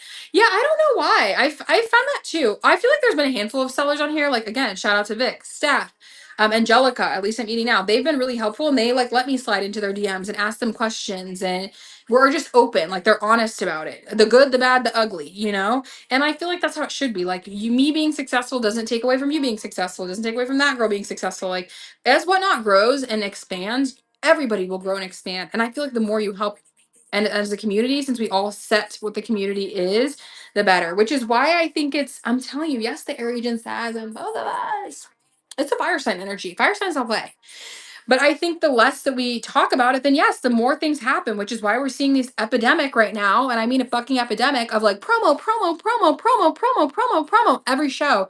Or like every show is like Dollar Grail starts. Like I think that there's a place for that, but I do think that there will come a time, and I think it will come sooner than we think, which is why I say be very, very cautious if you're going to do whatnot full time, where eventually it's going to go one of two ways. Yes, there's going to be different lanes, and I'm sure like the luxury girls, like just like House of Luxury and other people on this app that sell all these designer bags, they're going to be perfectly fine because they have a luxury clientele. They started at what they're essentially wanting to make off of it. But I do think unfortunately Y2K is starting to get to the space where everybody is going to do low starts. I've seen it more often than not. If you guys disagree with me, please put it in the chat. Please, like I am want to hear the devil's advocate side, but I feel like we're going to start seeing way more like lower starts is almost just going to become like the norm. I think it's going to become the norm. I think people are going to get used to it because that's the precedent that we've set on Whatnot. Like everybody, even when I talk to you in real life, it's like, well, Whatnot, you get deals. Whatnot, you get this. Like, yeah, they have dollar shows, they have this. So I think it's just going to become that. Like everybody's going to have to start them smaller. You bring the inventory that you bring, and the girls fight it out. So I don't know. I don't know how I feel about that. I'm actually like very mixed on it because again, I feel like one way, and sometimes the next day I feel a different way. It really is the way the wind blows. You know, I'm a Libra. Oh my gosh. Yes, seriously. And if you bring heat to when it's been, that's what I'm saying. So it does depend on what you bring. And I agree, your inventory has to be fire. But I think that's what makes me so nervous about low starts at points, because I obviously am buying this stuff thinking it's fire, but I ain't spending my money for no reason. Yes, you can promo my queen. Please just follow. But again, like you may have some items that go for $1. A 12-hour, 12 auras? Girl, that's crazy. 12 hours is whew. Ugh. I don't how'd you go to the bathroom? Girl, I hope you made some money. I already follow. I love you. Thank you, Frizzy. But yes, feel free to promo if you guys want. I just, mm-mm. I like talking. I have a few hours in me. Oh my gosh, I agree. I agree. 5.5 hours. I was gonna say, I think my longest show was around 4.5 hours.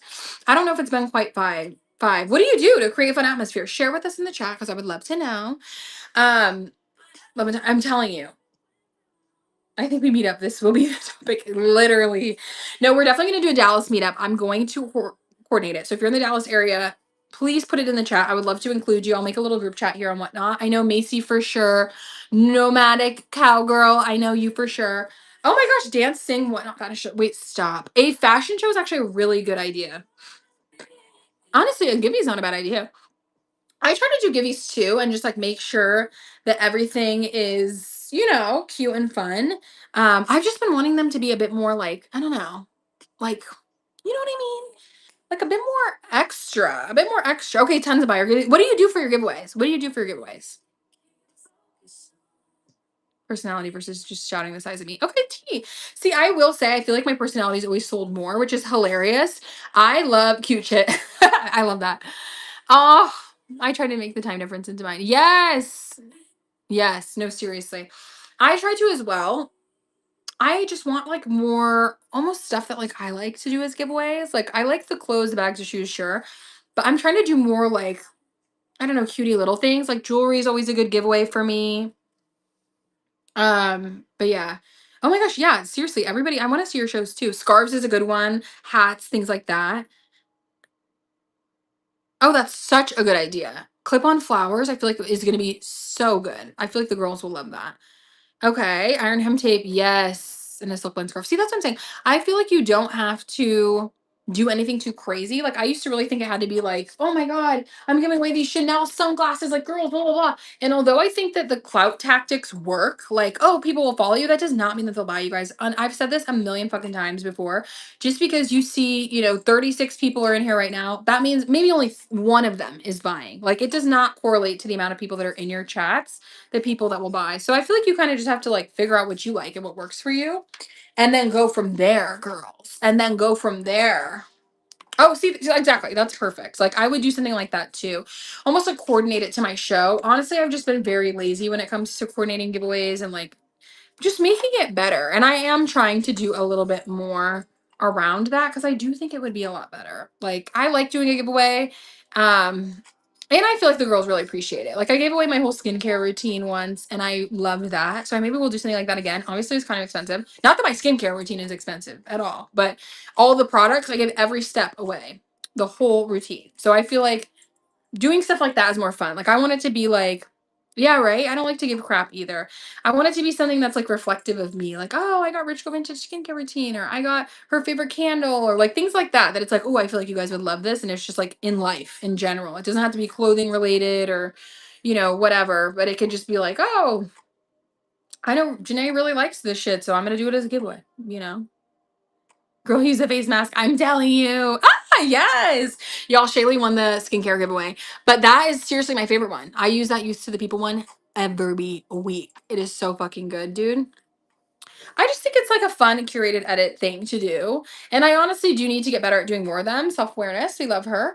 But I like doing curated shows. I love them. I think it is much harder. I don't think, which is partially why I also am like, okay, I'm going to charge what I'm going to charge, because finding like that's part of it is you have to source so much to try to coordinate it and put it together and make it in a cute little bow. It's a lot of time. It's a lot of time. So I think you should charge for time. I did have a podcast at one point.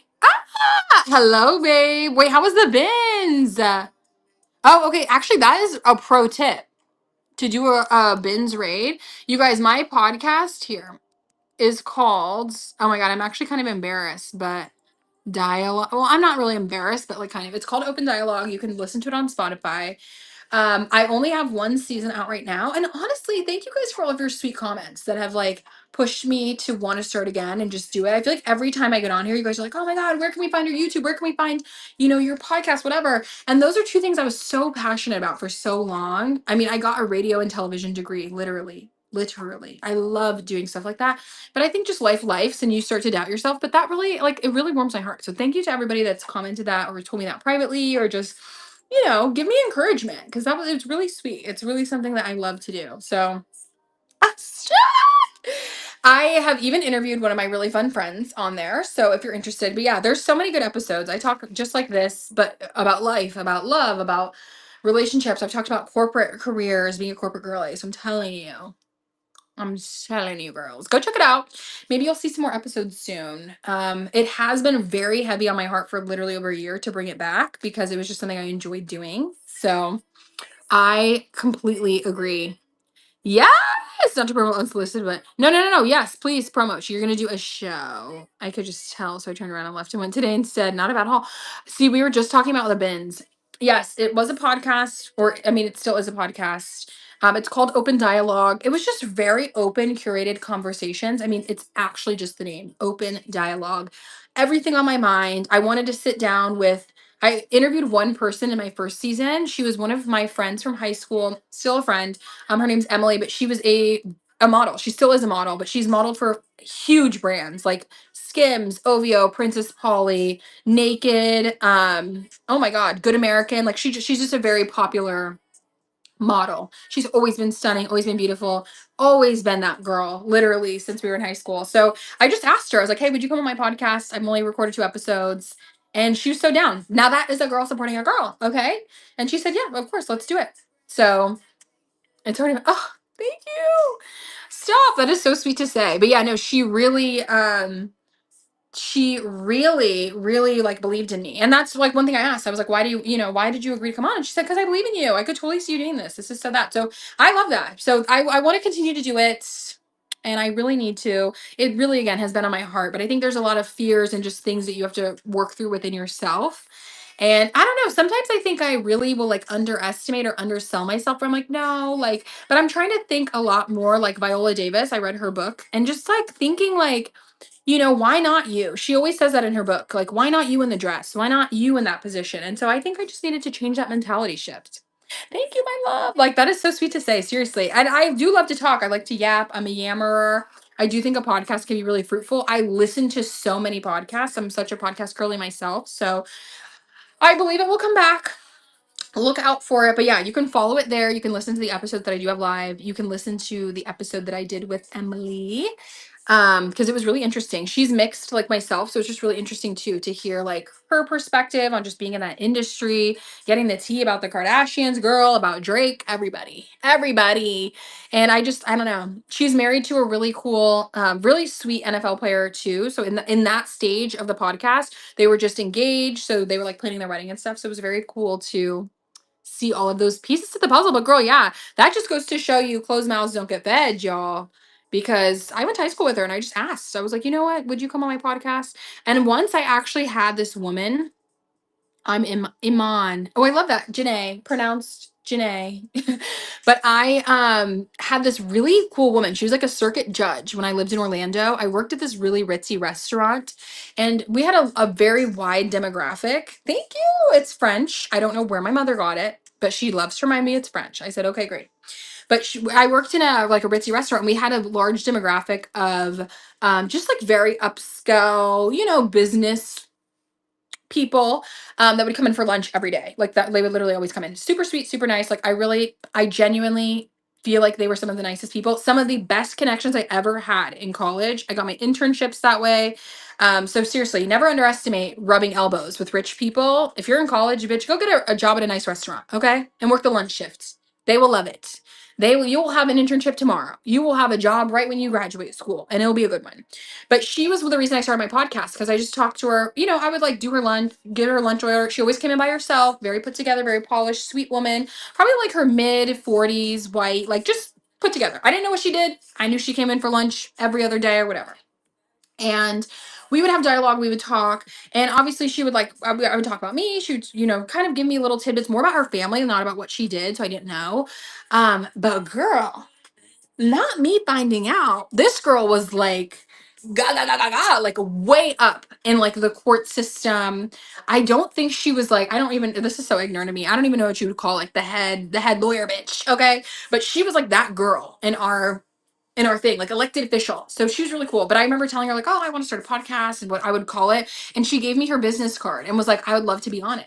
And my biggest regret to this day was never calling her or having her on that podcast.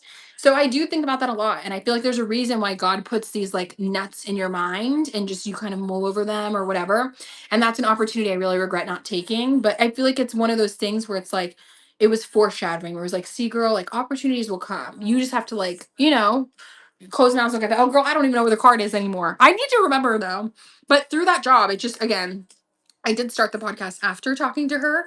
And I feel like that was like the step that I needed, but I do regret never having her on it because I feel like it would have been so interesting. Like just a female prosecutor, really high up, really like doing shit. I don't know. She was very sweet. And I feel like she was one of those women, when you can tell that like a woman maybe sees part of herself in you, just like when you look at another girl and you're like, I see part of myself in her, whether she's younger, older, whatever, or I see a version of myself in her. I feel like she saw that in me and was like, okay, like I want to help her. Like she's grinding, she's doing it. So I just love that. I love that about other women. Like just I don't know. I think that's like the sweetest thing in the world. And just like you were saying, my queen, which thank you for your kind words. Seriously. I saw I got muted, but I think that I just try. I think that there's so many people out here that lack follow through and will idealize themselves to death. And I've never wanted to be that person. I said, shut up, I'm networking. Hi, coworker. Oh my God, no, seriously, isn't that crazy? The crazy part though is this is my job. And that's part of why it's like, I don't know, I just have to keep yammering for a living. But I do really enjoy the podcast space and I do really feel I would be successful. I feel like it's almost like how I was meant to vocalize my talent. You know what I mean? Like I do think so. So we'll see how it goes. Um, but yeah, it's definitely been on my mind. So I'm glad that you guys are really receptive to it. And maybe there'll be another episode drop coming up. Oh, I'm scared. I'm excited. I think you would. I honestly like. Okay, so I know you guys. You love when I get woo woo and with the shits with stuff. But if you look at like my birth chart and my human design and the things that I'm supposed to be good at and where my mark will be in the world, it really is from like an orator's perspective, which is interesting. Like literally, yes, I'm a Libra. Um, but like my sun, my Mercury, what else? What else? Sun, Mercury, and something else, maybe Mars, is all in my 10th house. So it's just, I feel like I'm a manifesting generator, which I totally believe for my human design. Oh my God. I'm telling you, and I'm a specific manifesting generator. If I will journal something specific, like down to beans, down to I want a long haired orange cat. I want him to be fluffy. I want him to be cuddly. The beans manifested in real life. Obviously, not always sweet. So it's not 100%, but I do think that like I don't know, that human design stuff, I'm telling you, it really works. It really works. I believe in all of it. I believe in the stars. I totally think that the more fine-tuned you get in knowing yourself, like you really can use those to your advantages. But even in my birth chart, like so much, my sun in the 10th house, babe, if you have your sun in the 10th house, that's like not fame and notoriety, but there is a level of like public perception of you that will happen, and that's a gift. So I wonder, wait, what else is in your 10th house? Let me know. My zodiac sign is a Libra. Yes, yes, yes. Oh, I love Leo's queen. I saw you ask the question on full time and whatnot. Um, Ashley, honestly, I started doing Whatnot full time at the end of October. So it's been about 6 months now. And it has been a long journey, which is good. I would say if you have a supportive partner or spouse or somebody that can help shoulder the financial burden, at least in the first few months, because I was definitely not making a ton because you're establishing, like, I started from zero, you guys. I did not have any followers on here. I started just like y'all all did, literally with an account with 0 followers.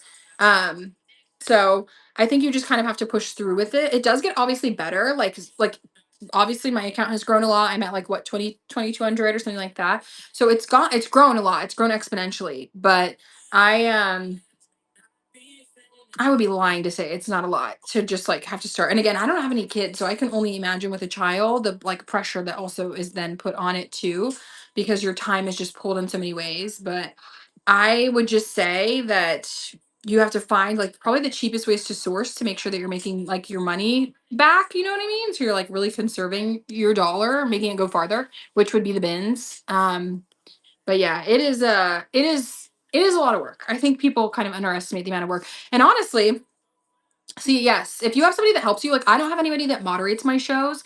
Thank God. Thank God. Like Steph, if you're still in here, mwah, Bezos, babe. You've helped me moderate before.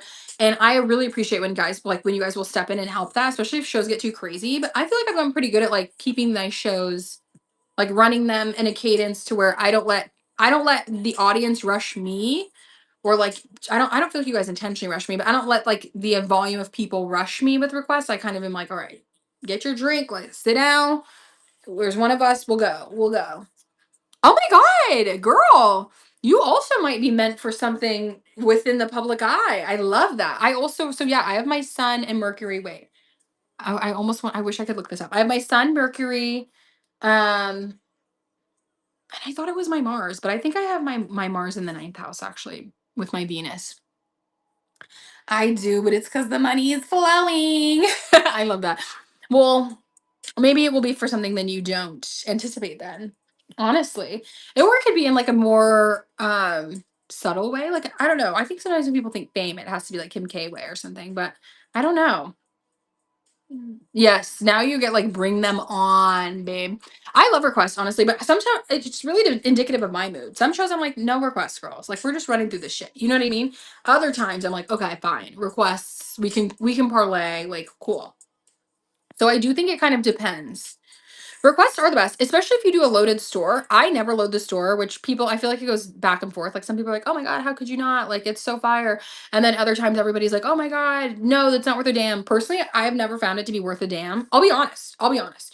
Until people figure out your style. So until you've established your audience, then don't load the store. Load it up until the point where people know what to expect from you. That's what I would say. So if you're like brand new, 0 followers, oh my God. That is crazy. If you're like brand new 0 followers, um, upload items just so people can like look at your store if they've never seen your face and be like, okay, this is what she sells. Like a lot of people in here will be like, oh my God, do you sell Victoria's Secret and pink and whatever? No, you've never seen me sell that before. I don't. Okay, it's not gonna be. Okay, this is rich girl vintage. This is not gonna be that. So I think it just depends on what they like. Shipping, I'm too anxious. Okay, well, true, true, true, true, true. I was gonna say so. The shipping, I always do this, you guys, and I feel like you guys have seen me do this maybe. I use tape and I just put it on. Oh, oh no, sorry guys. Put it on the clothes like this. So I'll like mark it like $12 item. This is number 3. And I actually got this from Angel's Vintage. I saw her and her, I want to assume it's her daughter. I don't know if it's her daughter or what their relationship is, whatever that helps her out. But she was doing tape too, and I was like, oh my God. So I just do it. I typically do it on like the tag, like the tag, and I'll put it up there. But yeah, so that works too, honestly, to keep it numbered. I just feel like the time, what is this? Like the time cost analysis. Let's talk about it of loading the store. So if you were the one that was like uploading clothes and shit like that to Deflop and the Bay, then you know it takes a lot of time to obviously like, fill out everything, put the parameters. Hello, Bay, she's back. Um, so that's why I don't do it. I feel like it takes a lot of time to upload a store here, and I don't feel like the profit is higher in my case. Maybe if I did it for longer it would change to merit that amount of work. Like it is a lot. Imagine, like, you have a whole rack, you have 400 items. I don't even know how the fuck you do that. Literally, I'm like so flabbergasted right now because even with like my shows are typically between like 30 and 40 items. I don't really do that much more. Um, it would take a hell of a long time for me to upload every item. Most people want like specifics about it, like measurements and things like that. So I don't know. I think you just have to decide what works for you. Yes, me too. So more reason for me not to load shop. I'm just not a loaded shop person, honestly. I will sometimes upload like certain items if it's like a grail or maybe I've teased it. I mean, honestly though, really, even then, not really.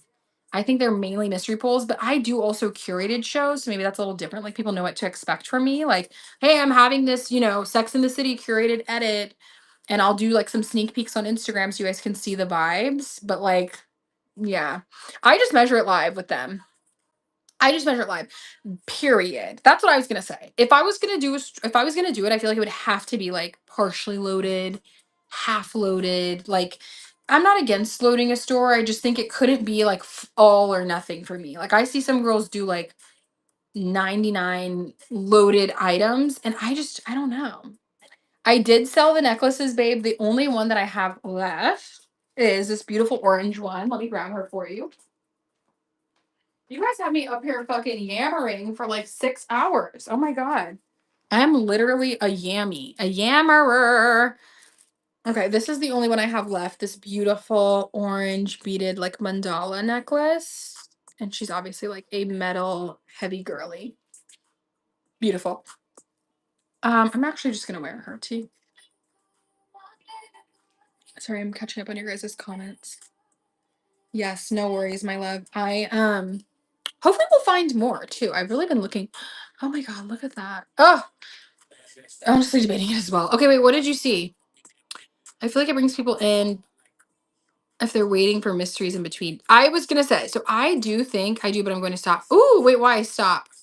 I do think the green one I still fucking dream about, girl. The green one.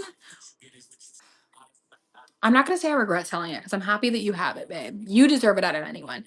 But I loved that necklace. Please take a good photo for me. You know I love green. You know I love green. Green is like by far my favorite color. You guys, she got a necklace that was like kind of similar in like the jeweled part, but it wasn't circular. It was like a diamond. It was so beautiful, you guys. It was so beautiful. Iman, thank you. Girl, it's not giving flawless right now. Where's my cat? This is actually a burn, you guys. I think somebody's maybe asked me about this before. But yeah. So I just try. I use a lot of tretinoin. I use like the same skincare routine. Everybody asks me that too. Every time I get on live, you guys are like, what's your skincare? What's your skincare? Y'all, I don't change it. Message me and I will send you a picture of the 4 or 5 products that I use. But like I don't change them. Those are the same products I've used for years. Like I am deeply loyal to my skincare routine.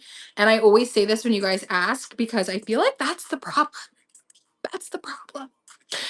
Y'all be switching up your products too much and your skin's getting bucked up because of it. And obviously the influencers don't want you to know this. Obviously, because how would they sell their shit? You know what I mean?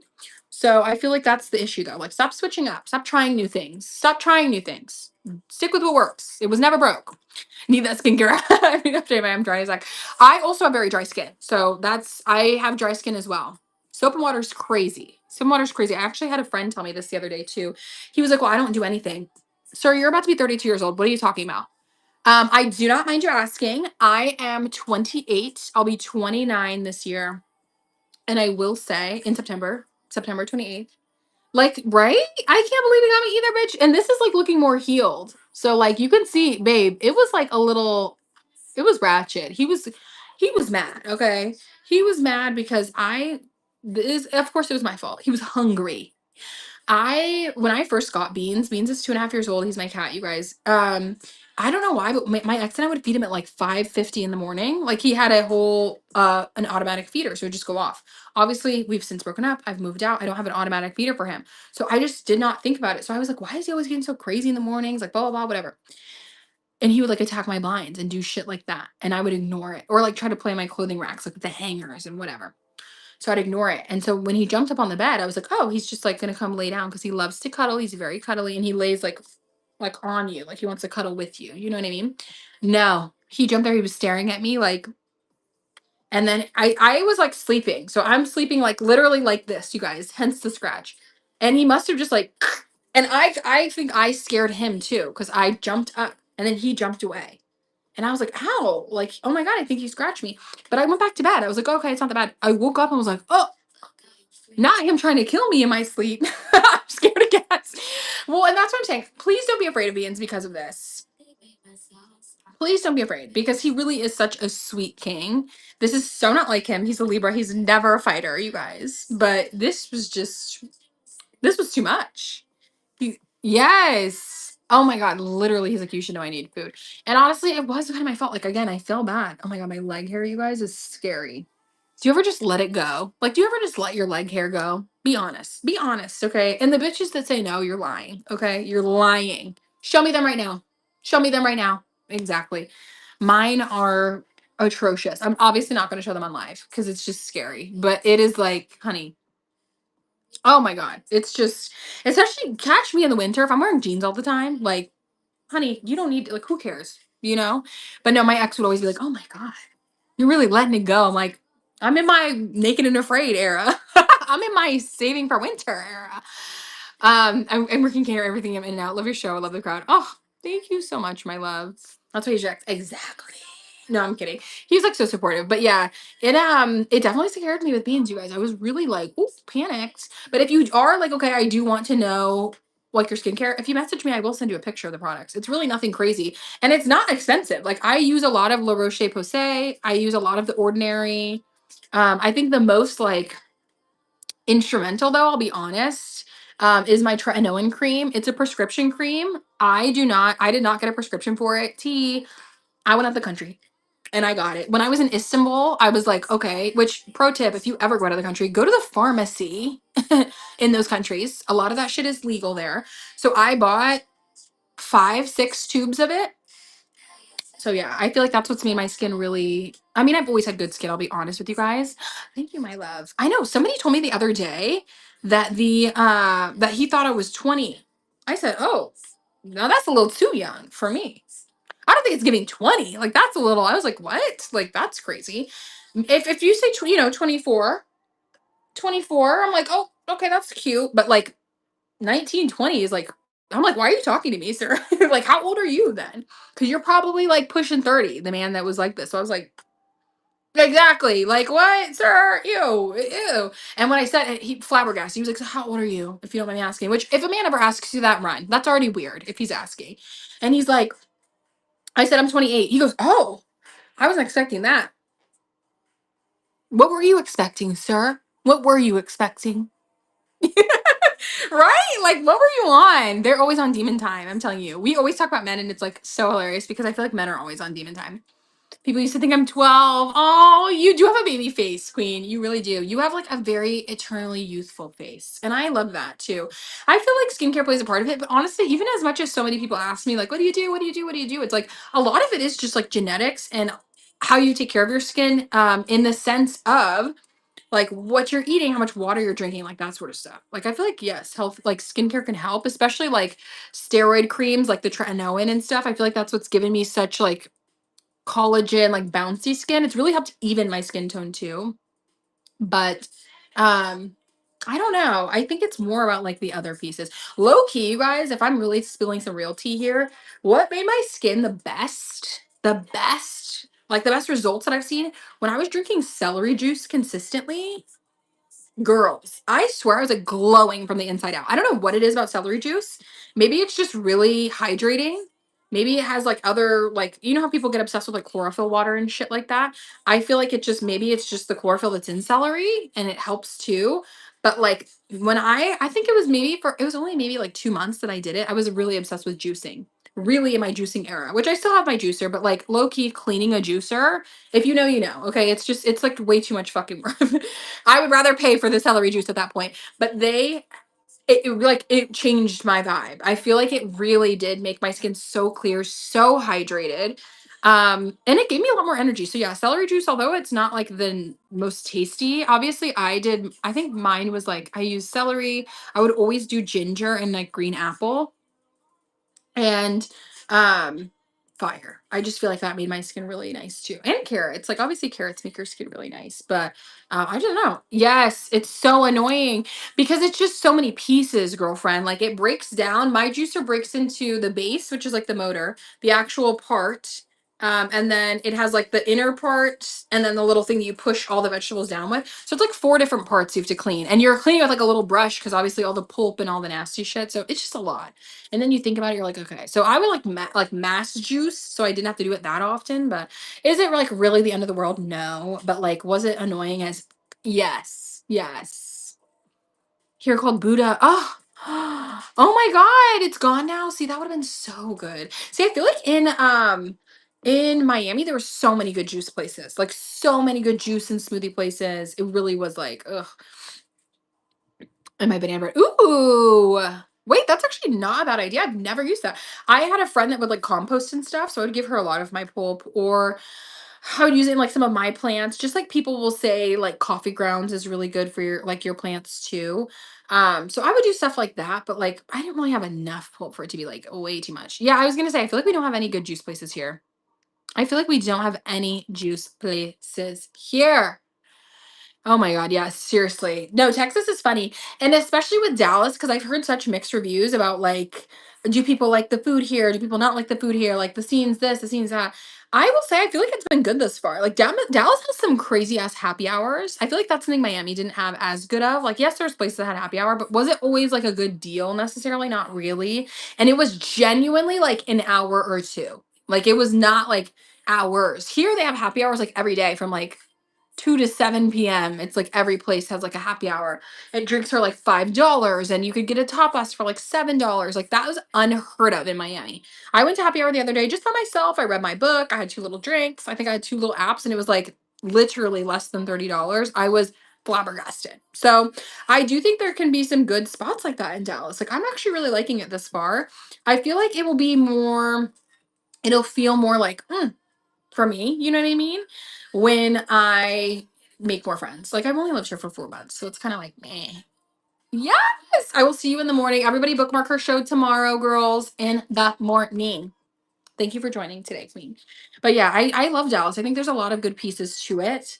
I don't know, it's interesting. Moving from Miami to Texas though is like so interesting, you know? Like obviously, different people, different place, different vibe. Although Miami was like in a red state, I still it was not giving red, you know? Dallas is obviously very much conservative. So we're gonna see. We're gonna see the vibes. I don't know if my husband's here yet, girls. I don't know. I don't know if it's giving your husband's here, but yeah, it's at least fun for now. Again, I'm not tethered to like not moving. Like I'm a girl that will move anywhere, really. Especially for a short amount of time. Like who cares? It's an, why not? I'm a Sagittarius rising. I'll try anything once. I'll try anything once. Literally, any experience once. And I think besides being like tased or something crazy, like let's not take it too far. But I do think that there's so much that you can do. But yes, I am in Dallas. I'm in Addison, dude. I feel like you could just get a taste of exactly any little place. You can go many places. And at the end of the day, like I obviously have the privilege of being able to do those things. I'm not married. I don't have any children. I don't have like, I was almost gonna say responsibilities T. I don't have like responsibilities to the sense of I have to be tethered here because I can't leave or couldn't like take a different job somewhere or whatever. So that is something I'm kind of manifesting for myself to like live elsewhere or like even if it's for a year, even if it's for 6 months. I don't know. I would do the, oh my God, you're so close to me, girl. Yes, message me. Let's exchange numbers. I'm down. Another Texas baddie. Another place. This is the place I really wanted to live. London, which I still think at a point in my life I will. I've said the same thing about New York as well that like even if it's for 3 months, 6 months, a year, a short amount of time, I want to live in like bigger cities. I love that I was able to live in Miami for a few years. It was great. It was a great experience. But yeah, I would love to live in a different large city like that. I really want to live in London or just at least like visit and get the vibe. But I don't know. I've planned now, I think it was just twice. I bought a plane ticket once, but planned twice to do that and go work in London for like 3 months. Because at first I basically was like literally working remotely.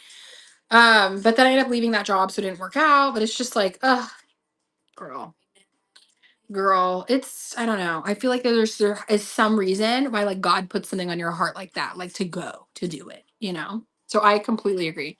Oh my gosh, you did? Went to London, Rome, and Paris. I love Rome. Love Rome to death. I've never been to Paris like that. I've done a stop through on a layover, but it was not very long, and I did leave the airport. IRL Angel 777 Charlie Queen. I'm not doing any more selling. We're kind of just yapping. Um, Wait, you've been saying you want to move there too? Yes. See, that's what I'm saying. I feel like London is just a vibe. Like it's so many. I don't know. I feel like you can just get so many different vibes. There's a good amount of culture. The food scene is supposed to be good. But again, I'm not tethered to living. Exactly. I'm not really tethered to living anywhere. Like I'll live anywhere for a year. So I feel like it's just about the experience of something new, something different. I'll be honest with you, I'll be honest with you though, guys. I totally could live overseas like forever. Like I think I could easily live in Europe somewhere and like get married to whatever whomever is out there for me, whoever I'm meant to meet there on my Eat Pray Love journey, and like not live in the States for the rest of my life. Obviously, I would keep my citizenship and things like that, but like I love Europe. I love I just different cultures. Like I like that. I'm not against moving. I don't know. I'm not somebody that like will have to stay in the like US or something like that. You know what I mean? Like I love that. I want my kids to have different cultures and different experiences than I did. So I'm totally okay with that. Yes, let's travel. Whatnot. I'm telling you. Okay, so Queen T. I have been looking at flights to Rome because have you guys been seeing like the vintage markets and stuff going viral? I feel like because I've been doing so much digging on TikTok about different markets and stuff like that. Now that's all my For You pages, but there's so many good markets. The vintage in Italy is crazy. And I feel like the prices that you can get it for, like that, if I was to make a selling trip to source for you guys, I really feel like I would do Italy and like bring home genuinely like hundreds of pieces. Like I would really, I saw Cece did that for Cece's pieces, which I thought was so cool. And even I've had a few just like personal friends in my seriously, that's what I'm saying. I feel like the stuff was insane. I feel like Italy is better too. See, that's what I was gonna say the same. Viva Vogue. I've been to Portugal as well, and I did feel like it was pricey, similar to Paris. Like I think a lot of people get it confused though. Like I feel like they think that it's like, oh, let's go like thrift shopping. It's like, no, I want to go to like the thrift markets. Like I want to go to the flea market where you're paying like a couple euros. You know what I mean? And you're digging through shit. But I do like some of the vintage stores as well. But yeah, Paris was expensive.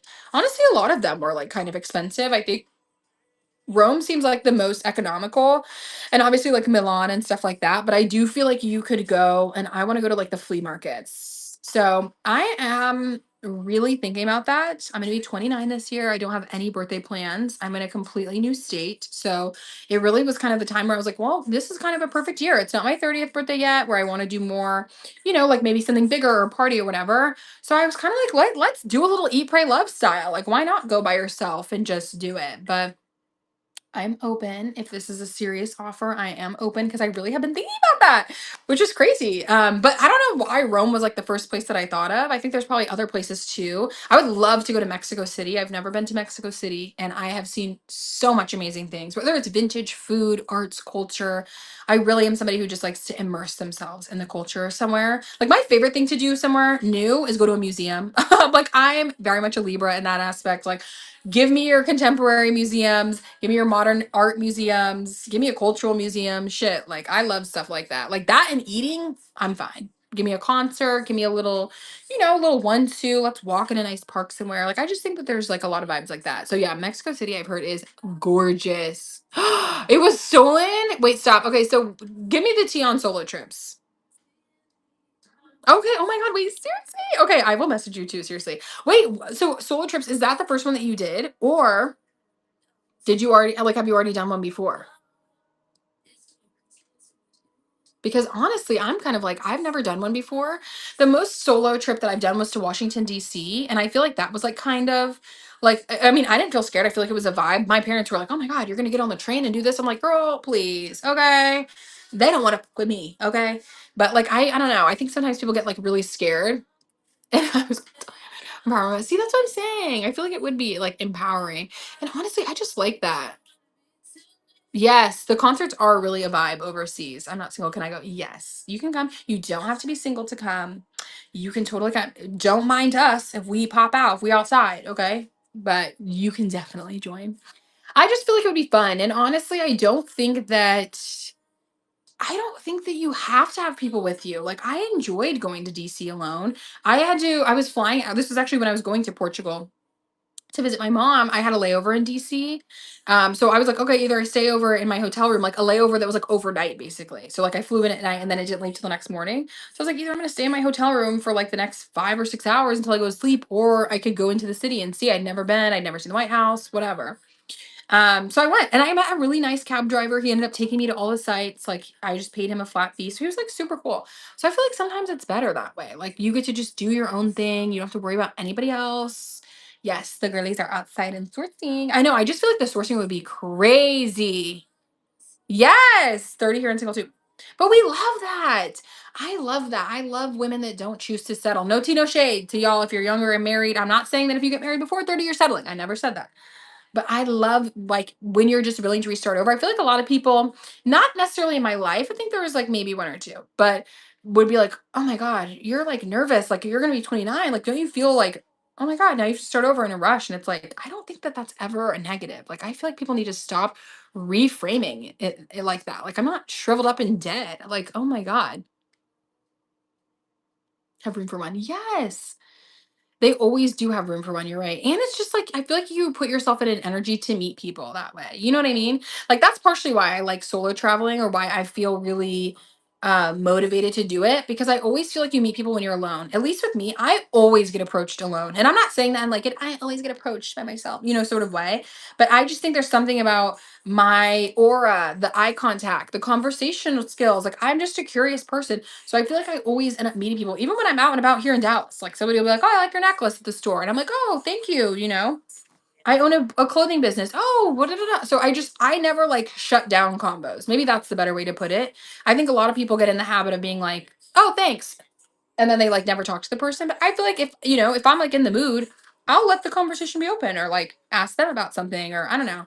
And I think that's perfect for solo traveling because you like open yourself up to more and you're just really I feel like people, especially in other countries, are so much more inclined to talk and not about what you do or like what's your job or whatever. I feel like they just want to know you more as a person, which is nice to kind of just be like conversational. I don't know. It's not as like, what do you do? What are you here for? Blah blah blah since they're like I know. No, which is kind of crazy. So my mom's family is German, all from Germany. So my mom's sister now lives in Spain and her two daughters, my cousin Selena, she did like work study after school. So she went and like where did she go? It was like somewhere in Asia, but she went somewhere in Asia. She stayed there for a few months at like 18 years old and just worked as she not work studied, work stay, excuse me.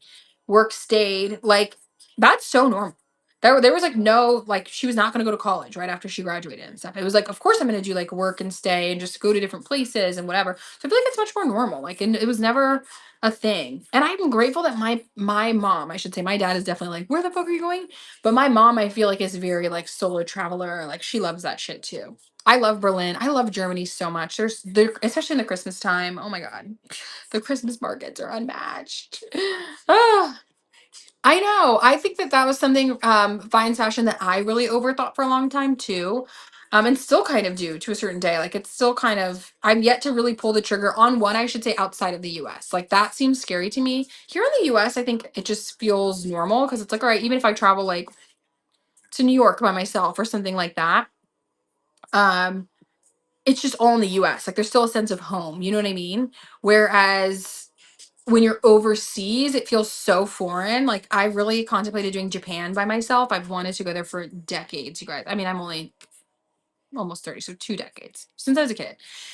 But that I almost feel uncomfortable doing alone. Like it might be too outside of my comfort zone. So I don't know. I feel you on that though. Like I feel like it kind of felt you have to feel it out. I agree. Oh, period. See, exactly. You already knew Spanish. It was perfect. And I really want to. See, that's what I want to do too. I've never traveled outside the country alone either. I lied. When I visited my mom in Portugal, I like flew to her, but she was there obviously. So I've never been somewhere where I'm not meeting somebody. Like I want to like go and meet them and that's it. Or I wanted to be like just me, myself, and I. But I think I'm gonna do it, guys. We're 29. So Rome pending. Rome pending. T. I just think it would be nice. Like, why not solo travel? Why not take yourself out? Why not spend a little money on yourself? Why not just go do something you authentically want to do? I've thought even about like Bali or places like that. Obviously, I think because you really never like you don't, I feel like that would also be kind of easier to get around too, and it's just like relaxing. I've had several friends that have gone to Thailand alone, Bali alone. One of them went to Vietnam. So like some certain Asian countries, I feel like they just breed a level of safeness too, just because I think they have like just societal expectations and things. So yeah, exactly. Like you've done Thailand. So I think those could also be like a good place to start. Now that travel day, girl, woo, I can only imagine. I want to go to Japan so bad, but even thinking about the traveling alone, the traveling makes me want to kill myself, but I think it would be good. 22 hours. That sounds horrible, but like well worth it, I would say, because you're there. You know what I mean? Oh my God. Seriously, Sydney, I feel the same way. It's like been on my bucket list for seriously since I was like a kid. I used to tell my mom, I'm going to go live in Japan. My mom said, you used to always tell me you were going to be a rock star and you'd live in Japan with your 4 kids. I'm like, exactly. I always knew I was going to be a rock star or something fab, you know? But like, I've just always, there's something about it. And I need to look at the astrocartography of my chart just to see like where my Venus lines go and stuff. Cause I'm telling you, there has to be something with Tokyo, Japan, because like that Rio de Janeiro, Brazil, those two, since I was a kid, have always been like, I want to go to Brazil. I want to go to Rio. I want to go to Japan. Like, it's just always been those two places. I've always wanted to go to Rio de Janeiro and just see Brazil, see the beach. Like, I don't know what it is. And I've always wanted to go to Japan. So it's just, I need to do that. I'm going to check it today, honestly, and I'll update you guys in the next show because I'm telling you, there has to be something to it. And you know how they say that like that stuff will indicate like when you'll meet your or like where you would potentially meet your significant other. And exactly, oh my gosh, yes, Reese, or past lives, things like that. Like I'm telling you, I think I've either had a past life that had to involve one of those places, or like there has to be something significant there. Same with New York City. Like I don't know, maybe it's just a big city thing, but there's just certain cities that I'm like, oh, they have been on my list. Like I'm telling you. Yes, I'm telling you. I had a guy that I was like seeing. I wouldn't even say dating, but he or his brother lived in Rio, and then he would go visit him, and he's like fluent in Portuguese. Like it was just such an attractive thing. I loved it, but very cool demeanor, just a very like cool vibe. They were not Brazilian, but they were actually like honestly white and from New Jersey. But again, they just got like so immersed in the culture, and I'm wondering, I'm like, huh, I wonder why. They just loved it though. But they loved Brazil. Like they loved it. And I fear she ate with that period. Oh, honestly, I don't know. I don't even know where I would really want to do my honeymoon. Honestly, like Japan, I really thought for a long time would be my honeymoon, but now I want to go before I'm like married. I do not speak any German. I'm half German. So my mother is German, the one that I showed you guys the picture of. She's very I was gonna see if I had another one to take down. And I feel like my mom, like, she gives very German energy. She looks very German. She is first generation American, so she doesn't sound like really German, honestly, I feel like in my eyes. But yeah, my dad's family is African American. So I'm the mix of the two of them, you guys. And I feel like I look really similar to my mom. That's why everybody gives me so many sweet compliments on my nose. And I feel like like it's just my mother's nose. I definitely got her nose and like just cheekbones and kind of chin. I feel like again we just look very alike. And then my sister, I have an older sister. She looks like my dad. I feel like she looks the most like her. But my mom and I kind of do look like twins. I feel like people always tell us that. You guys look so alike. I'm like, thank you. That's so much better from when I was a kid when they would tell me I look adopted. So thank you so much. See, mixed kid probs. I'm sure you have the same thing. Obviously you guys know my mom is white and my dad is black. Do you have a mix of the same or is it the inverse? You know what I mean? Not that I think that matters, but I'm just always curious. I have had, actually, I think almost all my friends have had my mother, their mother, my mother as well being white, and their dad being black. I don't know if I have any friends that were the opposite way, white and Native American, and my mom's from India. Oh my God, I love that. That is like such a hot mixture. And your dad, okay, so your dad is mixed too. I love that. That's a beautiful mixture, honestly. See, I'm hoping my kids have something like that, like two really beautiful, different cultural backgrounds that come together and it's just like explosion. My first ex is Belgian, and I honestly, genuinely, still to this day, I'm like, oh my God, he probably, like, our kids would have been so beautiful. It's sad. It's really sad. I can't even talk about it. But he's not dead. He is Belgian. And I just feel like he has such pretty features and so different from mine. And that's kind of what I like. I like very opposite features to me. They met at church. See, those happen anymore. These men ain't be at church. These men do not be at church. Okay, I don't know. Um, but yeah, then my last ex was he's from Michigan, but his family was kind of Dutch. Like his family was Dutch, so I feel like that's I'm not even at church. I was gonna say like even if they were there, I'm not there. But yeah. I love opposites attract sort of a vibe in that sense. Do you guys feel like you date people that look like you? Like in the sense, like, do you feel like your type has the same physical features as you? So like dark hair, dark eyes, more olive skin tone. Or do you feel like you're normally attracted to what you don't look like the opposite of what you look like? So if you were blonde hair, blue eyed, maybe you like darker features. Or maybe if you have darker features, you like blonde hair, blue eyed. That's the difference. I feel like I've always liked the opposite of my type, but I don't know. But I find like yeah, right? Future kids, I'm crying who have dark features like me. Ooh. Okay, see? I feel like that's always a thing. Either you like a similar like look to yourself, which I do too. Like it's not that I find them unattractive, but I do feel like a majority of the men I've dated have had like lighter features because I have such dark feet. I don't know, it's just an attraction thing. It's very interesting. I could totally talk for years about attraction. It's such an interesting just like science or like even the science of like people having types and stuff like that. I think there's so much around that. Like I live. But it of course I totally think about that. I was telling my friend Max about this, which is so funny because he is like a bit shorter or he feels he's shorter, I would say for a man. And he always says that he dates like women who are shorter and petite just because he's like a shorter guy. I think he's like 5'7". Me too. Me too. Like you need to have a good personality, but I also am like, okay, but physically, like we have to be here too. You know what I mean? Like, and I actually was telling my sister this yesterday because I was talking about this in therapy. Well, let me finish the Maxing verse. So he's only like shorter, petite women, but he's shorter. And I was like, see, but you have to think about your kids. You honestly need like a stallion because then when you guys have kids together, it's like then they won't get shafted. Like think Punnett squares, people. Think recessive genes.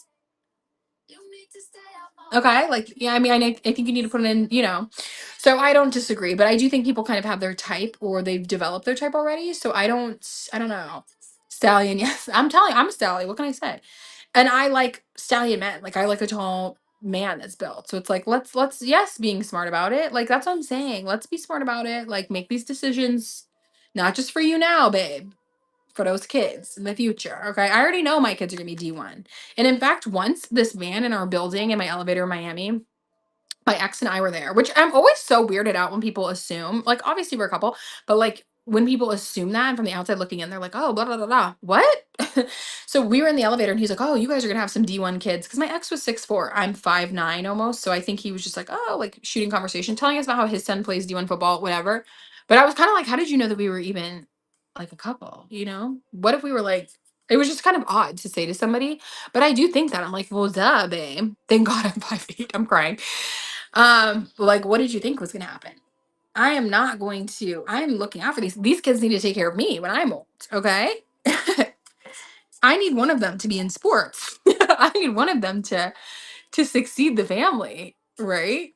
So I don't know. It's just hilarious, but I do find that strangers like to say random weird shit like that, and that was very odd. Get us out the hood. Exactly. That's what I'm saying. I was like, baby, I'm not doing this shit for fun. This ain't for shits and gigs, okay? I'm gonna need contracts signed. I'm gonna need. So it was just hilarious. I was like, oh my god, you're so dramatic, Janae. But I don't know.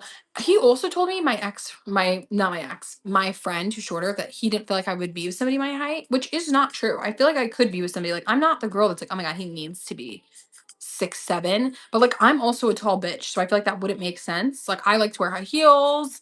I'm a stallion. Like you can't be insecure. I once dated this guy very briefly, and he was very insecure about that. And he would always ask me to take the heels off. Like, girl, no. This never gave that. I never gave the energy like I cared what a man thought about what I wore. So it had to go. But it was just like, are you okay? Very weird energy like that. You know what I mean? Oh, we love a tree climb. Professional koala. Okay.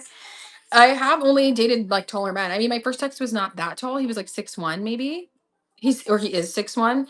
My second ex was the tallest, obviously. No, we aren't taking any heels off, babe. Have been the short kings. Really?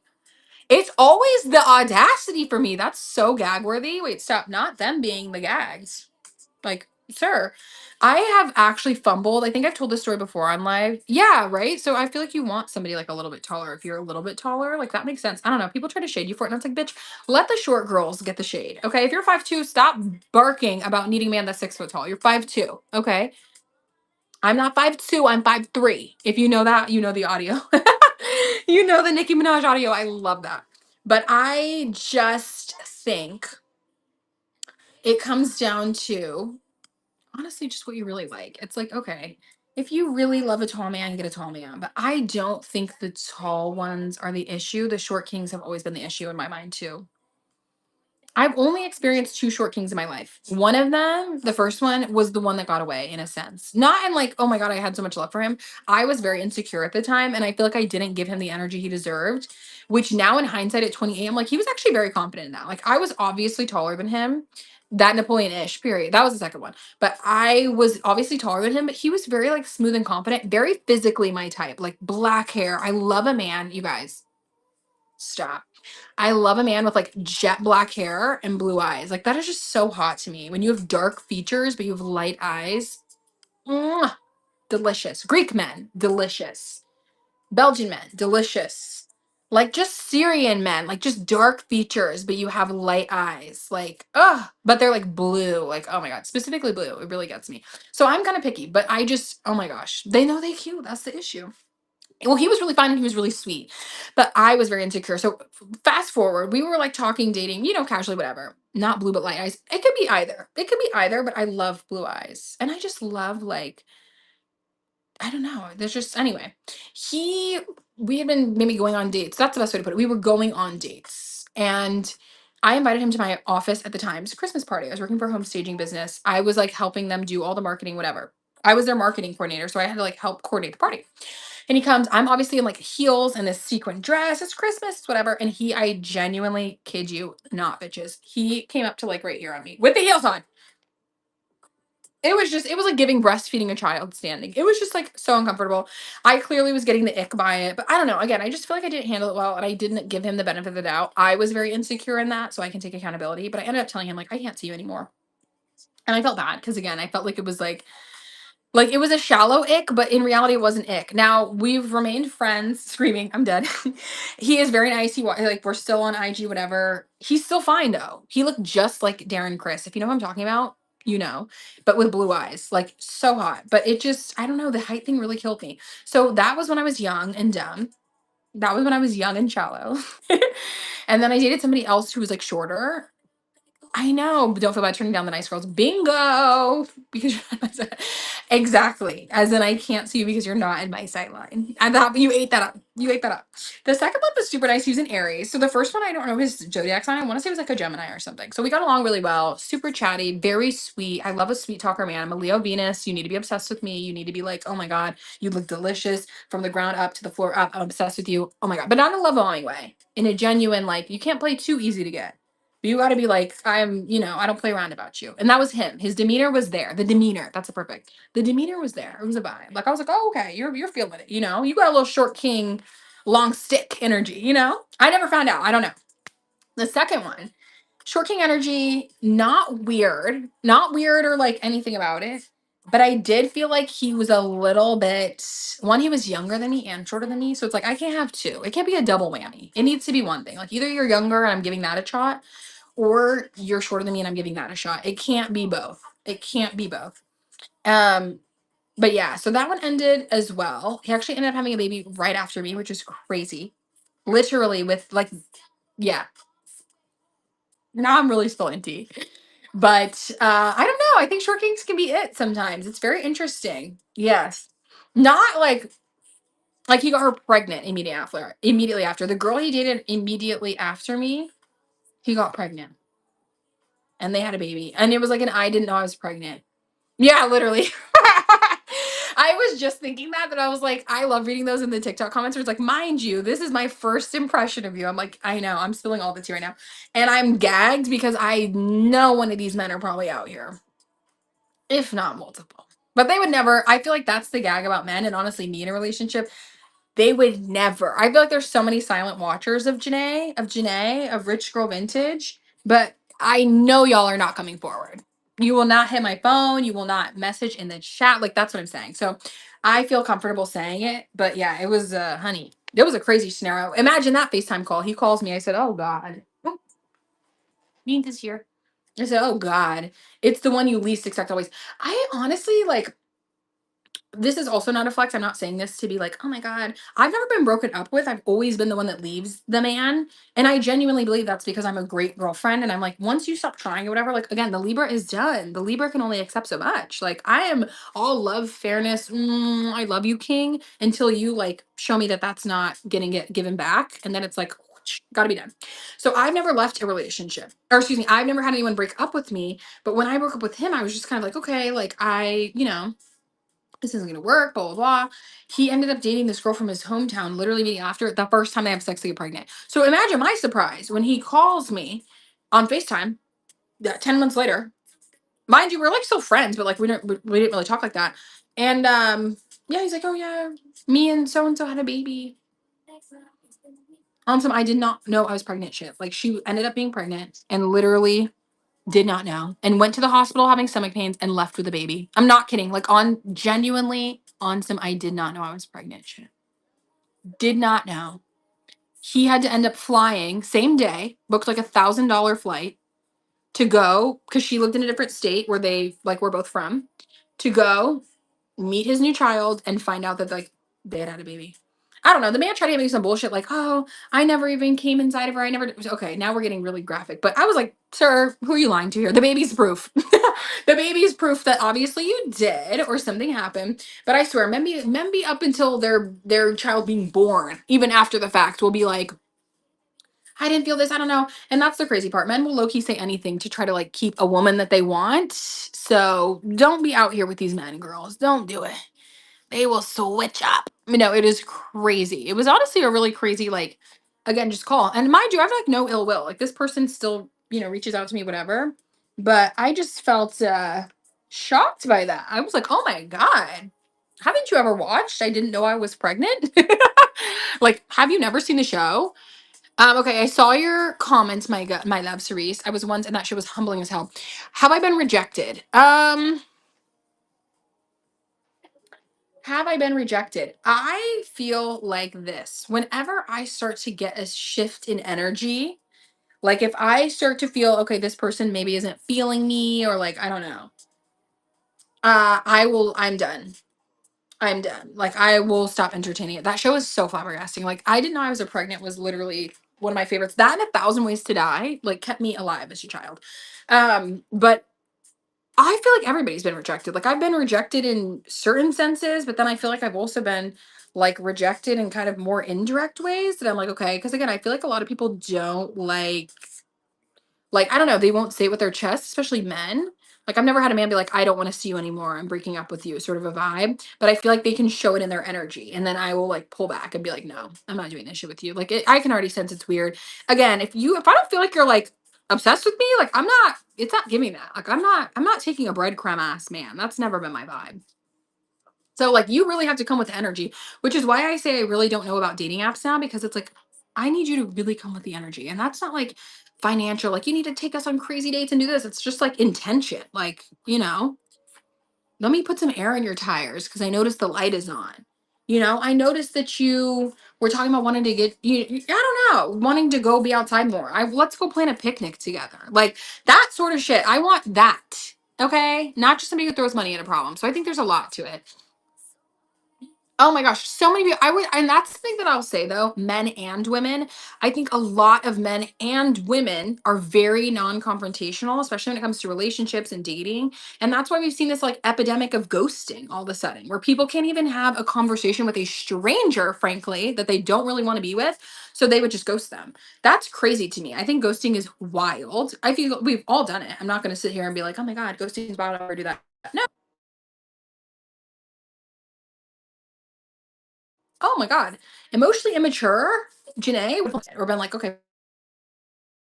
more upfront about boundaries. Like, I'm not going to lead you on or let you keep texting me or feed into it just to be nice. I feel like there's so much stuff when I was younger I used to do just to be nice, where I'd be like, oh my God, like I don't want to hurt their feelings. So like just to be nice, I'll like keep texting them or, fine, we'll keep going to dinner or whatever. But like, I don't know. I just feel like now like time is so important.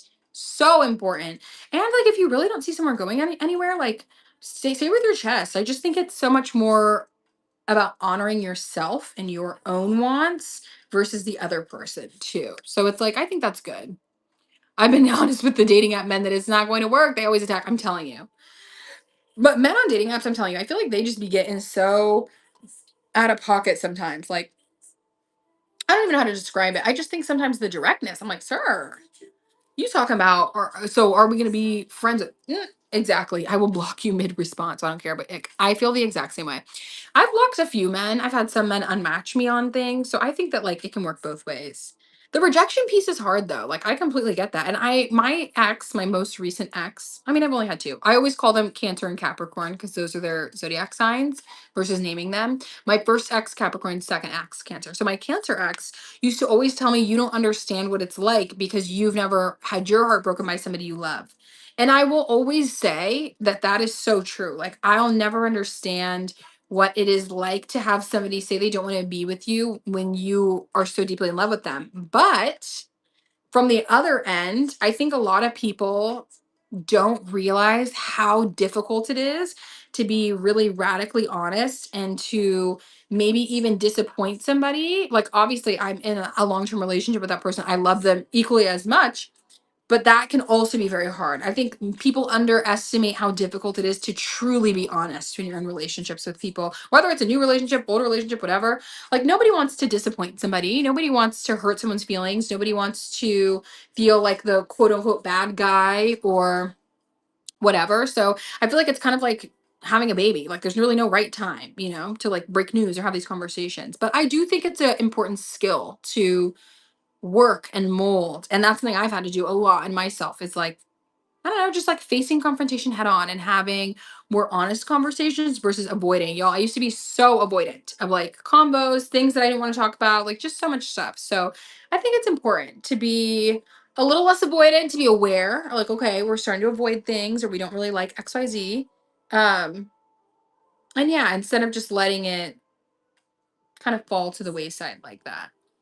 I don't think ghosting, I don't know. I just don't see a place for ghosting. I really don't, you guys. Look at Beans. Now he's relaxed and he's like ready to lay down. Look at him with all the hangers. You guys, I got this new pillow. How do we like her? I feel like she really ties my bed together. Like it matches all the vibes and my pretty pick. But yeah. So that's kind of rant today, you guys. Oh my God. We've been on for like 4 hours. I'm out here trying to break a motherfucking record. Okay, guys, but I am going to get off because I do need to continue with my day. I cannot believe it's already 4:12. I have been live for like 4 hours. I love you girls. Please bookmark the upcoming shows. We have so much coming up. Thank you for joining. Thank you for purchasing. Thank you for feeding my soul with just girl talk, literally. But I will see you guys again tomorrow. We're going to be doing a whatnot like seller chat. So we'll do more in depth on seller chats. I'll send out my Excel, etc. But yes, girls, thank you. Let's raid somebody. Yes, I will. I was gonna say, let's raid. Oop, Toots is on.